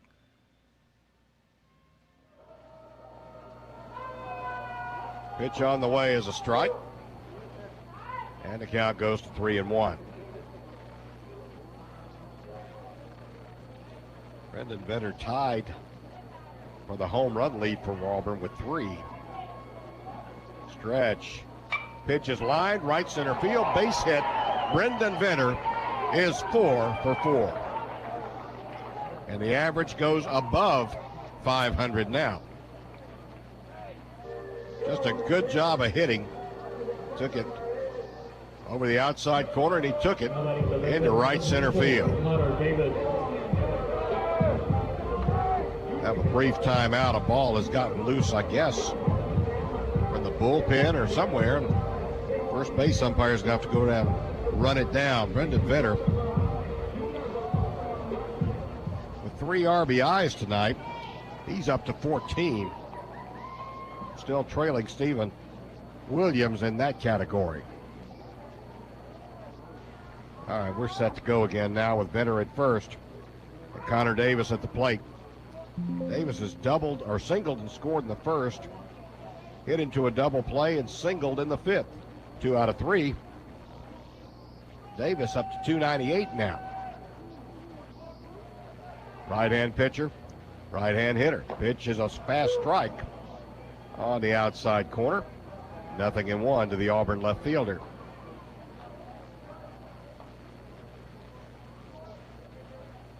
Nobody leaving, even though it's a cool night. Lots of things going on at the ballpark this evening. Here's a stretch. Pitch on the way, swing and a miss. 0-2 now to Connor Davis. 6-0 Auburn. Northeastern, no runs, no hits. 1 error, 1 left. Auburn 6 runs on 11 hits, 1 error. And they've left 6. Pitch on the way in the dirt. It's blocked. Catcher comes up throwing. Nobody covered. And he called him out. He came off the bag as he slid in. So Venter caught stealing on a 2-6 play. It looked like he got in there, but he must have bounced off the bag. A nice play by Mazza to catch that ball in the dirt. And his slide stopped him short of the bag. And as he popped up, they got the ball on his knee. Pitch was a ball, another ball inside. Now it's 2-2. Venter was breaking on the ball in the dirt. Mazza made a really nice play to come up with the ball cleanly. As he threw the shortstop, Burt didn't get all the way to the bag, but when Venter slid, he didn't get all the way to the bag. There's a strike 3 called on a slow curve to Connor Davis. So very quickly a promising rally snuffed out here with the called strike and the runner thrown out. 2 down now. And Josh Anthony steps in. Anthony has doubled, struck out, and bounced to the mound, has an RBI tonight. Another one of those Auburn hitters with double-digit RBIs already this season. Stretch, pitch to Anthony, slow curve, strike. Rodriguez certainly gives him a different look from Brian Christian, the starter. Stretch by the right-hander. Pitch is in the dirt outside. The count evens. 1 ball, 1 strike on the Auburn third baseman. Senior Josh Anthony from Columbus, Georgia. .318 hitter. 1 homer. He has walked 14 times. 1-1. Check swing. Missed outside. And the count goes 2-1 now on Anthony. His 1 homer was a big one. A 3-run shot Tuesday night that helped Auburn climb out of a 5-run hole in the final 3 innings. Here's the 2-1. Fastball missed outside. And now a hitter's pitch due to Josh Anthony, a 3-1 count.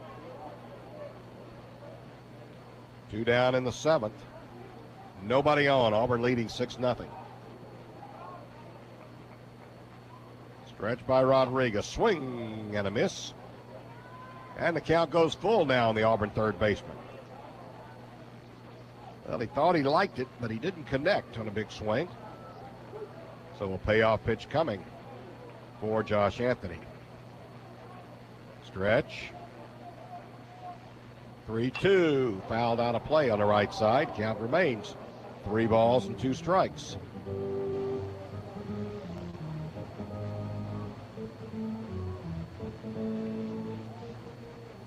New baseball for Rodriguez.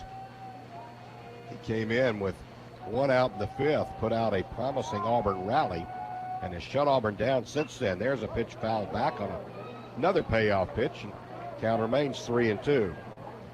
Got out of the inning in the 5th by retiring 2 straight. Got Auburn in order in the 6th. Gave up a single to Venter to open this inning, but he was cut down trying to run. 2 down now, nobody on. Here's Anthony, popped up. It's in play on the right side. The first baseman, Farrell, calls, makes the play for out number 3. So for Auburn in the inning, no runs on a hit, no Northeastern errors, and nobody left on base. We played 7, Auburn 6, Northeastern nothing. We played 7 innings at Plainsman Park. Northeastern, no runs, no hits, 1 error, 1 left. Auburn 6 runs and 11 hits, 1 error, 5 left. It has been a fast-moving game here this crisp night at Plainsman Park. Nobody leaving with the Auburn ace on the mound. Casey Mize, his last start before conference play begins, and he has been dominant. 5, 6, and 7 in the order for Northeastern here in the 8th inning. Northeastern number 24, Max Burt. Max Burt will lead things off. The shortstop is struck out, fly to center. 0 for 2. Line by Mize. Pitch on the way is a fast strike on the outside corner. Not sure if that was a slider. It was an 88, so not his fastball. Pitch is popped up center field. Connor Davis moves over to left center. Davis makes the call, and he makes the play for out number 1. Short left center field, Connor Davis making that call early and taking charge for out number 1. Kyle Peterson steps up. He hit a soft liner to Josh Anthony in the second inning and bounced to first in the fifth, 0 for 2. Left-hand hitter.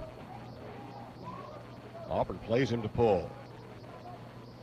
Pitch is fouled off the mask of Brett Wright. 0-1.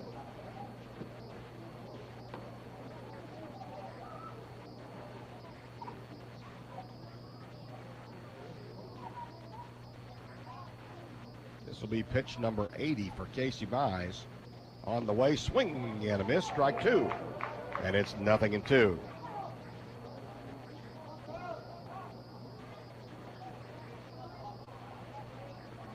One o'clock game time tomorrow, same two teams. And Sunday, 0-2 is in the dirt. Ball 1 bounces away from right. And a new baseball for Casey Mize.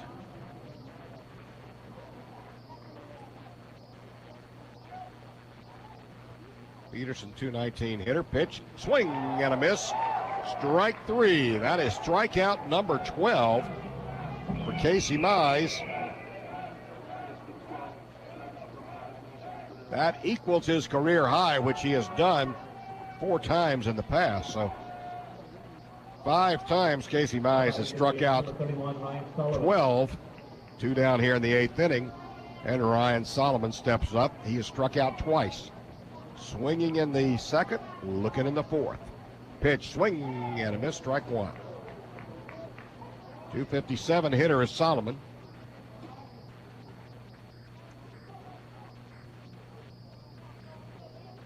Right-hand hitter against the right-hander Mize.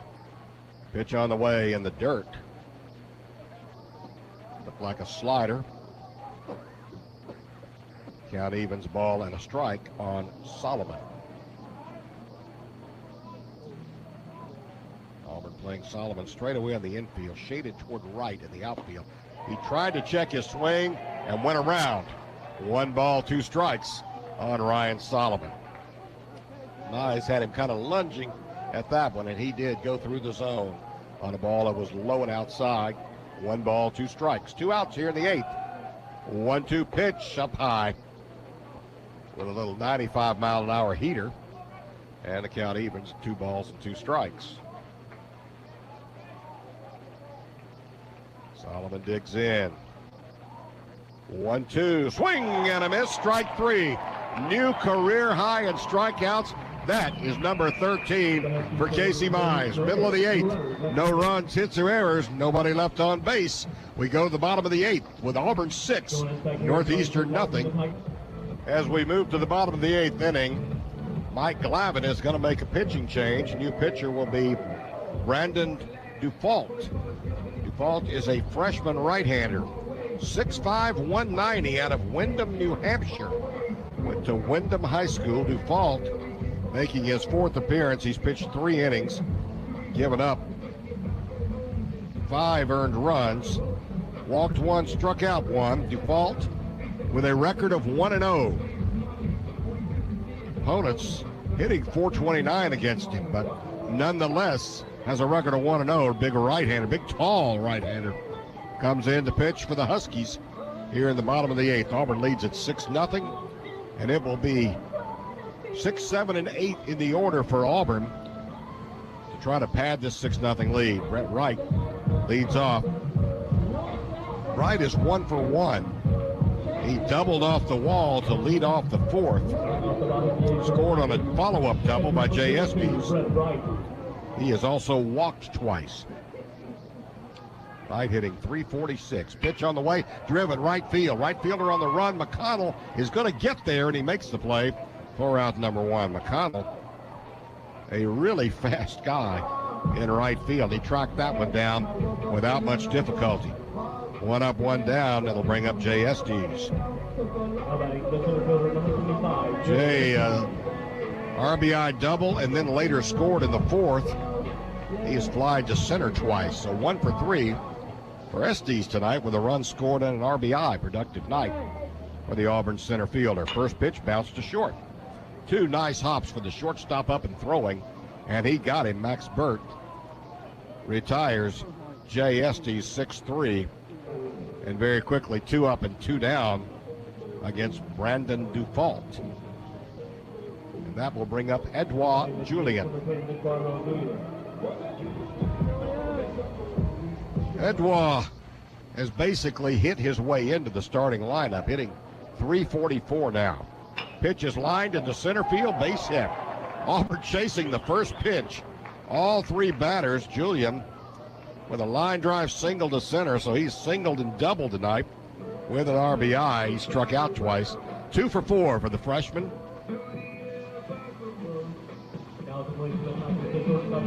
And Auburn with a man on now with 2 outs here in the 8th. And Will Holland steps up. That's hit number 12 for Auburn, by the way. 6 runs on 12 hits for the Tigers. Here's Holland, who was 0 for 3. Stretch by Default. Pitch is high, ball 1. Will's average at .319. He had been red hot lately, but they've kept him shut down thus far tonight. The Huskies had won 5 straight coming in here. Stretch in the pitch. Fastball sailed high. And the count goes 2-0 to the Auburn shortstop. 6-0, Auburn leading here in the bottom of the 8th. Stretch by Dufault. Pitch taken high, ball 3. And it's 3-0 now.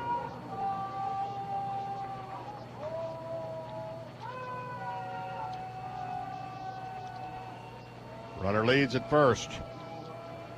Julien runs well.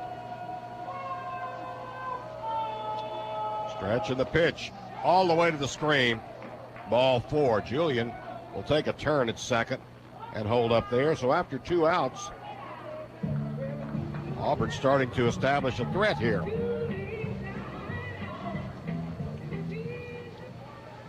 We go back to the top of the order. Luke Jarvis steps up.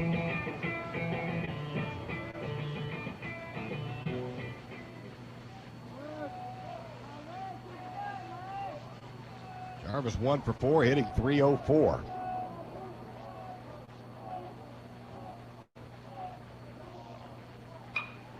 Pitch is popped up right side. We'll see if it stays in. Foul territory. Farrell is over and makes the play for out number 3. So Jarvis, first pitch hunting as well. He pops out in foul territory, and Auburn comes up empty here in the bottom of the 8th inning. No runs on a hit, no errors, 2 left. We go to the 9th. Auburn 6, Northeastern nothing. It'll be 8, 9, and 1 in the order to face Casey Mize here in the top of the 9th inning. Auburn leading by a score of 6-0. Casey with 12 strikeouts tonight. He was the last person to strike out 12. That was last June. Actually, he has 13 strikeouts. That's his career high. Last time Auburn struck out 13, that was John Luke Jacobs back in 2012.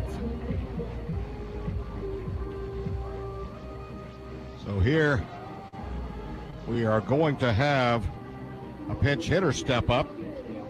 It'll be Cam Walsh, junior outfielder, going to step in and pinch hit for John Mazza. First pitch, a strike on Cam Walsh. Mize working quickly. 0-1 pitch, swing and a miss. Strike 2, and quickly 0-2 on Cam Walsh. Mize gets his sign from Brett Wright. Pitch on the way. He bounces it on the right side. Jarvis charges, throws, got him. Out number one here in the ninth inning. One up, one down as the pinch hitter bounces slowly to the right side. Now batting number one, the center fielder makes Jarvis fielding that one with a sense of urgency. Got that ball over to first. That'll bring up Mason Coppins, the center fielder. Coppins 0 for 2 is fly to left and bounced to Jarvis at second. Right-hand hitter. Nice to the wind. Pitch on the way. Fast strike on the outside corner. Electric mood in the stadium right now in the ninth inning. Auburn leading 6-0. 0-1 swing and a miss, strike two. Coppins way behind that. Looked like the split change at about 90. Moving away and down. 0-2 pitch on the way. Driven foul. Out of play on the right side. He was late to the fastball at 96.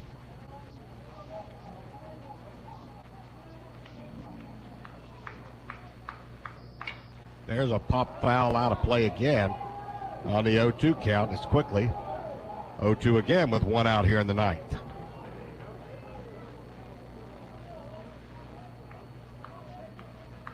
Coppins digs back in.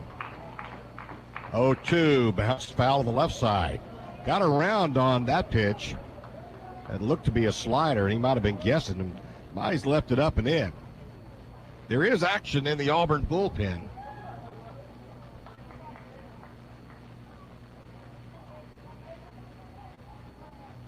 Looks like Herndon throwing in the bullpen. With Auburn leading 6-0 here in the ninth. Mize at 91 pitches here. 0-2 is up high. And the count goes 1-2 on Mason Coppins.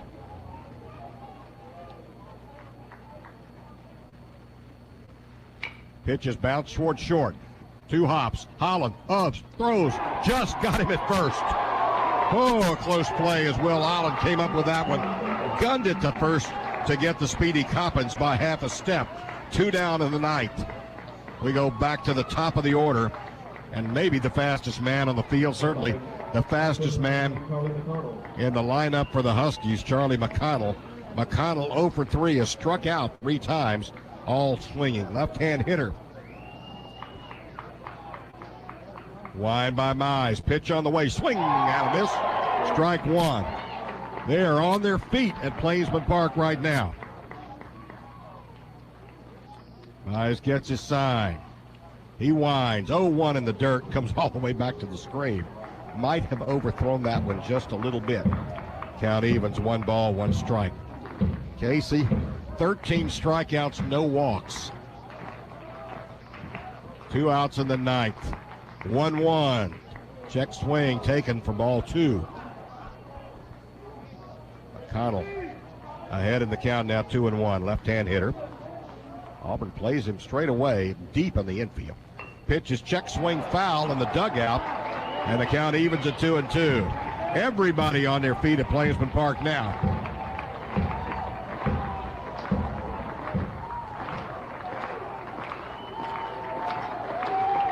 Mize gets his sign.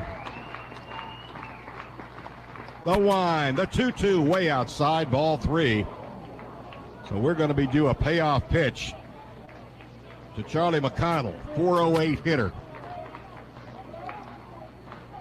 Wind by Mize. Pitch bounced foul at the plate. He almost got him. Again, it looked like it might have been that split change, we'll ask, but came in about 85, moving away from the left-hand hitter. 3 balls, 2 strikes. McConnell back in. Payoff pitch. Grounded on the right side. Jarvis over. He scoops. He throws. It's a no-hitter. J.C. Mize with history tonight. He is mobbed by his teammates as Mize takes it through the order for the no-hitter. 6-0. Auburn wins. Here comes the bullpen crew. And they're all glad-handing, more than glad-handing. J.C. Mize, first complete game, no-hitter for Auburn since Eric Brandon did it to Murray State in 2002. It's been 16 years Since Auburn had a complete game no-hitter, Casey Mize was marvelous tonight. Mize with the no-hitter for the Auburn Tigers, just in complete command of this game. Welcome to the Talking Tigers podcast with Andy Burcham.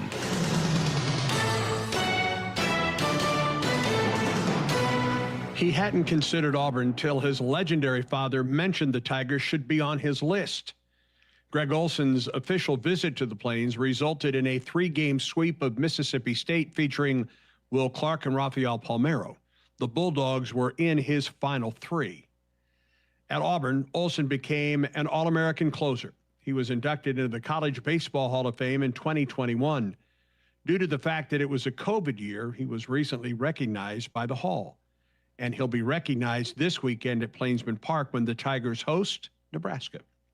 The Talking Tigers podcast is brought to you by Sensagreen, proud sponsor of Auburn Athletics. The experts at Sensagreen with Carrier create a cool indoor retreat for heating, cooling, and insulation, offering total comfort care for your Tiger family in East Alabama and Huntsville. Contact today at sensagreen.com. Carrier, turn to the experts. Now the Talking Tigers podcast with Hall of Famer Greg Olson. Welcome to the Talking Tigers podcast. There are times where you get to interview someone that's also a personal friend of yours, and this is one of those situations right now. Just recently honored by the College Baseball Hall of Fame, inducted into the Hall of Fame during the COVID times, honored at the College Baseball Hall of Fame recently in Overland Park, Kansas. He was an All-American at Auburn, went on to be the Rookie of the Year, the American League Rookie of the Year with the Baltimore Orioles, is part of the Orioles Hall of Fame, their all-time saves leader. He and his wife live in Auburn now, moved to Auburn, retired from baseball, and get to see and listen to Greg calling Auburn games among many that he does. And Greg Olson, our guest on the Talking Tigers podcast. Glad to have you with us today. War Eagle. Glad to be here, War Eagle. Describe the week for you at the College Baseball Hall of Fame. I know it's always great to be included in a Hall of Fame, but it came at an odd time for our country.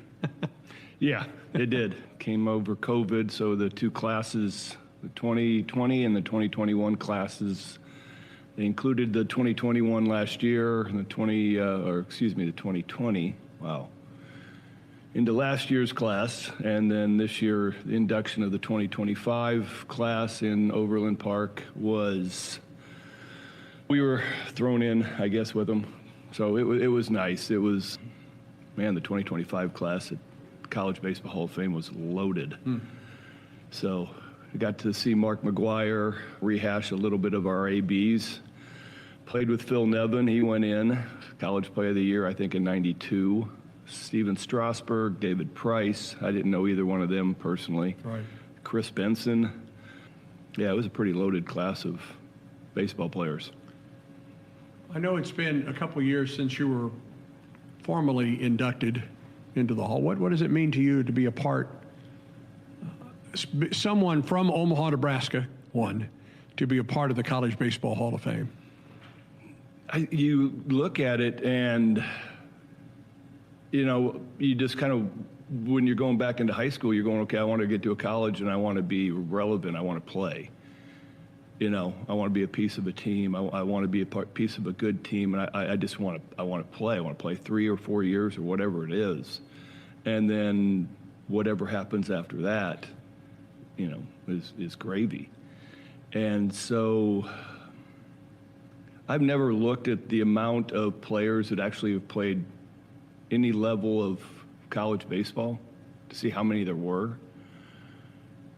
But to be included in the best of the best of the millions that have played college baseball is really quite humbling. Folks may have learned about Greg Olson for the first time on a national level. The old faces in the crowd in the Sports Illustrateds.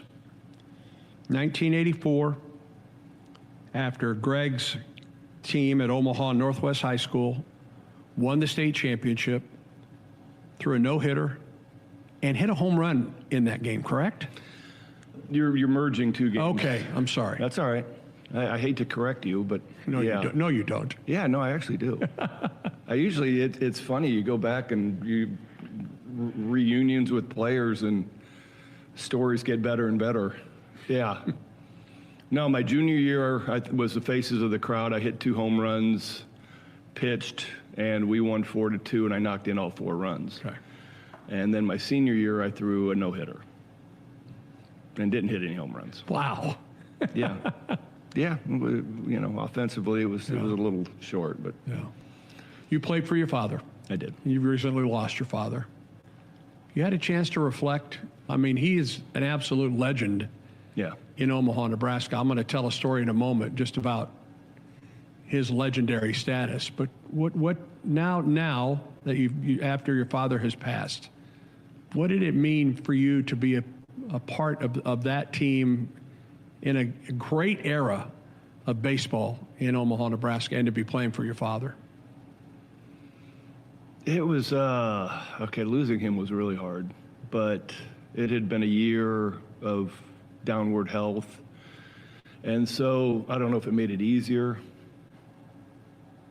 because I couldn't talk to him on the phone anymore. He could barely hear. Anyway, and seeing coaches like Norm DeBryan and Jim Morris all saying how much they loved my dad, you know, this past week was really cool. And it was like, you know, really wish I could have given him a call going, hey, you know, so-and-so said hello. And so we're in Nebraska, and it's much like all these teams that are coming down to play Auburn now, Youngstown State and Cincinnati.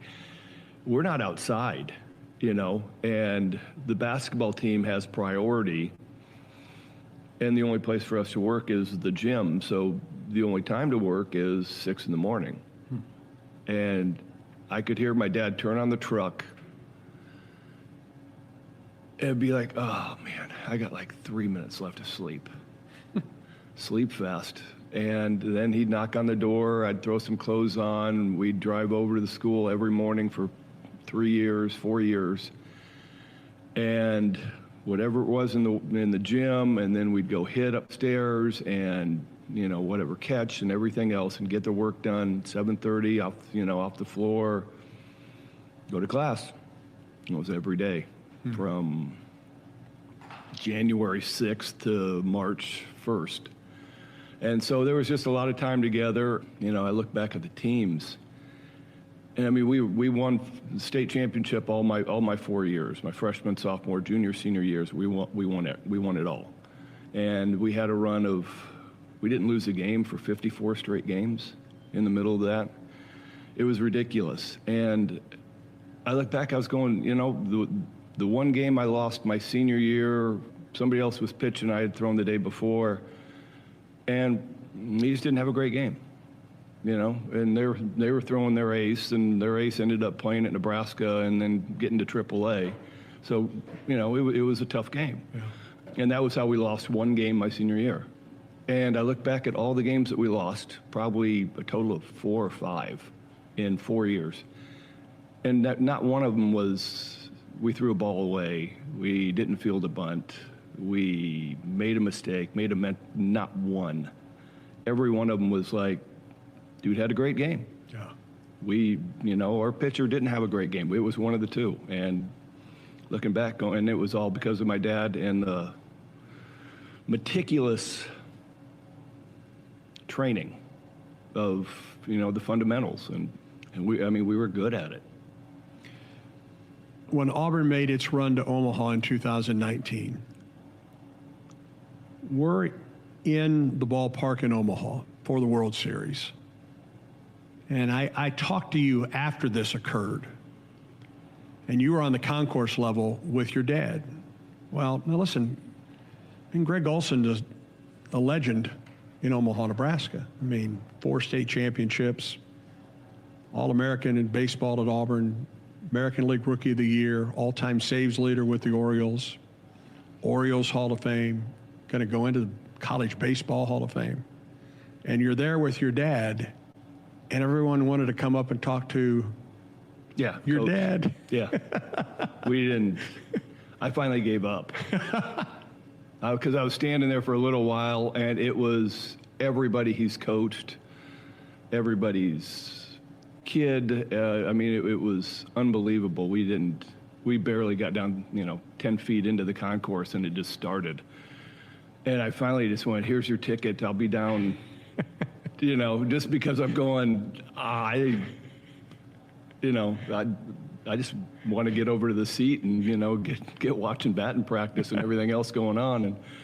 And he was great. He loved working with kids. He loved coaching. He was 80. This is like 4 or 5 years ago. He was 80. And we're talking, and he wanted to go to the ABCA convention January 5th, 6th, 7th, whatever it usually is, where all the great coaches talk. And he had gone for decades. Yeah. Regular face, and he would just go in, sit down, listen to somebody, go to the next one, and then meet up afterwards and hang out and talk baseball with whatever coaches. And he calls me up and he goes, I don't think I'm going to go this year. And I was like, well, COVID probably shut it down, Dad. I don't think they're even having it. But he was not, I don't know what I'm going to do without just going. He was still trying to learn stuff at 80. Which, you look at and I could probably do better at. What was your first, not impression, what was your first knowing anything about Auburn University? Probably when I took my recruiting trip down here. Okay. And this one you can thank my dad. I had played on the junior Olympic team in '84. And our squad got the silver medal, got beat by Cuba in Saskatchewan, whatever it was in the summer. And I was one of only 2-3 juniors on the team. And it was, we ended up having 4 major leaguers on that squad, and it was just strictly picked by scouts. And it was Jack McDowell, it was Joey Bell then, now became Albert later. Right. And a guy named Mike Ignatiuk pitched with the Brewers. And so we get the silver, and I'm one of the only juniors, and so after that it was, anywhere and everywhere I wanted to go. And I started, get to January, I guess, into my senior year, and had taken one trip to Tennessee. And they took me to a football game. That was really cool. Charlie Daniels played halftime, which was, I was like, all right, that's a pretty good selling point. And I get to January, and, Dad and I are talking about it and kind of looking at it. And he had just come back from the ABCA convention. And I said, he's like, where you at? And I was kind of like, dink, dink, dink, Mississippi State, Arizona, Arkansas. I don't remember who else. And he goes, what about Auburn? And I went, I'm not seeing it. I don't really know a whole lot about them. I don't think they're that good in baseball, And he goes, well, I think he met Steve Renfro at the ABCA. And he goes, you know what, just keep him in a little while longer, try to get to know him a little bit, because really good guys. Like, okay. And ended up, this, that, and finally March, April, I take my trip down here and fell in love with the campus, the place, got to know the guys on the team, realized how close they were to being really good. That was about it. You came on a weekend, a baseball weekend, and Mississippi State is the opponent. Yes. Mississippi State wants Greg Olson. They were the other team, they were them in Arizona, yeah, Right. were the 3 teams it came down to. What did Auburn do that weekend? They swept Mississippi State. Yep, with Will Clark, Rafael Palmeiro, Bobby Thigpen, Jeff Brantley, yeah. And they threw the royal treatment at me. Go out with Will Clark, have dinner, go sit on the bus out in left field and get the whole left field lounge. Yeah. Yeah. And Mississippi State, they started the season in Hawaii, and I start my baseball season close to similar. And I come out to the mailbox, because that was the days of, maybe a home phone call, but mostly letters. And Mississippi State had all their fans that traveled to Hawaii send me postcards. I had 50 postcards every day for like 4 days. I'm going, this is insane. I mean, I didn't even read them all. I just kind of like postcard from Hawaii, postcard going, all right, these guys are nuts. Yeah, so that was Mississippi State's recruitment. But Auburn was offensive. They had a couple pitchers coming back. I thought there was a place for me to pitch, and got to know Coach Baird a little bit at that point. That was it. Did you know much about Hal Baird at that point? I really didn't. Yeah. Steve Renfro was an unbelievable recruiter, great man, and really got to know him more.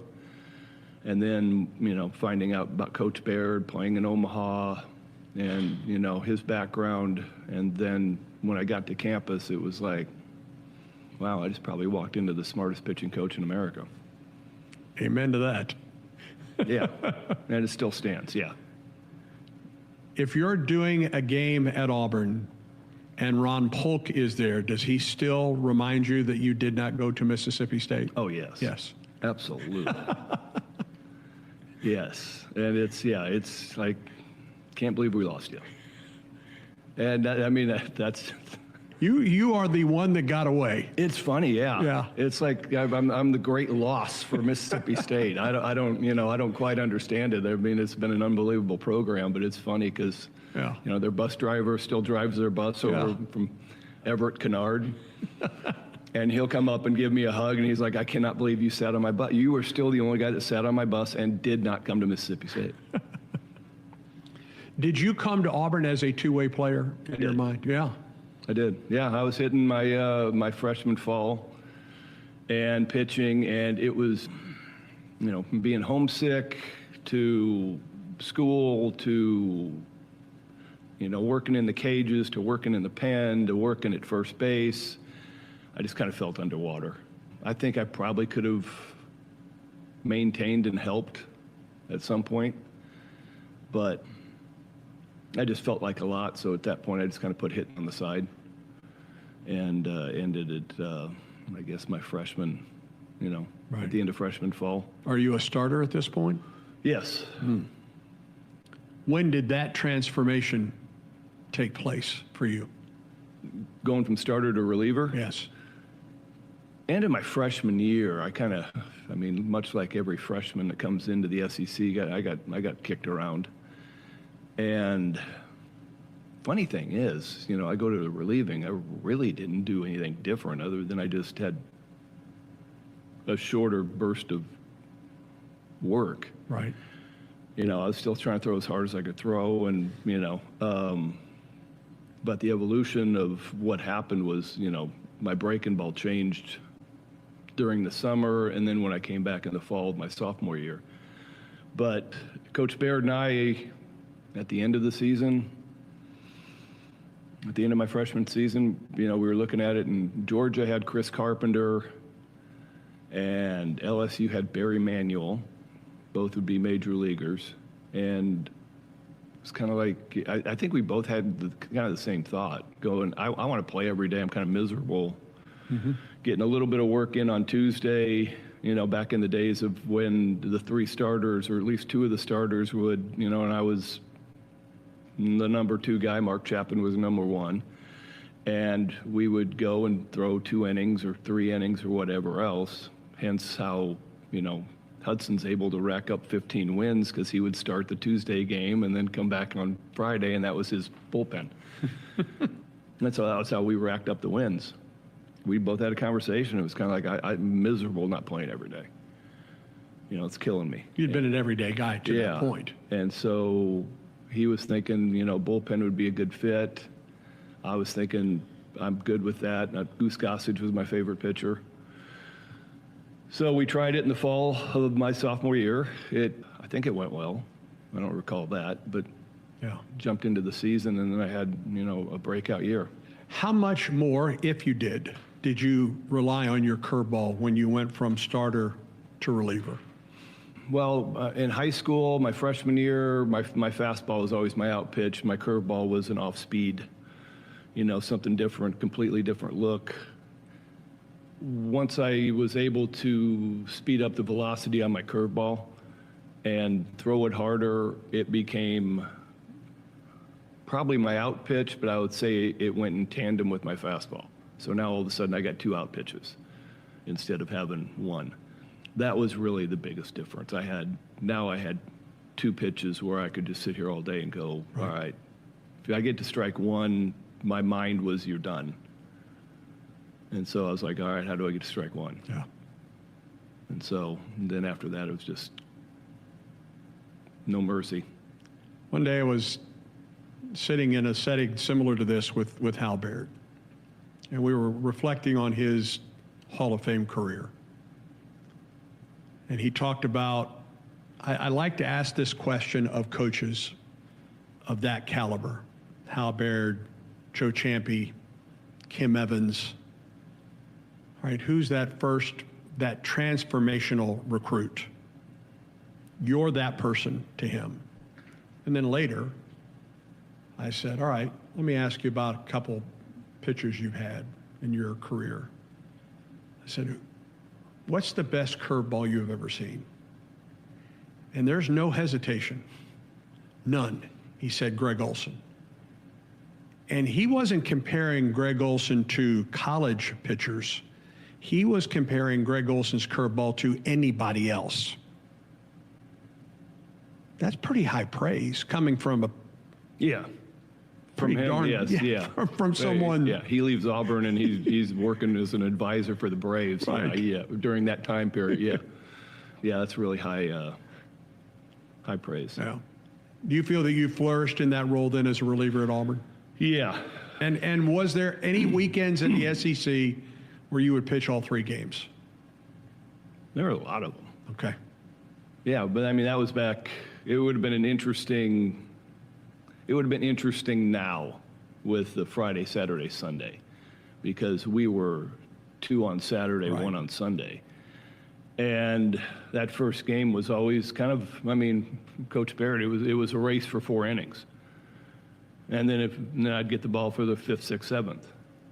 And then it'd be game 2, same thing, race for 4 innings. And then, it's 2 7-inning games and then a 9-inning game on Sunday. Right. And so it was a race. It was a race for us for 4 innings. And then I'd get the ball. Or my junior year, we had Ed Oman, who was a side swiper, submariner that was just funky and really good at what he did.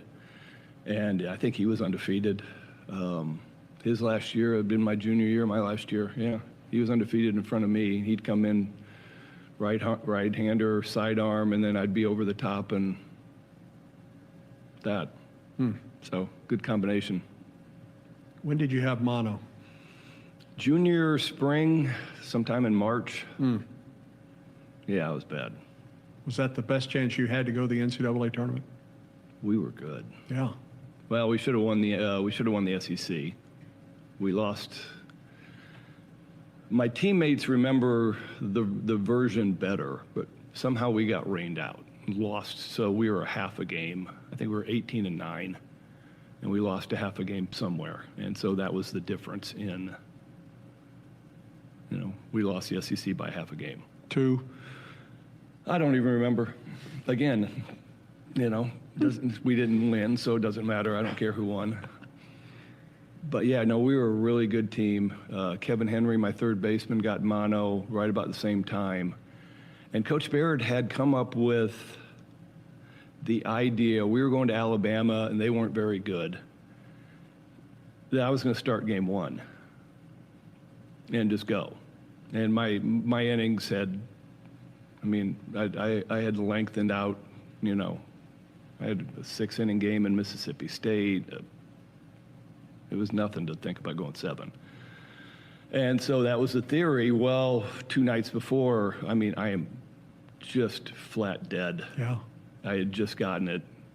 And so I tried to start the game anyway, and the team doctors were like, this is not a great idea. And so they put a flak jacket on me in case if I get hit in the spleen with my spleen, the mono with the spleen, your spleen's exposed.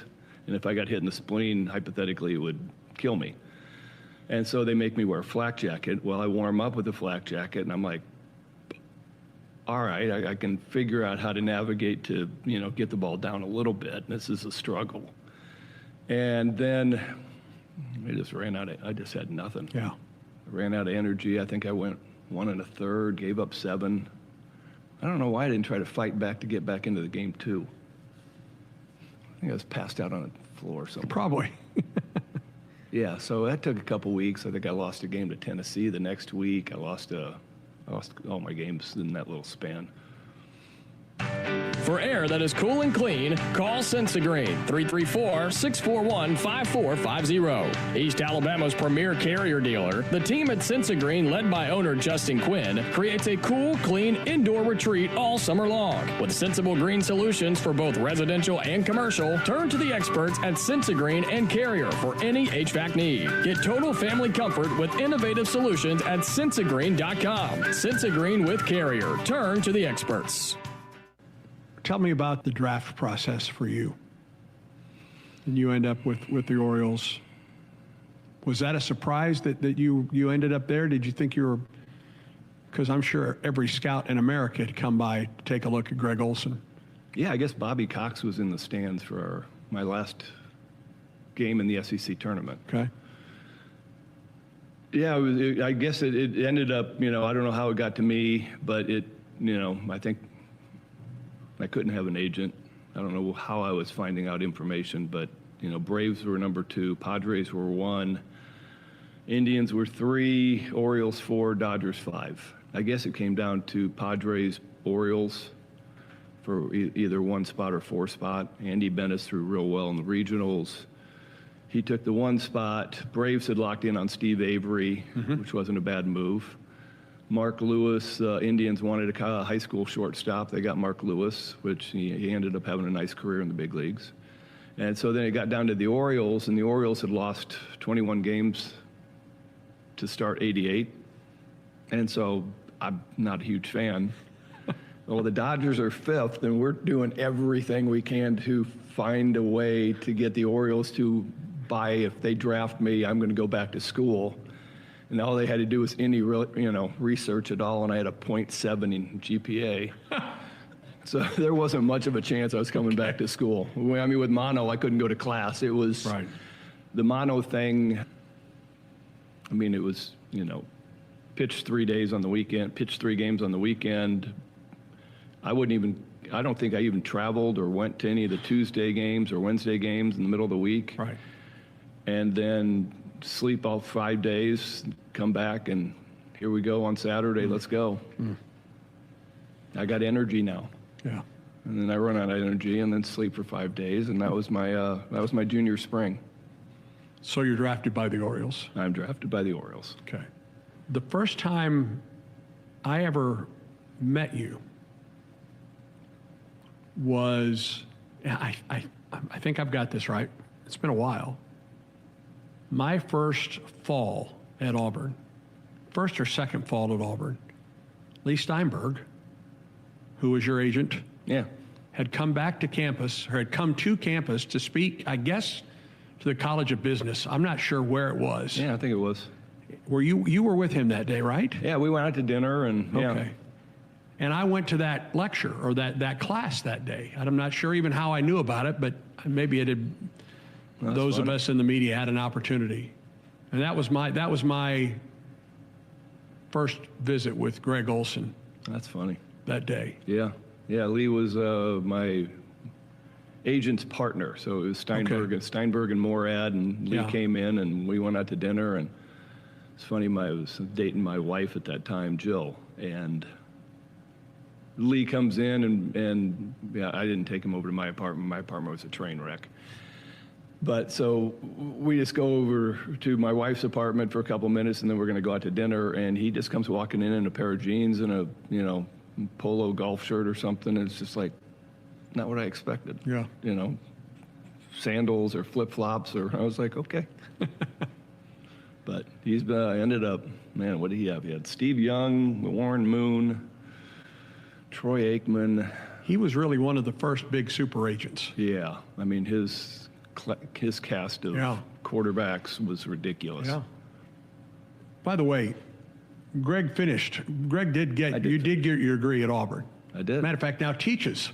Now I teach. At Auburn. I actually got the overall GPA up. It was under 2 for a while and came back in 2018, I think. And graduated, got it up to a 2.7, which was a lot of work after the damage I did. Then I got my master's in 2021. Yeah. So I am back here teaching. You're an academic man now. Yes, I am. Okay. What is your major league debut like? Give me that story. We go to Seattle. So Kurt Schilling and I get called up from Charlotte, which was AA for the Orioles. We get called up from Charlotte, land in Seattle on an off day, flying middle seats, and get to Seattle, got a major league off day, which was, really cool. Never been to Seattle. And then the next night we go to the Kingdome. I think I called Frank Robinson coach. That's a no-no. Skip, Frank, sir, anything but coach. Okay. I got that one in the locker room. That was a good one. That was a good first day. And so go down to the bullpen. It wasn't like a big call-up class. I think I called up like Steve Finley. I mean, we had a really good group of young guys. And go down to the bullpen. I'm just sitting down there and enjoying a major league ball game in uniform, trying to figure out, wow, this is really cool. And thinking, I'll throw a couple bullpens, sit around for a week, just kind of get used to it. No. Phone rings, Olson. And I was like, well, just probably getting a little work in. It's 3-1 we're losing. And I'm just thinking I'm getting some work in. I get hot, and I come walking in with a guy on first base. Ended up keeping him there. My first hitter was Steve Balboni. Mm-hmm. And you're standing on the mound in a major league game, and I'm looking at a guy whose baseball card I collected the year before. You're listening to a Talking Tigers podcast with Andy Burcham and Greg Olson, and we'll get you back to that momentarily, but we have positive news. Tarp is off. They're working on the field. We understand that the game will resume at 8:12. We were told 8:15, but we're now being told that it will start at 8:12 Central Time, so in about 12 minutes. But before we get back to this ball game, let's pause 10 seconds for station identification on the Auburn Sports Network.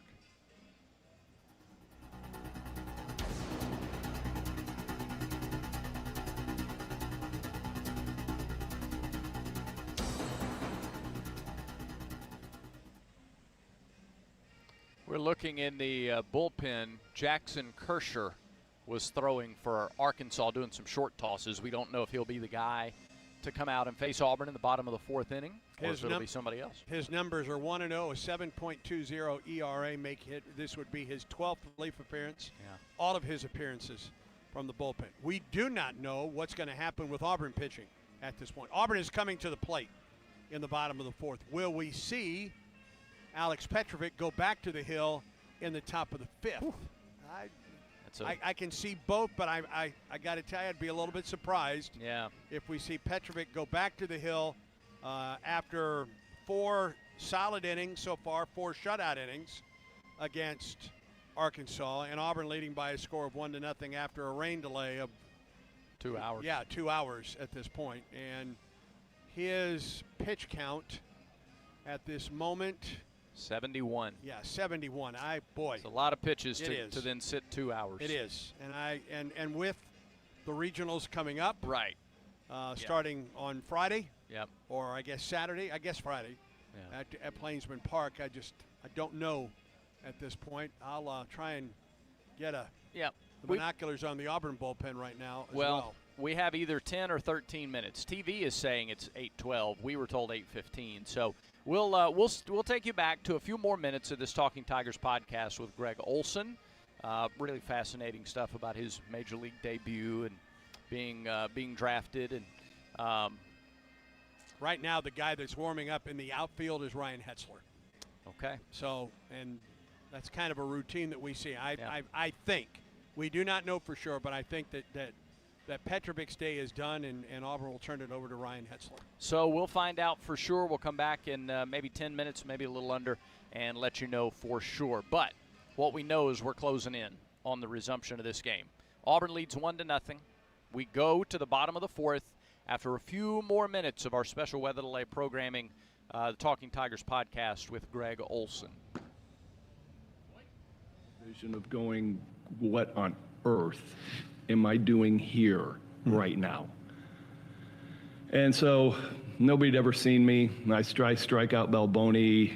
I think I did a little bit of everything. Gave up a single, a walk, made a mess, got out of it.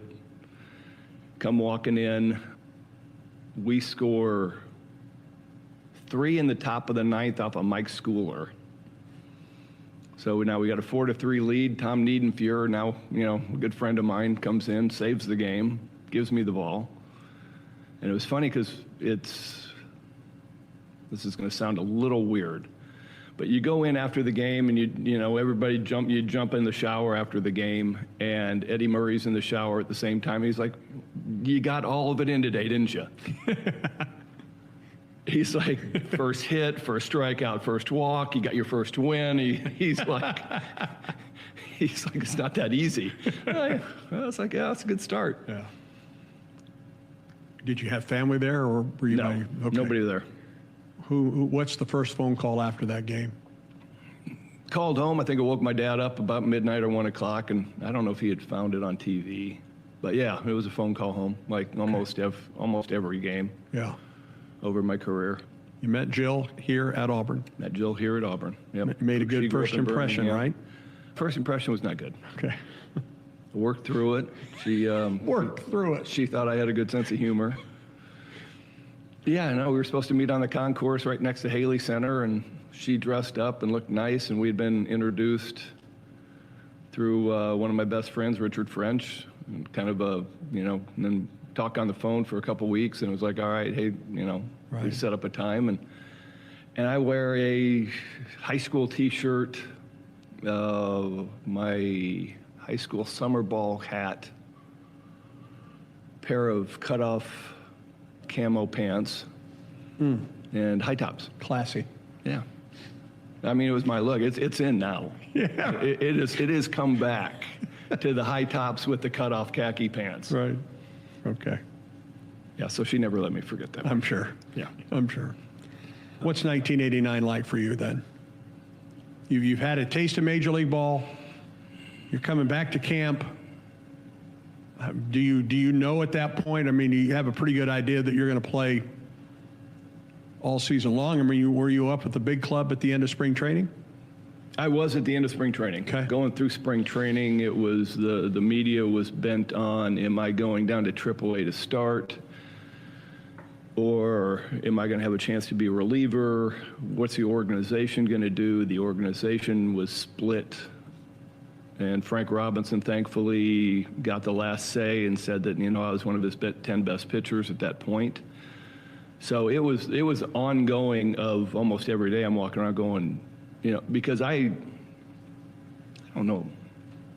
I think I piggybacked with a couple of guys, middle of spring training. So I was building up innings.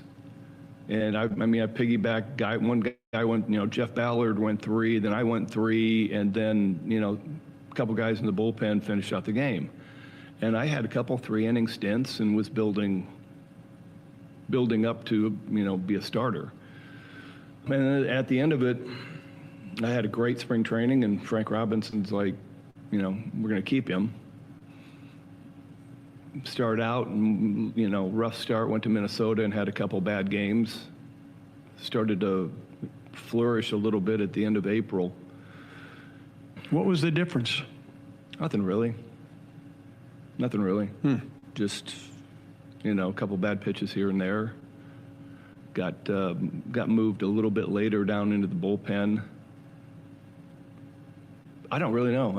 I never really sat back and looked at it because I kind of just went, bad games happen. But to describe my rookie year, can you be in a zone for like 5 months?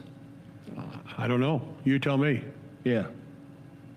4.5 months. I had 2 weeks where I was tipping my pitches and got knocked around a little bit right about in the middle. But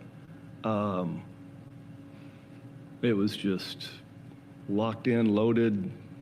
Nobody had seen me. And then the second time around, didn't matter. And so it was just, it really was a 5-month zone. Rookie of the Year. That one was a surprise. I Was saw, it? yeah, when my agent put a little bonus, in my contract that if I won Rookie of the Year, or, All-Star game, stuff like, I'm just laughing. I'm like, I don't even know if I'm going to make this team. But, a nice thought on the Rookie of the Year thing. How'd you find out about that? Got a phone call. I was at my girlfriend's house for Thanksgiving or something. And they tracked me down in Louisville. And it was one of those where you just don't, I probably deserve it, but it's not going to happen. Was the theory. I just figured everybody would jump on looking at Tom Gordon's 17 wins and go, oh, he had a better year. They gave it to me. Major League stats, 40-39, ERA of 3.46, 588 strikeouts, 217 saves. Of those numbers, what are you proudest of? The 40-39. That's not what I thought you were going to go with. Why? To have a winning record when every game I came into we were winning. Games on the line. Yeah. And I was able to do the job more often than I wasn't, I guess, The saves were nice. ERA got really high the last year. Yeah. When I pitched with a torn elbow and ended up getting released by the Dodgers, and ERA went from a 4 to an 8.5 and gave up 10 runs in about an hour and a half. Okay. Might have been 2 games.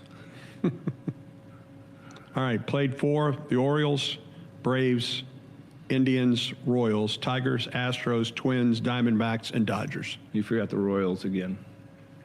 Sorry. They were in between the Twins and the Diamondbacks. Oh, that's right. You went, okay. I didn't give you the full I was just in Kansas City, and there.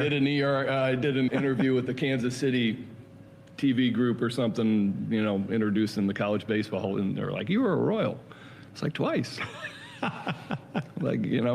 Throw well for them, season ends. And they're like, yeah, now we have to pay you too much money, see ya. We'll find somebody else off the scrap heap and start over again. Right. When the playing career came to a close, how did you handle that? I look back now, and I was in mourning. You have this thing that you do every day for 14 years of, whatever time I'm out on the field at 4 o'clock. And at 4 o'clock, I'm kind of sitting in my house going, there's something I should be doing. And it just, the camaraderie, I spent you're looking for however you can find the intensity of the adrenaline rush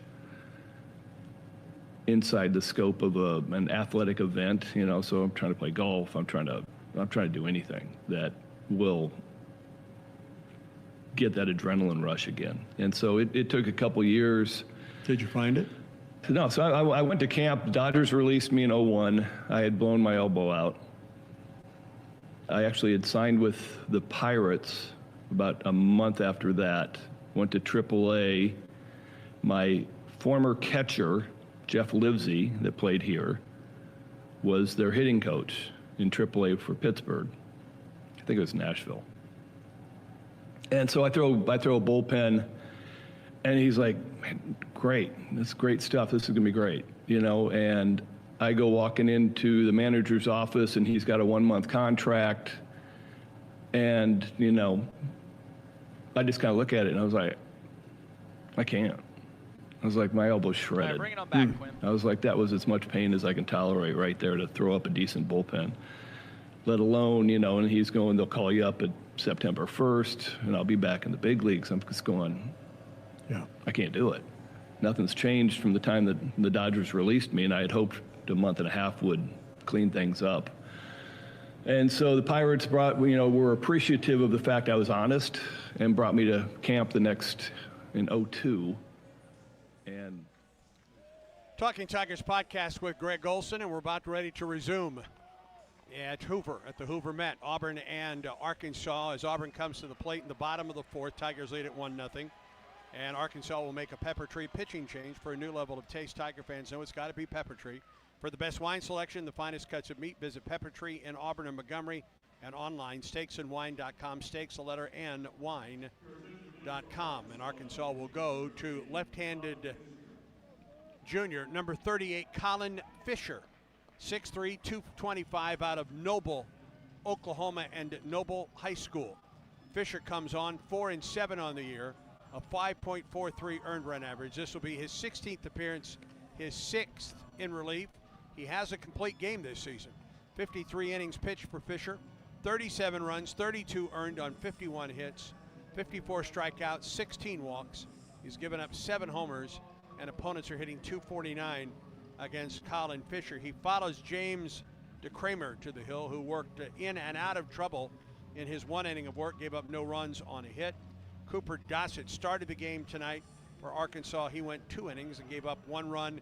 It was the home run to Bub Terrell. So Auburn comes to the plate in the bottom of the fourth. Guevara, Terrell, and Brandon McCrane to face lefty Colin Fisher, and the Tigers lead it by a score of 1-0 here in the bottom half of the fourth. A weather delay spanning about 2 hours and 15 minutes. It was just before 6 o'clock when we moved into that weather delay, and here we are knocking on 8:15, just about ready to go. Fisher faced Auburn. He was the starter in game 2 of the series at Plainsman Park. He worked a 1-2-3 first, and then Auburn got to him.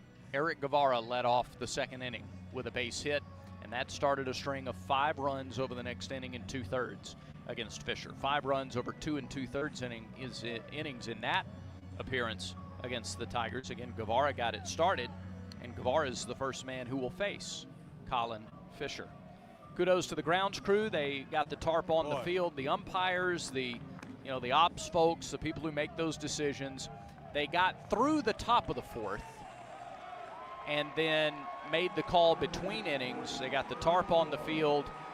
They'd still be working on it. We wouldn't be ready to play if they had waited maybe 10 more minutes. No, they were very proactive in getting it, and during the delay, were proactive, getting the water off of the tarp so when the rain ended, they could get the tarp off and get back to playing. Really good work. It rained for about 2 solid hours. Yes, it did. Steadily. Sometimes light, but certainly steadily. Now we're back to play, and the first pitch to Eric Guevara misses upstairs, 4-1. Guevara grounded out to short in his first at bat 3 hours ago. Wind in the delivery. Swing and a miss at a breaking ball, and it's 1-1. And a big Auburn crowd is either come back or stayed. And I think there's still folks coming back. No question. Pitch.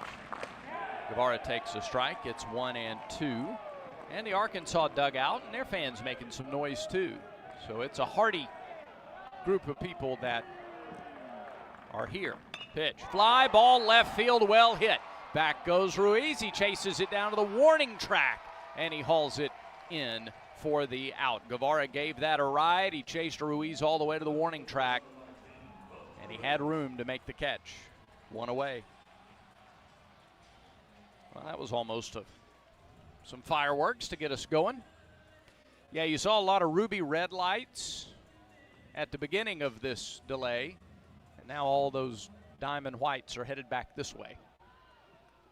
Now here's Bub Terrell, MVP of the first 3.5 innings. First pitch misses the outside corner. 1 ball, no strikes. Terrell homered 414 feet to right center in the second inning. He then robbed a homer in the top of the fourth. Here's the pitch. Called strike at the knees, inside corner, 1-1 to the Auburn left fielder. 3 for 10. A couple extra base hits here in the Hoover Met. Lefty pitch from Fisher. Swing and a fly ball to right field. That is deep. If it's fair, it's gone. It is hooking. It is a foul Ball. Man, he got a hold of another one. And the Auburn fans cheer for Terrell. This is going to be a fun. Spirited. Yeah. 1-2. Pitch outside. 2 balls, 2 strikes. Foul by 10, 15 feet. Now the 2-2. Fisher plants, fires, and gets a swing and a miss for strike 3. Got him with an off-speed pitch at 80, 2 down. Auburn leads 1-0. Bottom of the 4th. Brandon McCrane, the batter, he flied out to deep right his first time. Looking for fresh seafood? Maybe you haven't had dinner yet. Let me tell you about Wharf Casual Seafood after the first pitch to Brandon McCrane. It's on the way, and it swung on and missed, 0-1. Wharf Casual Seafood serves seafood sourced from American waters. Not a seafood fan, they also serve burgers, salads, chicken, and more. Wharf Casual Seafood, 6 locations across central Alabama. 0-1 pitch to the Auburn shortstop.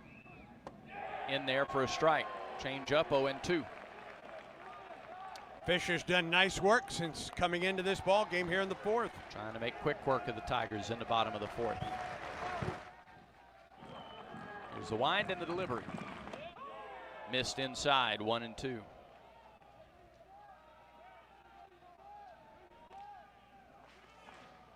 Dugouts are so lively, they're still trying to find the balance in the truck.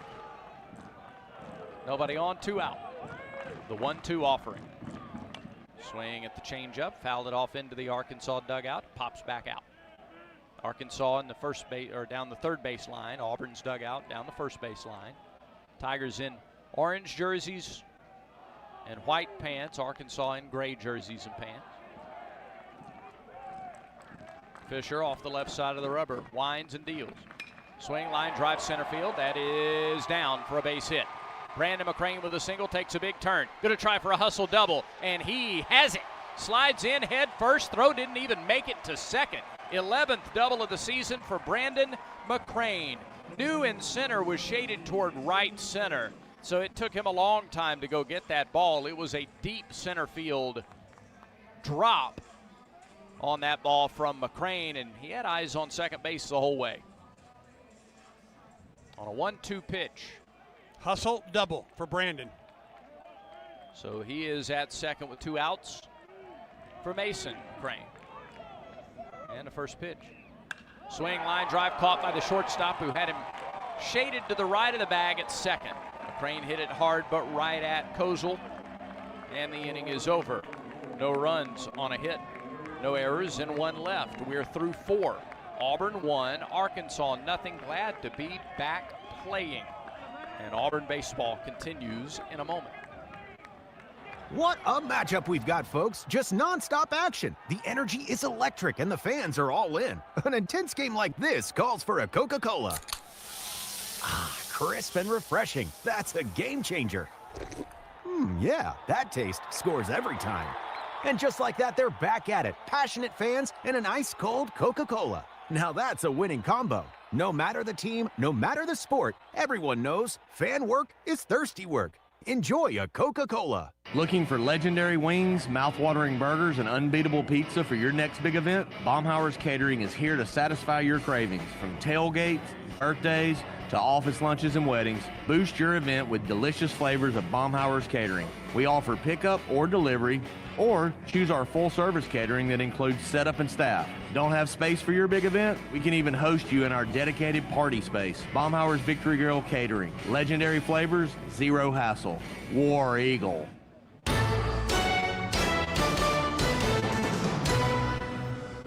We go to the top of the 5th, and Auburn makes a War Eagle Plus call to the bullpen for Ryan Hetzler, junior right-hander, 5'11", 185 pounds, out of Cal Baptist, originally from Corona, California. Hetzler on the season 4-1, a 2.59 earned run average. This will be his 17th appearance, all in relief with 2 saves. 24 1/3 innings, 9 runs, 7 earned on 25 hits, 19 strikeouts, 5 walks, 4 homers, and opponents are hitting .272 against Ryan Hetzler. Alex Petrovic before the rain. 4 innings, no runs, 2 hits, 2 walks, 7 strikeouts for Petro, 71 pitches, Brad, 43 for strikes. And very effective, very good. It's a shame for Auburn that the rain came when it did. I mean, it's 71 pitches. Maybe he gives you another inning. Maybe he gives you 2. Gets a little deeper in the ball game. But 4 innings, really effective for Petrovic, and now Hetzler, who has never faced Arkansas. Did not pitch in the regular season series against the Razorbacks. He's had 1 outing this year of 3 innings. Last year, remember, he went 5 at Ole Miss in the regular season finale. And he starts with a swing and a miss by Carter Rutenbar, 0-1 to the Razorback DH, who walked in the 3rd against Petrovic. 94 on Hetzler's first toss of the night. Fastball, slider, pitch. Fastball swung on and fouled in and out of the mid of Steele. Actually, I don't know if he got a piece of that. It just popped out of the mid. 0-2. 95. Throw it again, hit 96. Hetzler off the left side of the rubber, deals. Swing and a miss, strike 3, 95, and up at his eyes. 1 down in the 5th. Just kept going up the ladder.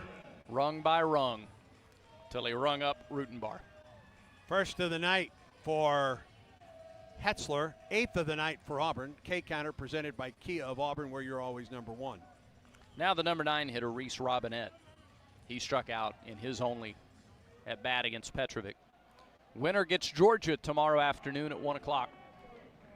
Pitch to Robinette, tapped, foul, right side. Bingaman goes over, collects it in foul ground, throws it out of play.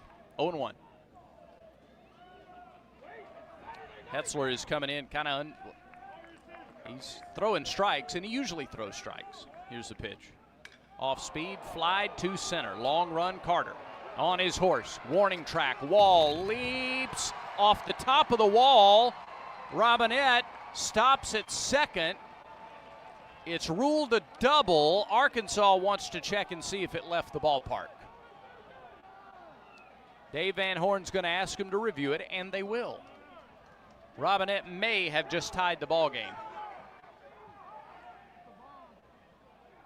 Dave Van Horn is asking for review. And the umpires are going to get together and decide what they want to call. Well, it was a call to double. Right. Carter went back all the way to the wall, leaped up. It hit the top of the wall and bounced back. Sure did. It did not hit anything else. It hit the top and not the wall behind it. No. Just the top. Yeah, that's going to be a double. It's not a home run ball yet there, Derek. Right.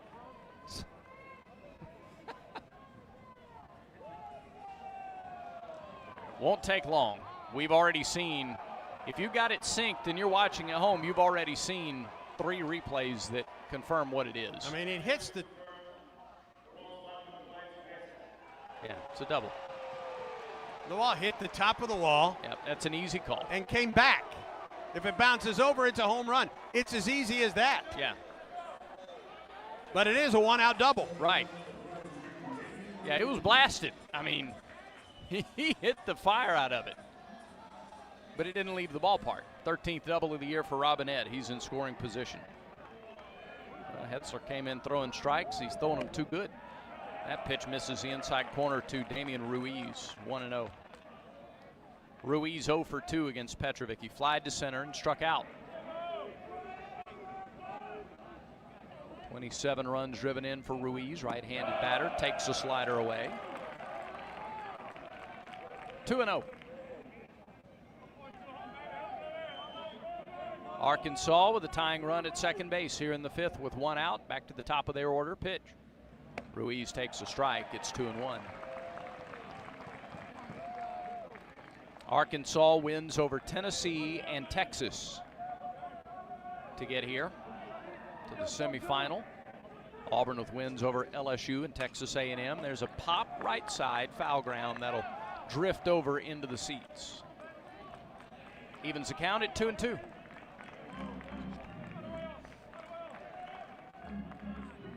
now Hetzler tries to put away the leadoff man. Kozel's going to come up this inning. Guy with 3 home runs in the tournament so far. Hetzler deals, and it's lined right side foul, well out of play once more. Up around the lights. Fastball consistently 95 from Hetzler. Ryan's last outing against Georgia a week ago today, 2 innings, 1 hit, no runs. Pitch. Just missed. Just missed outside. Count full, 3-2. Hetzler walked a couple last Saturday through 35 pitches against Georgia. Payoff pitch to Ruiz. Called, strike 3. Batter wants to challenge.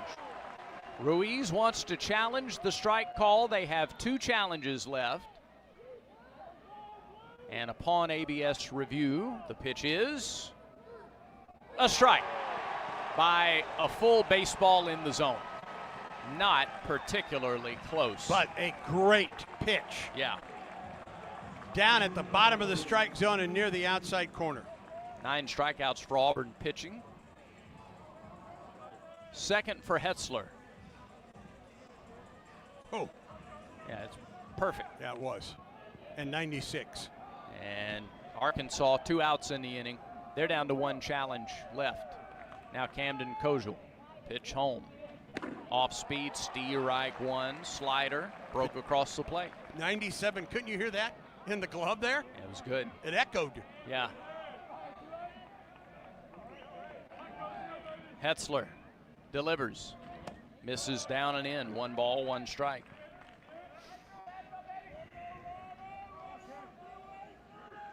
Kozel is singled and walked. Auburn hadn't gotten him out yet. 5 for 8 in the tournament. Swings and misses. Off speed at 85. 1-2. He's looking for the fastball, but he's not gotten one in the strike zone. Started him with a slider, got that swing and miss on a breaking ball. Do you elevate a fastball here? Maybe. Here's the Auburn crowd. Here's the pitch. Pulled right field, base hit. He tried to throw the fastball by him. Rounding third and scoring on the play is Robinette, and Camden Kozel is white hot. He has tied the game at 1. I don't know if he tried to elevate that, but if he did, he didn't get it there. He got ahead with the breaking balls and then tried to beat him with a fastball, and Kozel was ready. Man, oh man. So we're tied at 1. He got it up. It was letter high. That's a good piece of hitting by Kozel. Now a swing and a miss by Helfrich, 0-1. Helfrich is 0 for 9 at the tournament. 0 for 2 tonight. Hetzler fires. Swing and a miss at a slider, 0-2. Now, is he trying to hit a fastball here? You could waste a pitch or 2. I don't know if Hetzler's trying to think, stretching himself out. Here's the 0-2 delivery to Helfrich. Nope, first a throw over to first. Camden Kozel, a 2-out, 2-strike single through the shift to tie the game. Top of the 5th inning. Hetzler's 0-2. Helfrich takes it low, ball and 2 strike. Another off-speed delivery from Hetzler. Big hole right side. Bingaman holds the runner. Pretty good lead over there at first by Kozel. Pitch. Tapped foul left side. Still a ball, 2 strikes.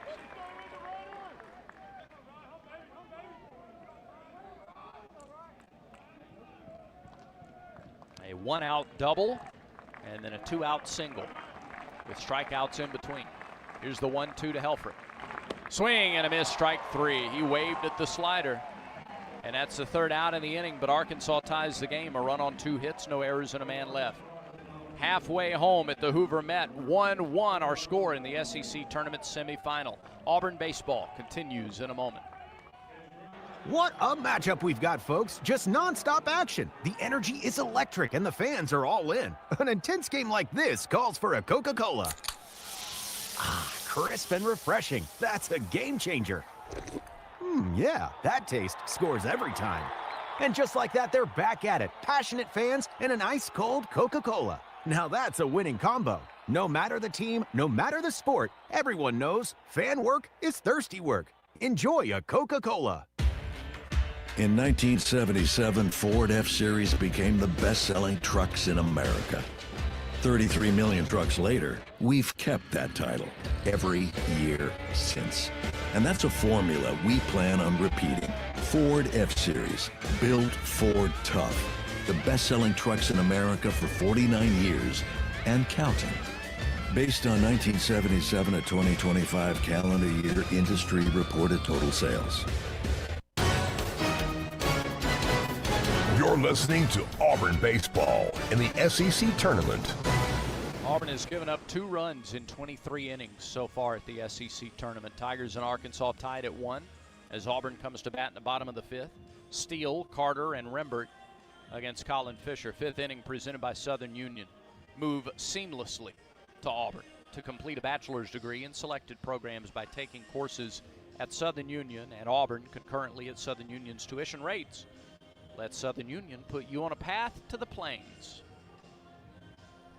With Quinn Brackeen in our Skyview studios and alongside the voice of the Tigers, Andy Burcham, I'm Brad Law. We are glad that you're with us. Thanks for making us a part of your Saturday night. We originally thought this game would start around 3:30 or so, but there was a weather delay in the 7th inning of Georgia's come-from-behind win over Florida, and then a 2-hour and 15-minute weather delay in our game tonight in the 4th. Here is Lucas Steele batting righty against the lefty. He takes a ball up and away. Steele doubled in his first at bat tonight. The 1-0. Missed the inside corner. 2 balls, no strikes. And a good start to this at bat. He can get selective here. Pitch from Fisher. Swing, high chopper to third. Charging is Pompey. He throws to first in plenty of time for the out, 1 away.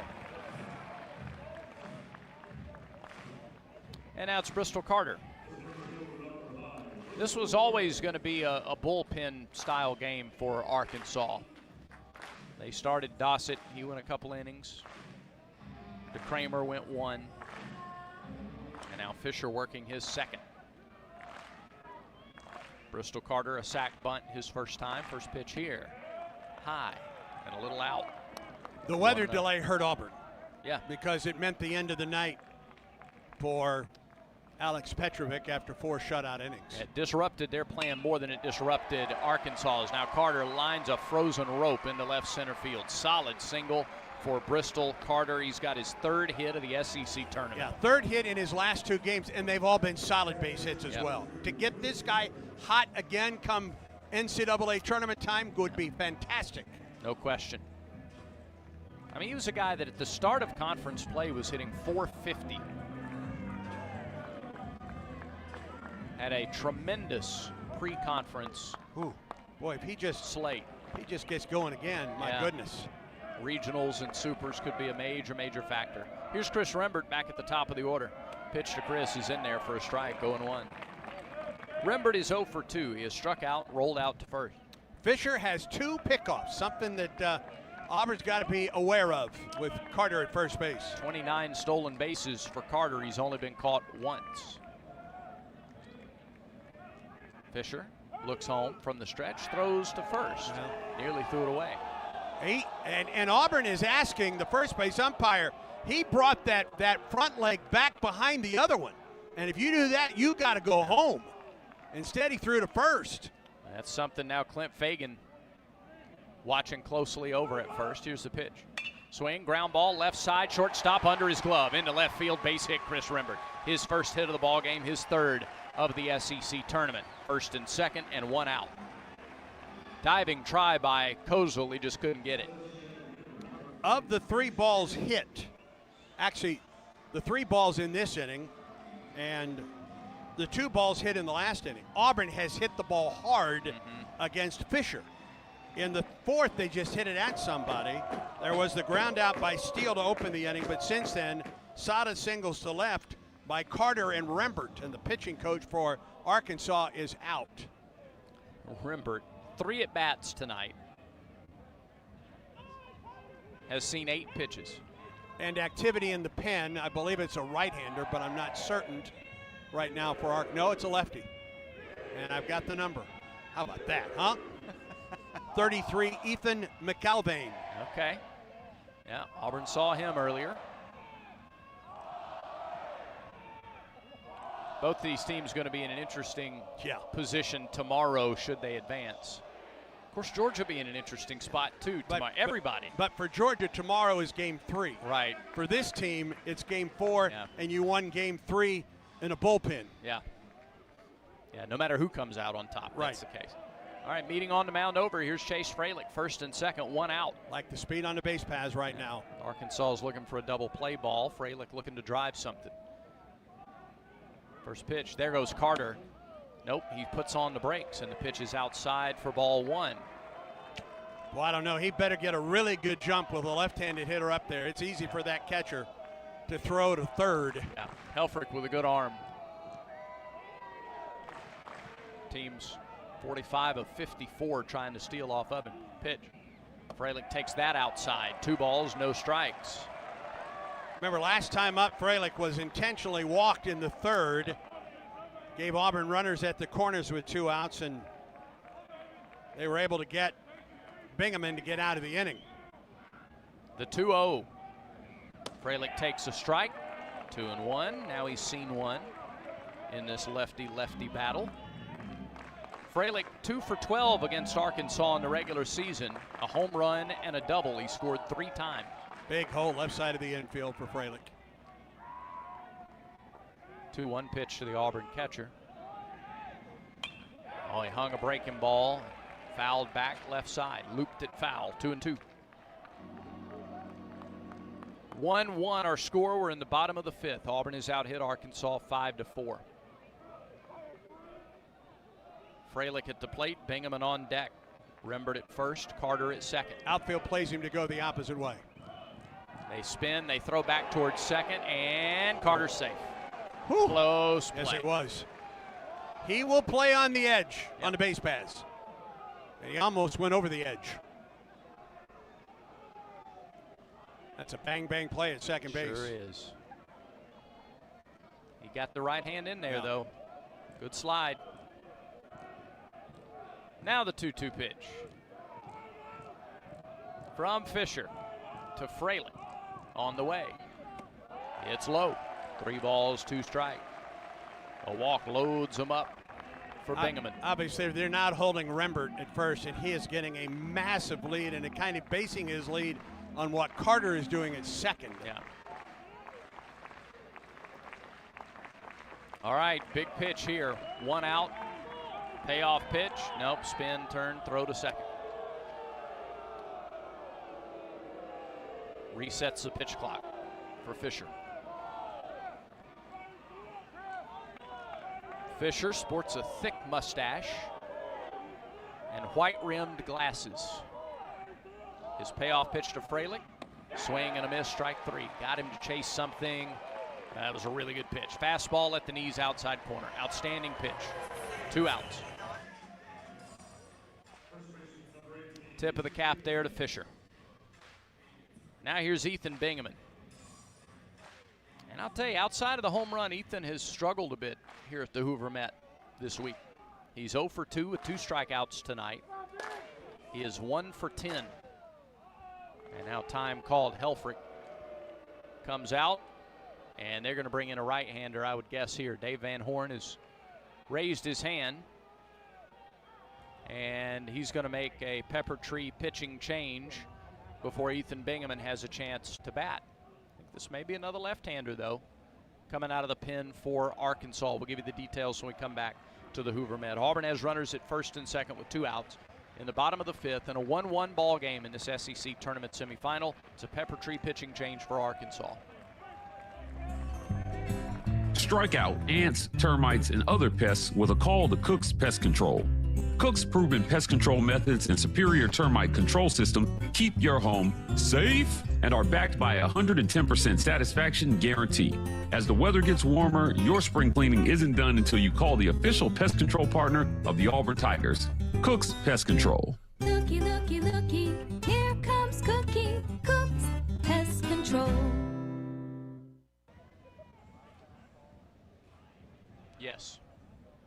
Pepper Tree pitching change for Arkansas. Number 33, Ethan McElvain, junior lefty, 6'4", 250 pounds, out of Thompson Station, Tennessee, Nolensville High School, and a transfer to Arkansas from Vanderbilt.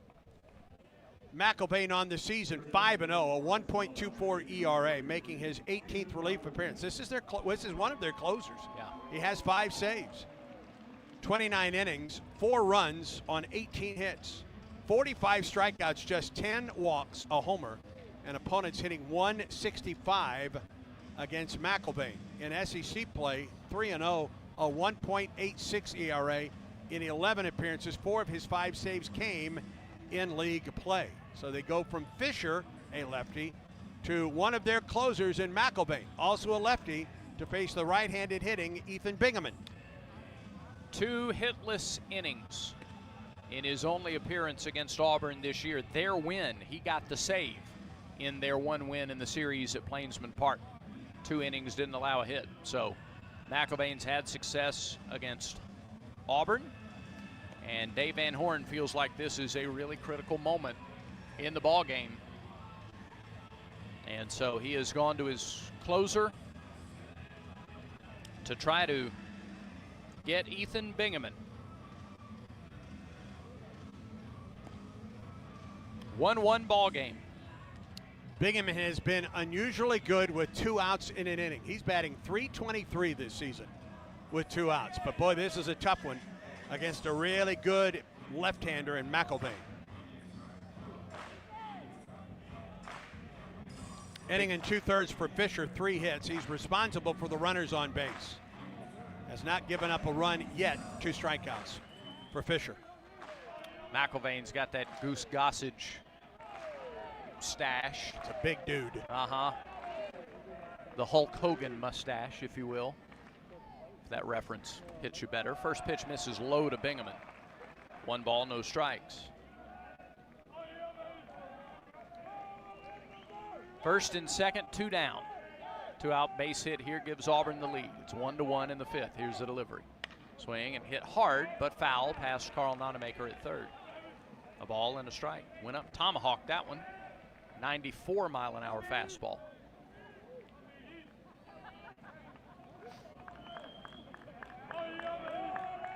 Big-time pull power from the freshman from California. Open stance, Bingaman. Here's the 1-1. There goes a runner from second. Swing and a miss at the fastball. Carter swipes third, his 30th stolen base of the year. Bingaman went after a high fastball. Now the count 1-2 to Ethan. They're at the corners with 2 down. Stretch by McElvain and his 1-2 pitch to Bingaman. Fouled back.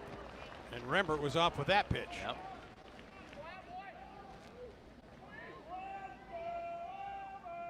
Would you dare try to get Rembert in a rundown and score Carter from third here? Is that too risky with a go-ahead run? I think it's too early.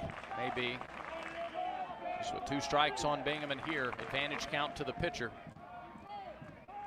Here's the 1-2. Rembert, there's swing and a miss as Rembert was on the move again. Bingaman down on strikes for the 3rd time tonight. No runs for Auburn on 2 base hits. No errors and 2 left. Arkansas with a risk. They brought in their closer in the 5th inning. He struck out Bingaman, and it quiets the threat in the 5th. Auburn's turned away. No runs, 2 hits, no errors, 2 left. Still a 1-1 ball game as we head to the 6th. This is the Auburn Sports Network. Strike out ants, termites, and other pests with a call to Cook's Pest Control. Cook's proven pest control methods and superior termite control system keep your home safe and are backed by a 110% satisfaction guarantee. As the weather gets warmer, your spring cleaning isn't done until you call the official pest control partner of the Auburn Tigers, Cook's Pest Control. Looky, looky, looky, here comes Cookie, Cook's Pest Control. Let's be honest, senior living shouldn't feel senior, and it's definitely not all about yelling, bingo! At Atlas Senior Living, we focus on great care, great people, and yes, great days. And no one telling you you can't have dessert before dinner. Well, maybe once. And with locations throughout the Southeast, chances are there's an Atlas community closer than you think. Atlas Senior Living, exceptional care, even better living. Visit atlasseniorliving.com to find a community near you and schedule a tour today.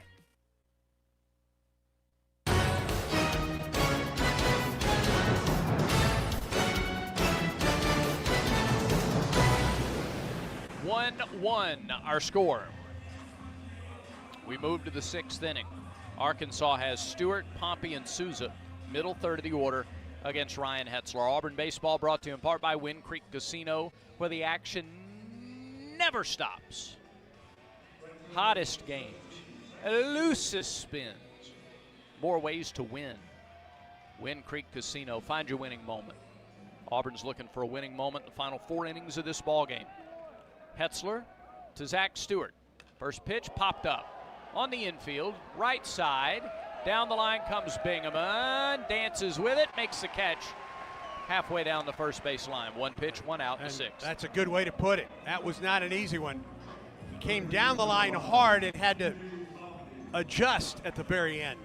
Make sure he didn't overrun it. So Stewart is 0 for 3 tonight, and TJ Pompey is the hitter. Pompey is 6 for 11. Bunted his way on back in the 4th. Yep.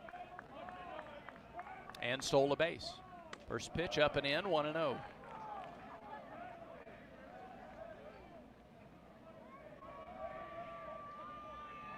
Wind in the delivery. Pass ball, pop foul back to one of the suites. Couple of spots down from us, and he must have booted it. Boy, fumbled. Folks on edge tonight after the rain delay. Oh, it's somebody in an Alabama shirt with a really? fumble. Well, there you go. There's always one. Had his glove and everything, and he dropped it. Oh, dear. Throw him out.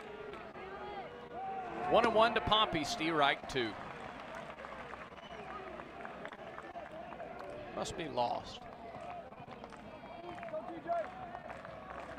Pitch. Swing and a miss, strike 3. Hetzler made quick work of Pompey. 2 up, 2 down in the 6th inning. His 4th, Auburn's 11th strikeout of the night. Now Nolan Souza to the plate. Souza hit the ball to left that Terrell brought back in the yard. I think everybody, just about everybody's had a chance to watch that now during the 2-hour rain delay. You can find the highlight. Pitch, Souza, strike, outside corner. Yeah, and Souza, left-handed hitter. Yeah. And took it to dead left, and Bub brought it back. 0-1 pitch to Souza. Fouled back, 0-2.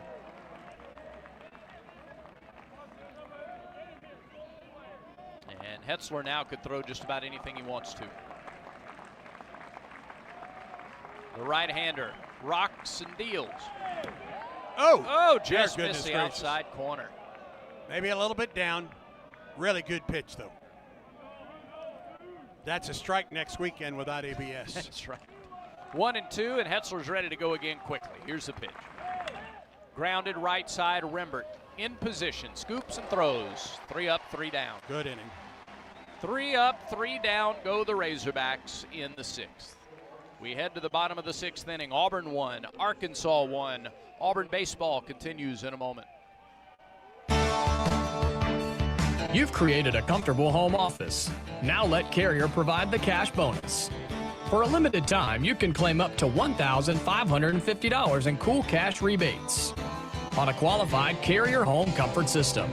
There's never been a better time to upgrade to year-round premium comfort and energy savings.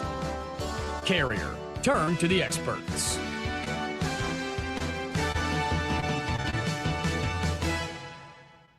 Yellowwood knows that a five-star backyard is the place to make lasting memories.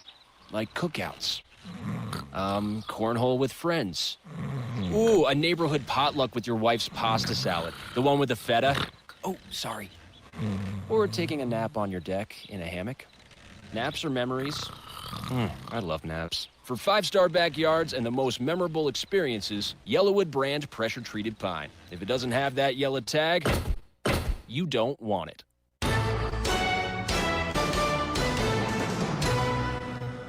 1-1 our score. We go to the bottom of the sixth. For Auburn, it's Guevara, Terrell, and McCrane.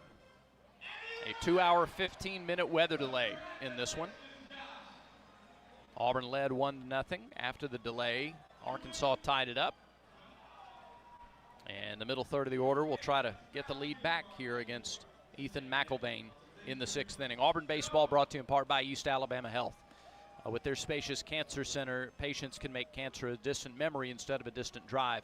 That's why East Alabama Health is Auburn's home field advantage. Championship game is tomorrow at 1 o'clock.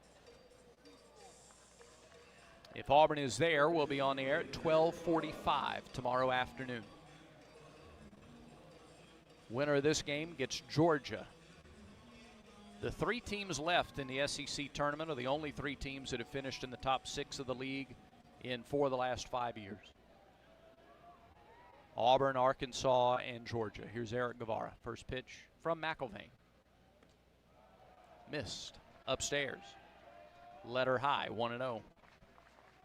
Guevara flew out to deep left his last time. He chased Ruiz all the way to the warning track. The 1-0 is chopped foul past third base. Between the line and Coach Nonamaker, 1-1. It'll be a quick turnaround for whichever team wins this game to face Georgia tomorrow. Back to the hotel to rehydrate, rest, recover. Be back out here tomorrow morning. 1-1. Line, second baseman catches it, falling to his left. Boy, hit just belted, but Souza fell to his left and made the catch. 1 away. Hard to have better swings than Guevara's had his last 2 trips to the plate. Bub Terrell nearly homered in the fourth. He wound up striking out. He did homer in the second. 1 for 2. First pitch to Terrell here is a called strike. Letter high for strike 1. Off speed at 88. That's how hard this guy throws. His off speed is 88. Terrell 3 for 11 on the weekend, or the week. Pitch fouled off the end of the bat, 0-2. You start thinking about this schedule, it's really no different than a Tuesday, Thursday, Friday, Saturday series. In that you played Wednesday, and now you go Friday, Saturday, Sunday, if you get there. The 0-2 offering. Swing and a miss. Well, you got Terrell on 3 pitches. The difference being you used one of your main starters on Wednesday. Right. That's the biggest difference for this tournament.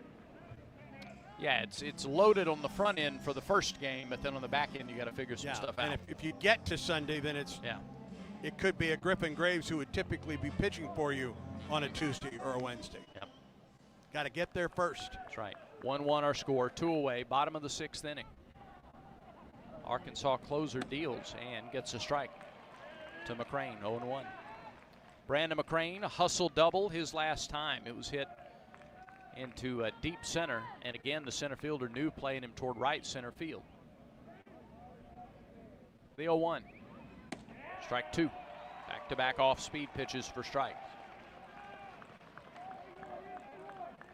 Now, how far can McElvain go? How long are they willing to ride him in this game tonight? He has pitched, he's faced 3 batters, struck 2 of them out.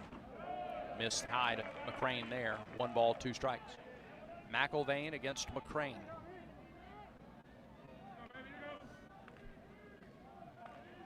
Outfield plays Brandon to go the other way significantly. 1-2 pitch. Swing and a miss, strike 3. McElvain dealing. 3 up, 3 down. Goes Auburn in the 6th inning. 1-1 our score with 3 innings to go here at the Hoover Met. This is the Auburn Sports Network. Download the Auburn Athletics app, powered by War Eagle Mobile. Buy tickets, be a part of game day giveaways, shop the latest Auburn gear, and manage your War Eagle Plus subscription. And listen to every broadcast from the Auburn Sports Network, even when multiple games are happening simultaneously on the official mobile app of Auburn Athletics. Download it now. Children's of Alabama reminds you that every child's head injury should be treated like a serious injury until a doctor says it's not. The CDC estimates some 4 million sports and recreation-related concussions occur each year. Even a minor fall or collision may be a concern. Symptoms typically include headaches, unsteadiness, confusion, or sleepiness. To find out what to do in case of a suspected concussion, visit childrensal.org/concussion and always dial 911 in case of an emergency.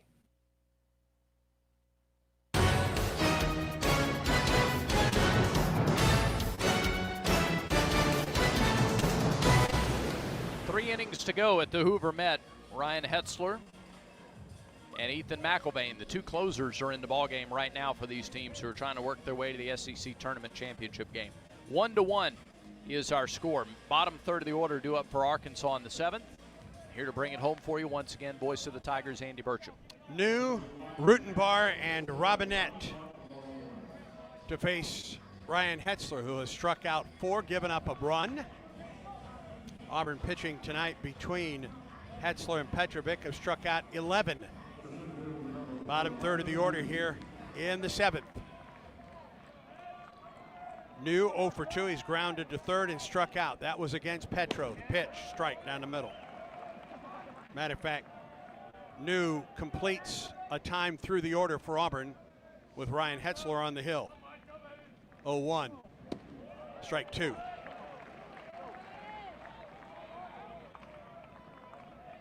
New didn't like that call, but they only have one challenge left. 0-2 the count to New. The pitch bounced up there. A ball and 2 strikes the count to the Arkansas center fielder. 2 for 10 in the SEC tournament.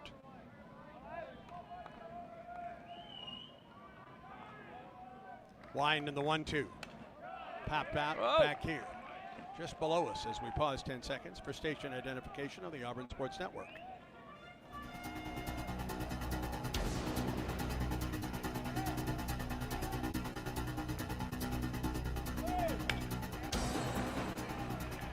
One-two pitch sent up the right side onto the grassy area. Count remains a ball and 2 strikes to New. Hetzler right now with 34 pitches in this relief outing. Wind in the 1-2 pitch. Upstairs, 2-2. Ryan works so fast with nobody on base. He gets the ball, he's ready to go. Right-handed hitter against the right-hander Hetzler. Here's the 2-2 pitch on the way. Check swing foul back here.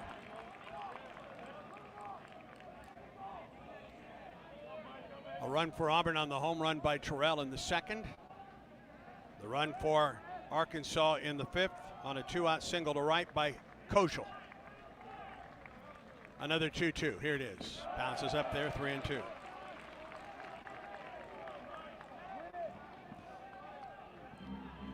There is activity, I believe, in both bullpens right now. Hetzler, the wind, and the 3-2 to New. Strike 3, call right down Broadway. New absolutely looking for something else. He thought he was getting a slider, and it never broke. 5th strikeout for Hetzler, 12th for Auburn pitching. One down, and that brings Rutenberg to the plate. Walked in the 3rd, struck out swinging in the 5th. He was the first one to face Hetzler in the 5th inning. Auburn deploys the shift, the pitch. Drops in, off-speed delivery at 78 for strike 1. It's Marcel Kulik who is in the bullpen for Auburn. Okay. 0-1. Inside and down, a ball and a strike to Rutenberg. Robinette on deck. Ryan off the line in the 1-1. Popped it up. Shallow center. Bristol Carter underneath this one. That had a little more carry to it than I thought. Medium depth center field. Bristol puts it away, 2 outs.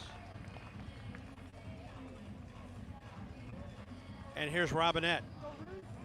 He got things started in the 5th with 1 out. He doubled off the top of the wall near center field and eventually scored on the single to right by Kojal.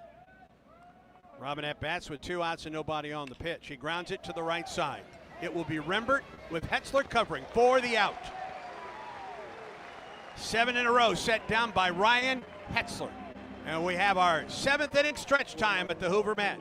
Auburn and Arkansas tied at 1 in the semifinals of the SEC tournament. And Auburn baseball continues in a moment. There's team pride, and then there's extra Tiger pride. When I'm carrying the Auburn University Regents Visa debit card or prepaid Regents Now card, that's exactly what I get. Whether I'm grabbing some extra Auburn gear or picking up an extra dozen wings for the game, this card always brings it. Sometimes I get an extra War Eagle from the cashier too. Visit Regions.com/Go Tigers to get yours. Extra changes everything. And at Regions, Extra is our ordinary. Official bank of the SEC, member FDIC. Are you ready for your winning moment? Find it at Wind Creek Casino, where the action never stops. Hottest games, loosest spins, more ways to win. We've got the highest payouts and the most epic rewards. At Wind Creek, there's a win waiting for you around every corner. Wind Creek Casino. Find your winning moment. Gambling problem? Call 1-800-GAMBLER. This game recap is presented by Regions Bank. Regions is a proud partner of Auburn University and the official bank of the SEC. Bub Terrell gave Auburn the lead on a home run in the 2nd. Arkansas came back, got a 2-out single in the 5th to tie the game. We're tied at 1. Arkansas on its 4th pitcher of the night. Cooper Dossett, James DeCramer, Colin Fisher, and now Ethan McElvain, who has set down all 4 he has faced, striking out 3. Alex Petrovic threw 4 innings, gave up no runs on 2 hits. He was lifted during the 2-hour rain delay. Ryan Hetzler has been on. He's the 2nd pitcher of the night for Auburn. And after giving up the 2-out single to tie it, has set down 7 in a row since then. And Auburn will send the bottom third of its order up in the 7th. Mason McCrane, Lucas Steele, and Bristol Carter. Both of these closers have come in and really been dominant. Yes, they have. Mason 0 for 2 on the night. He's grounded out and lined out. Pitch to him. High, ball 1.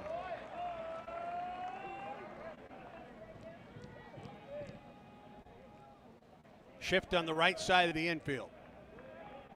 Lefty on lefty as McElvain winds and fires. Mason takes it outside, 2-0. Didn't miss by much. As Brad mentioned in the last half inning, Arkansas has 1 ABS challenge left. 2-0 pitch, here it is. Swing and a miss, fastball, he was behind at 96. The 6'6" freshman steps outside the box, back in from the left side. 2 for 7 in the SEC tournament. There's a wind of the pitch. Ball 3 low. McElvain has not allowed a runner yet, but he's behind Mason McCrane. 3 balls and a strike. Mason has already drawn 2 walks this week in Hoover. And now the 3-1. Here it is. Fouled it back, got a fastball up a little bit, and he fouled it back. It's 3-2.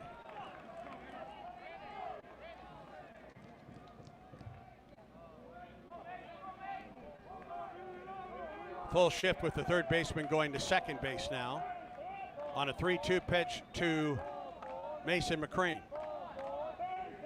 There it is. Line drive, base hit up the middle. A leadoff single for the Auburn freshman. Well, that was a fastball at 95. It was belt high and on the outer half. And McCrane with the big wingspan, no trouble reaching out and hitting that on a frozen rope out to center field. Good start. And now Lucas Steele to the plate for the Tigers. Doubled in the 3rd, but was stranded at third base. He's grounded to third base since. It's Auburn's first base runner against the big lefty, Ethan McIlvain.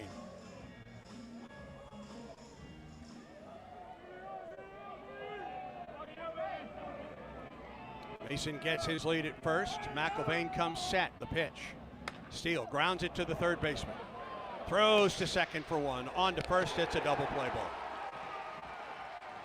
Got jammed on it. They were playing up, and that's easy pickings. 5-4-3.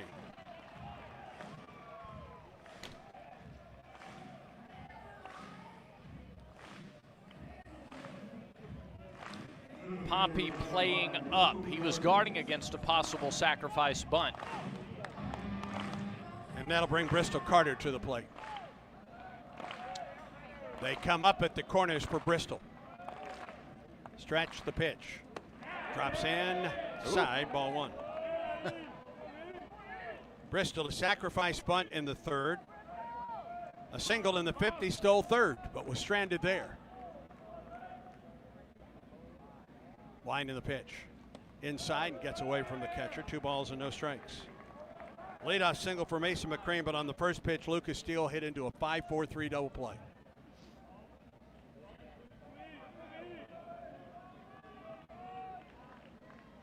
Two outs and nobody on for Bristol Carter.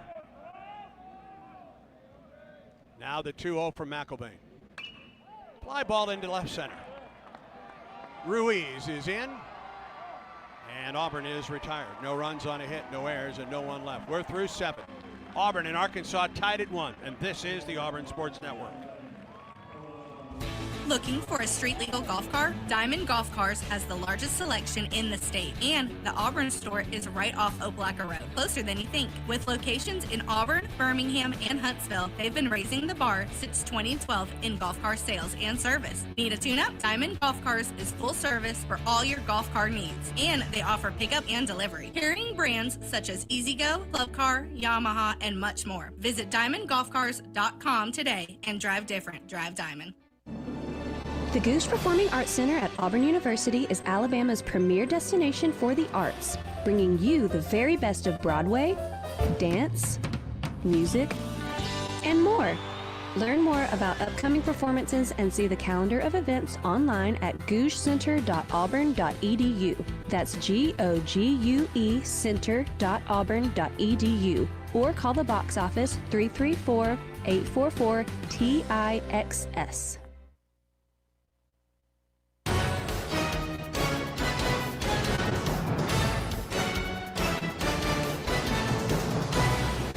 Tied at 1 as Arkansas comes to the plate in the top of the 8th. The winner moves on to play Georgia tomorrow at 1 for the SEC Tournament Championship.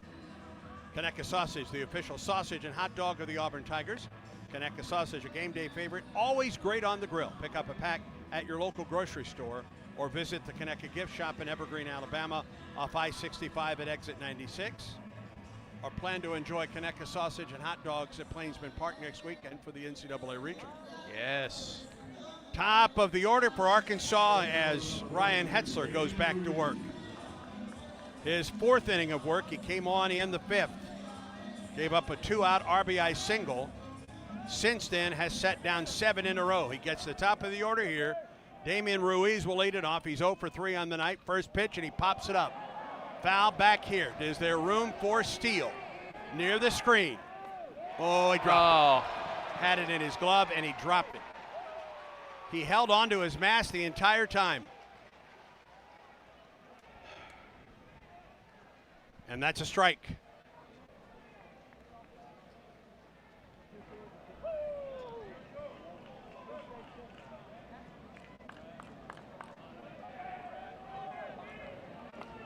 Just popped out of his glove. 0-1 to Ruiz. Missed outside, a ball and a strike. As he gets a second opportunity here.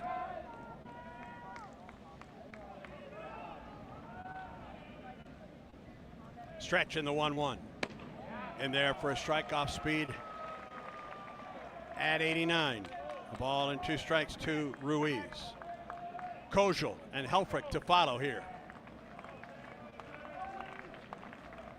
1-2 pitch. Fly ball into right. Mason McCrane near the line. right on top of the line, makes the catch for the first down of the inning. Good job by Hetzler after he thought he had the out on the foul ball to come back, stay ahead in the count, and get Ruiz. One out, and here's Camden to Kojal. 3 for 3, or make that 2 for 2 on the night. He's been on base all 3 times. Singled in the first, he walked in the third, singled home the tying run in the 5th. Righty against the lefty, the pitch on the way. Goes after the first pitch and fouls it out of play off the left side. Kojal's had a terrific SEC tournament. He's 6 for 8 with 7 RBIs. Pitch. Strike on the outside corner. Hetzler ahead of him here, but Auburn hadn't gotten him out tonight. 2 singles and a walk. Left-hand hitter sets up deep in the batter's box. The 0-2 pitch to Kojal. Down and in, a ball and 2 strikes.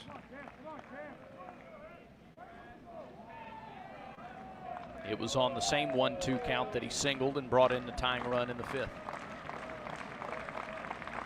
Wind and delivery. Strike 3 call. Boy, he knew it too. Fastball inner half. 6th strikeout for Hetzler. 13 on the night for Auburn pitching. Where does that rank in Ryan Hetzler's career? We'll look that up. 2 down. I got it. Don't forget about Helfrich with 2 outs. The pitch to him. Fouled back.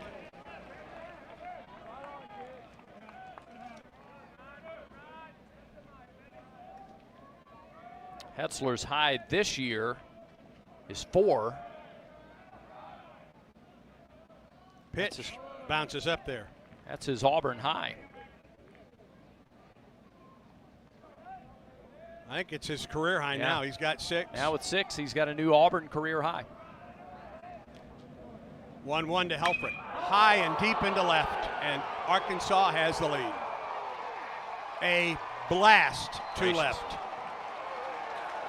That's his first hit of the SEC tournament.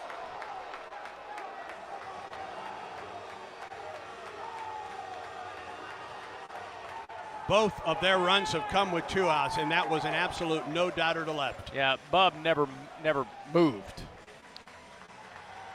For Hetzler, his 16th of the season. That's his 4th, I think, against Auburn this season. Yep. 2-1 Arkansas, their first lead of the night. 446 feet and 112 miles an hour off the bat. A Titanic blast to left. Obliterated. 2 outs the pitch. It's a strike call to Stewart. Auburn has trailed by 1 run in this tournament coming into tonight. Yeah. That was against LSU on Wednesday. Pitch on the way. Outside to Stewart. A ball and a strike.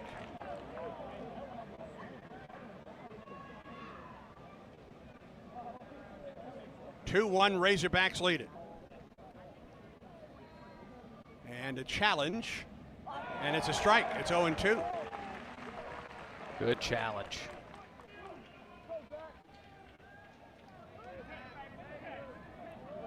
Wind to the 0-2 pitch. Swing and a miss. He got him, and the inning's over. A 2-run homer, a 2-out homer by Ryder Helfrich has given Arkansas a 2-1 lead. We go to the bottom of the 8th. Arkansas 2, Auburn 1. And Auburn baseball continues in a moment. Alabama Power is here for you when big storms hit, but we're also here for the little things. We're there to get the coffee started, to make sure everyone's ready for school, for midday dance breaks, and evening entertainment. We're also there to help you save on all that energy with easy-to-use tips, tools, and efficiency programs. So enjoy these moments. Kids, movie night. And we'll do the rest. Visit alabamapower.com and follow us on social to learn more. Looking for legendary wings, mouth-watering burgers, and unbeatable pizza for your next big event? Baumhauer's Catering is here to satisfy your cravings. From tailgates, birthdays, to office lunches and weddings, boost your event with delicious flavors of Baumhauer's Catering. We offer pickup or delivery, or choose our full-service catering that includes setup and staff. Don't have space for your big event? We can even host you in our dedicated party space. Baumhauer's Victory Grill Catering. Legendary flavors, zero hassle. War Eagle. You're listening to Auburn baseball in the SEC tournament. 2-1 Arkansas. Auburn to the plate in the bottom of the 8th. The Tigers will send up Rembert, Freilich, and Bingaman to face Ethan McIlvaine, who has faced, well, he has faced the minimum. He has faced 7. He gave up a single, but that was erased in a double play ball.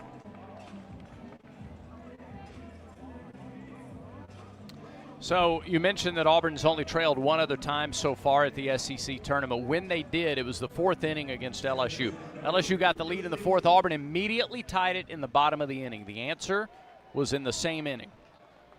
It was a leadoff homer by Freilich Yes. that tied the ball game. Rembert will lead it off. He's 1 for 3 on the night. His first look at McIlvaine, who winds and fires and misses high for ball 1. That's his 26th pitch of the night. 2-1 Razorbacks. We're in the top or the bottom of the 8th. There's a wind in the pitch. Rembert swings and misses. His fastball has been overpowering at times for Auburn. Remembered such quick bat speed, trying to pull that. If he goes the other way, maybe a little different swing, different result. 1-1 delivery. Rembert fouls it back to the screen. A ball and 2 strikes.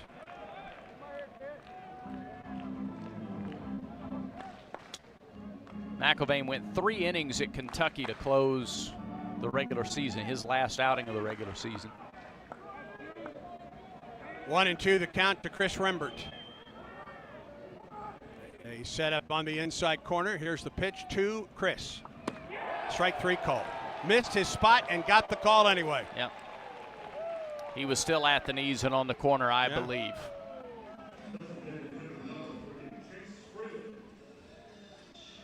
And that brings Freilich to the plate with a 1 out, nobody on. That 3-inning outing at Kentucky for McIlvaine, his longest of the year. His high pitch count this year, 52, came against Florida in 4+ innings, or 2+. Now Freilich takes ball 1 outside. And even when McIlvaine has fallen behind hitters, that has not been a problem for he.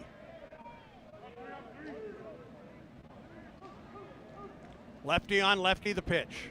Swing and a miss at a pitch that was down. 1-1. The thing that's so hard to guard against now is pressing. Yeah. Because you know you're down to your last 5 outs. Ball and a strike to Freilich. 2 for 11 in the SEC tournament. It's a wind in the pitch. Swing, he lifts one up the left side. That's going to curve and get out of play. A ball and 2 strikes.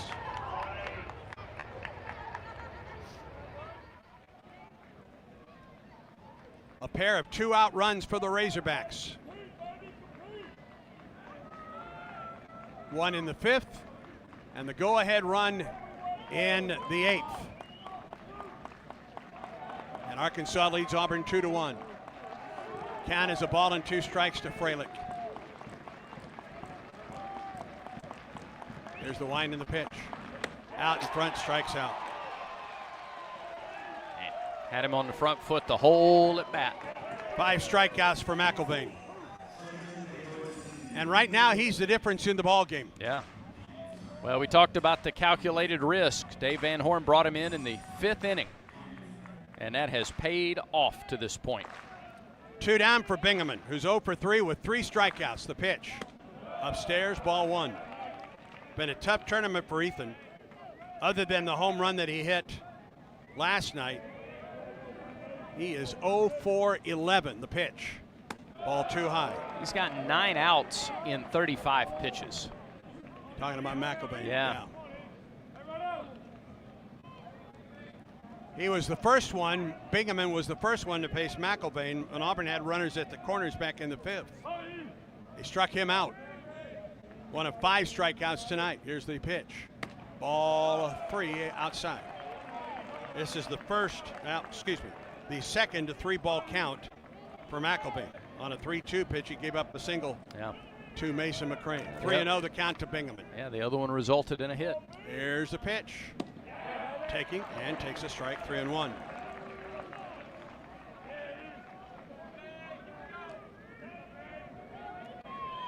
Two outs, nobody on for Auburn, bottom of the 8th. 3-1 the count to Ethan Bingaman.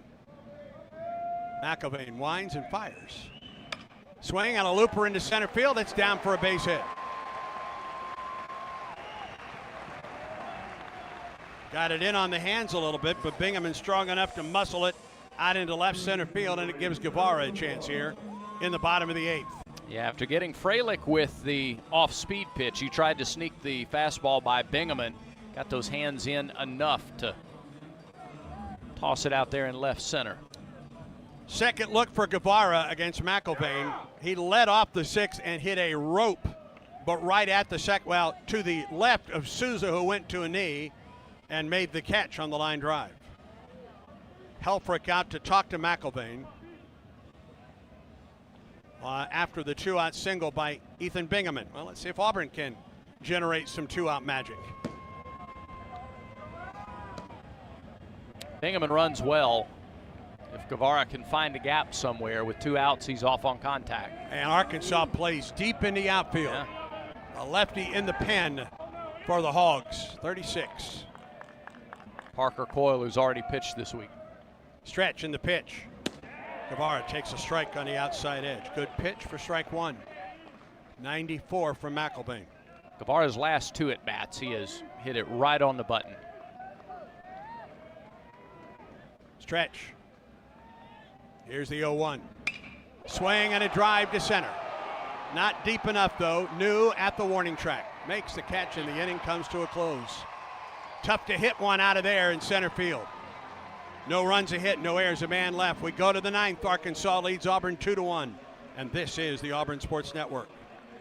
Yellowwood knows that a 5-star backyard is the place to make lasting memories. Like cookouts. Cornhole with friends. Ooh, a neighborhood potluck with your wife's pasta salad. The one with the feta. Oh, sorry. Or taking a nap on your deck in a hammock. Naps are memories. I love naps. For 5-star backyards and the most memorable experiences, Yellowwood brand pressure-treated pine. If it doesn't have that yellow tag, you don't want it. Hey, Tiger fans, it's college baseball season, and SeatGeek is the official ticket marketplace of Backwards K's and Barn Burners. SeatGeek makes it easy to find tickets so you can be a part of all the action this postseason. Whether you're buying or selling tickets to Auburn baseball games or to any other live event in Auburn, SeatGeek is the place to do it. SeatGeek is the official ticket marketplace of Auburn Tiger baseball. Let's go, Tigers. SeatGeek.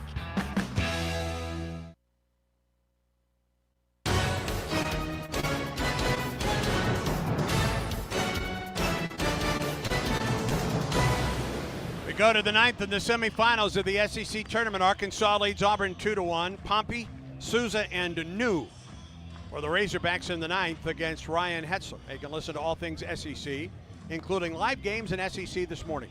Tune to SiriusXM SEC Radio Channel 374 and streaming on the SiriusXM app.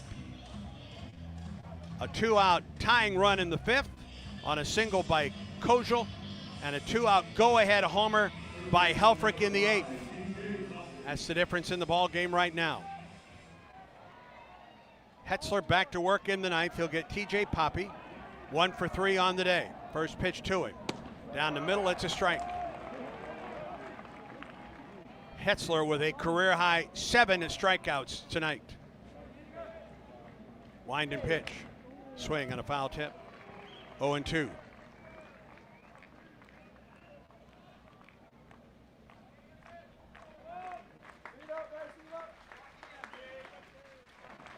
Oh, 2 pitch. Drops low. A ball and 2 strikes to count to Pompey. 6 for 12 in the tournament.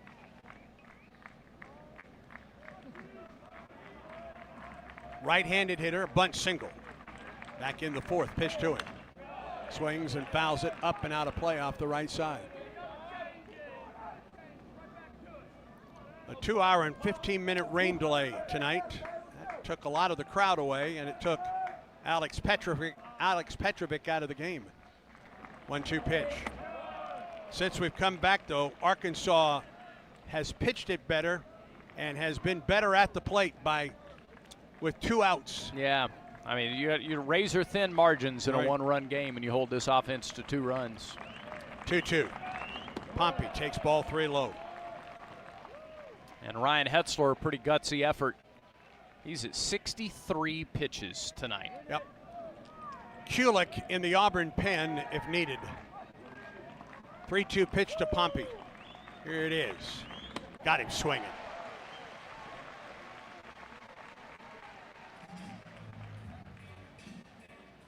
Nine strikeouts tonight for Hetzler. 16 for Auburn pitching. It's been feast or famine for Arkansas pretty much the entire game. Yeah.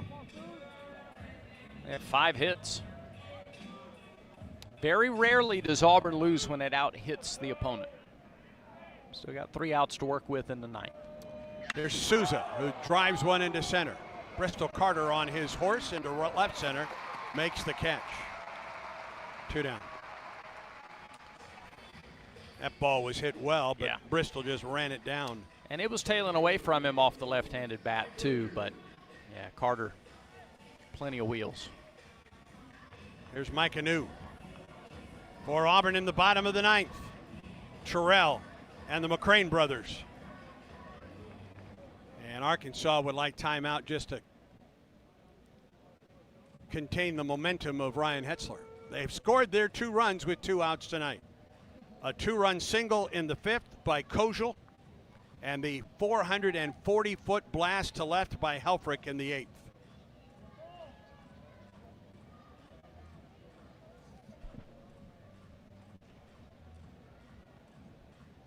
That's how baseball works, too. Helfrich had been 0 for the tournament. Yeah. And then he got a hanging. Boy, he knew what to do with it. He sure did. My did. goodness. An absolute no-doubter to left.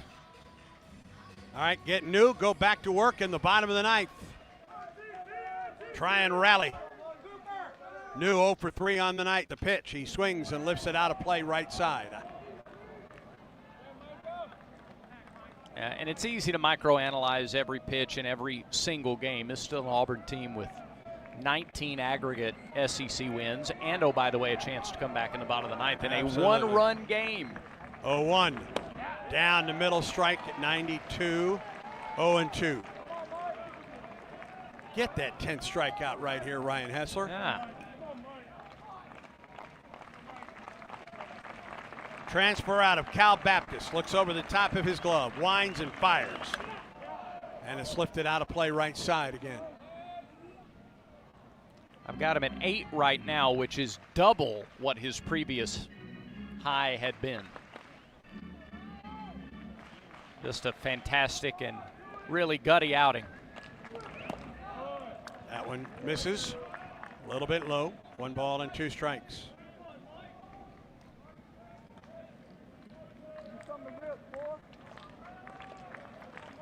Eight strikeouts tonight for Hetzler. He winds, he fires. Swing drive into center. Bristol Carter to his left. Near the warning track, makes the catch. And Hetzler retires Arkansas in order. Auburn comes to the plate in the bottom of the 9th. 1 to tie it, 2 wins it for the Tigers. We're back with the 9th inning as Auburn baseball continues in a moment. Yellowwood knows that a 5-star backyard is the place to make lasting memories. Like cookouts. Cornhole with friends. Ooh, a neighborhood potluck with your wife's pasta salad. The one with the feta. Oh, sorry. Or taking a nap on your deck in a hammock. Naps are memories. I love naps. For 5-star backyards and the most memorable experiences, Yellowwood brand pressure-treated pine. If it doesn't have that yellow tag, you don't want it. There's team pride, And then there's extra Tiger Pride. When I'm carrying the Auburn University Regents Visa debit card or prepaid Regents Now card, that's exactly what I get. Whether I'm grabbing some extra Auburn gear or picking up an extra dozen wings for the game, this card always brings it. Sometimes I get an extra War Eagle from the cashier too. Visit Regions.com/Go Tigers to get yours. Extra changes everything. And at Regions, Extra is our ordinary. Official bank of the SEC, member FDIC. Exclusive play-by-play coverage of Auburn baseball is brought to you by Alabama Power. Alabama Power is a proud supporter of the Auburn Tigers.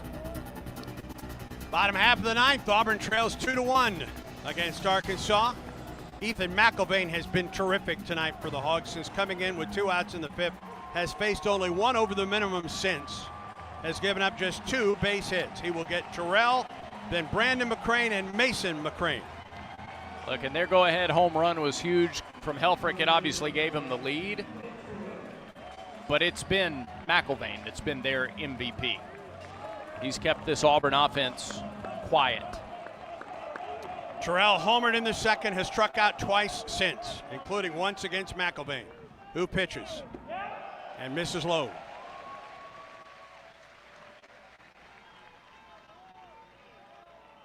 (2-1) Arkansas leads it. Tigers about hit the Hogs tonight, 7-5.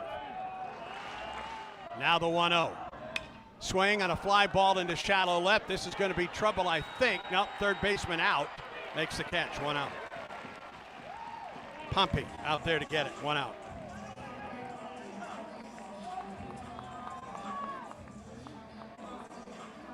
And here's Brandon McCrane. McElvain came on with runners at the corners and 2 outs in the 5th. He struck out Bingaman. He has 5 strikeouts on the night and has held Auburn at bay.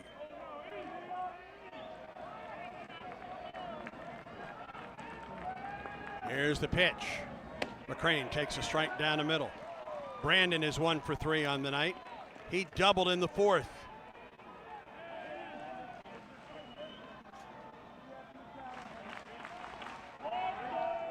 McElvain winds and fires.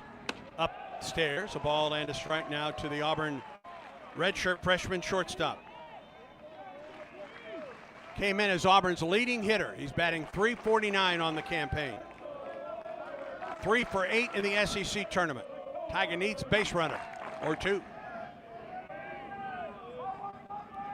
Here's the 1-1. Brandon swings and misses.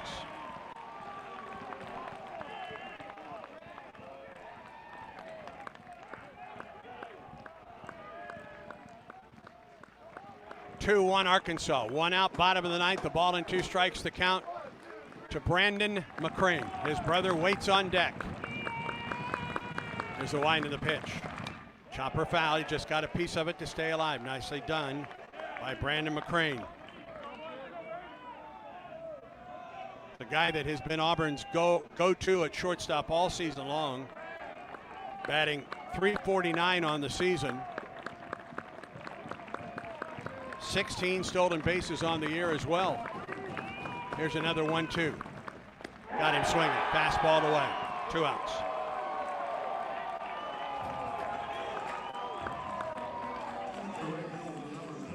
And it's up to Mason to try and keep this game alive for Auburn. He is 1 for 3. He has one of the 2 base hits tonight against Ethan McElvain. Lined or grounded out to third in the 2nd. Lined to the shortstop in the 4th and singled up the middle in the 7th. 2 outs, nobody on for Auburn here in the 9th inning. Here's the wind of the pitch. Swing on a fly ball to left. Ruiz is back. He's there, and that's your ball game. Arkansas beats the Tigers tonight by a score of 2-1. Ethan McElvain gets the win in relief. A tough luck loss for the Tigers tonight as Arkansas beats Auburn 2-1, and Arkansas will play Georgia for the SEC championship tomorrow. Auburn will find out on Sunday that it's a host in the NCAA tournament, and we'll find out the field that's coming to Auburn for the NCAA regional at 11 o'clock on Monday. But they have to deal with a tough luck loss tonight as Arkansas beats the Tigers by a score of 2-1. Stay tuned. The Regions Bank postgame show is next, and this is the Auburn Sports Network. Here's a clip from a recent Talking Tigers podcast with Andy Burcham. Former Auburn baseball player and American League MVP Josh Donaldson. With Butch, Carl, Gabe at the helm there, and me being a former Auburn Tiger, I remember when I was first being pitched, Plainsman Park, it was one of the top stadiums. I think it was actually number one, maybe a year or two before I got there. So I don't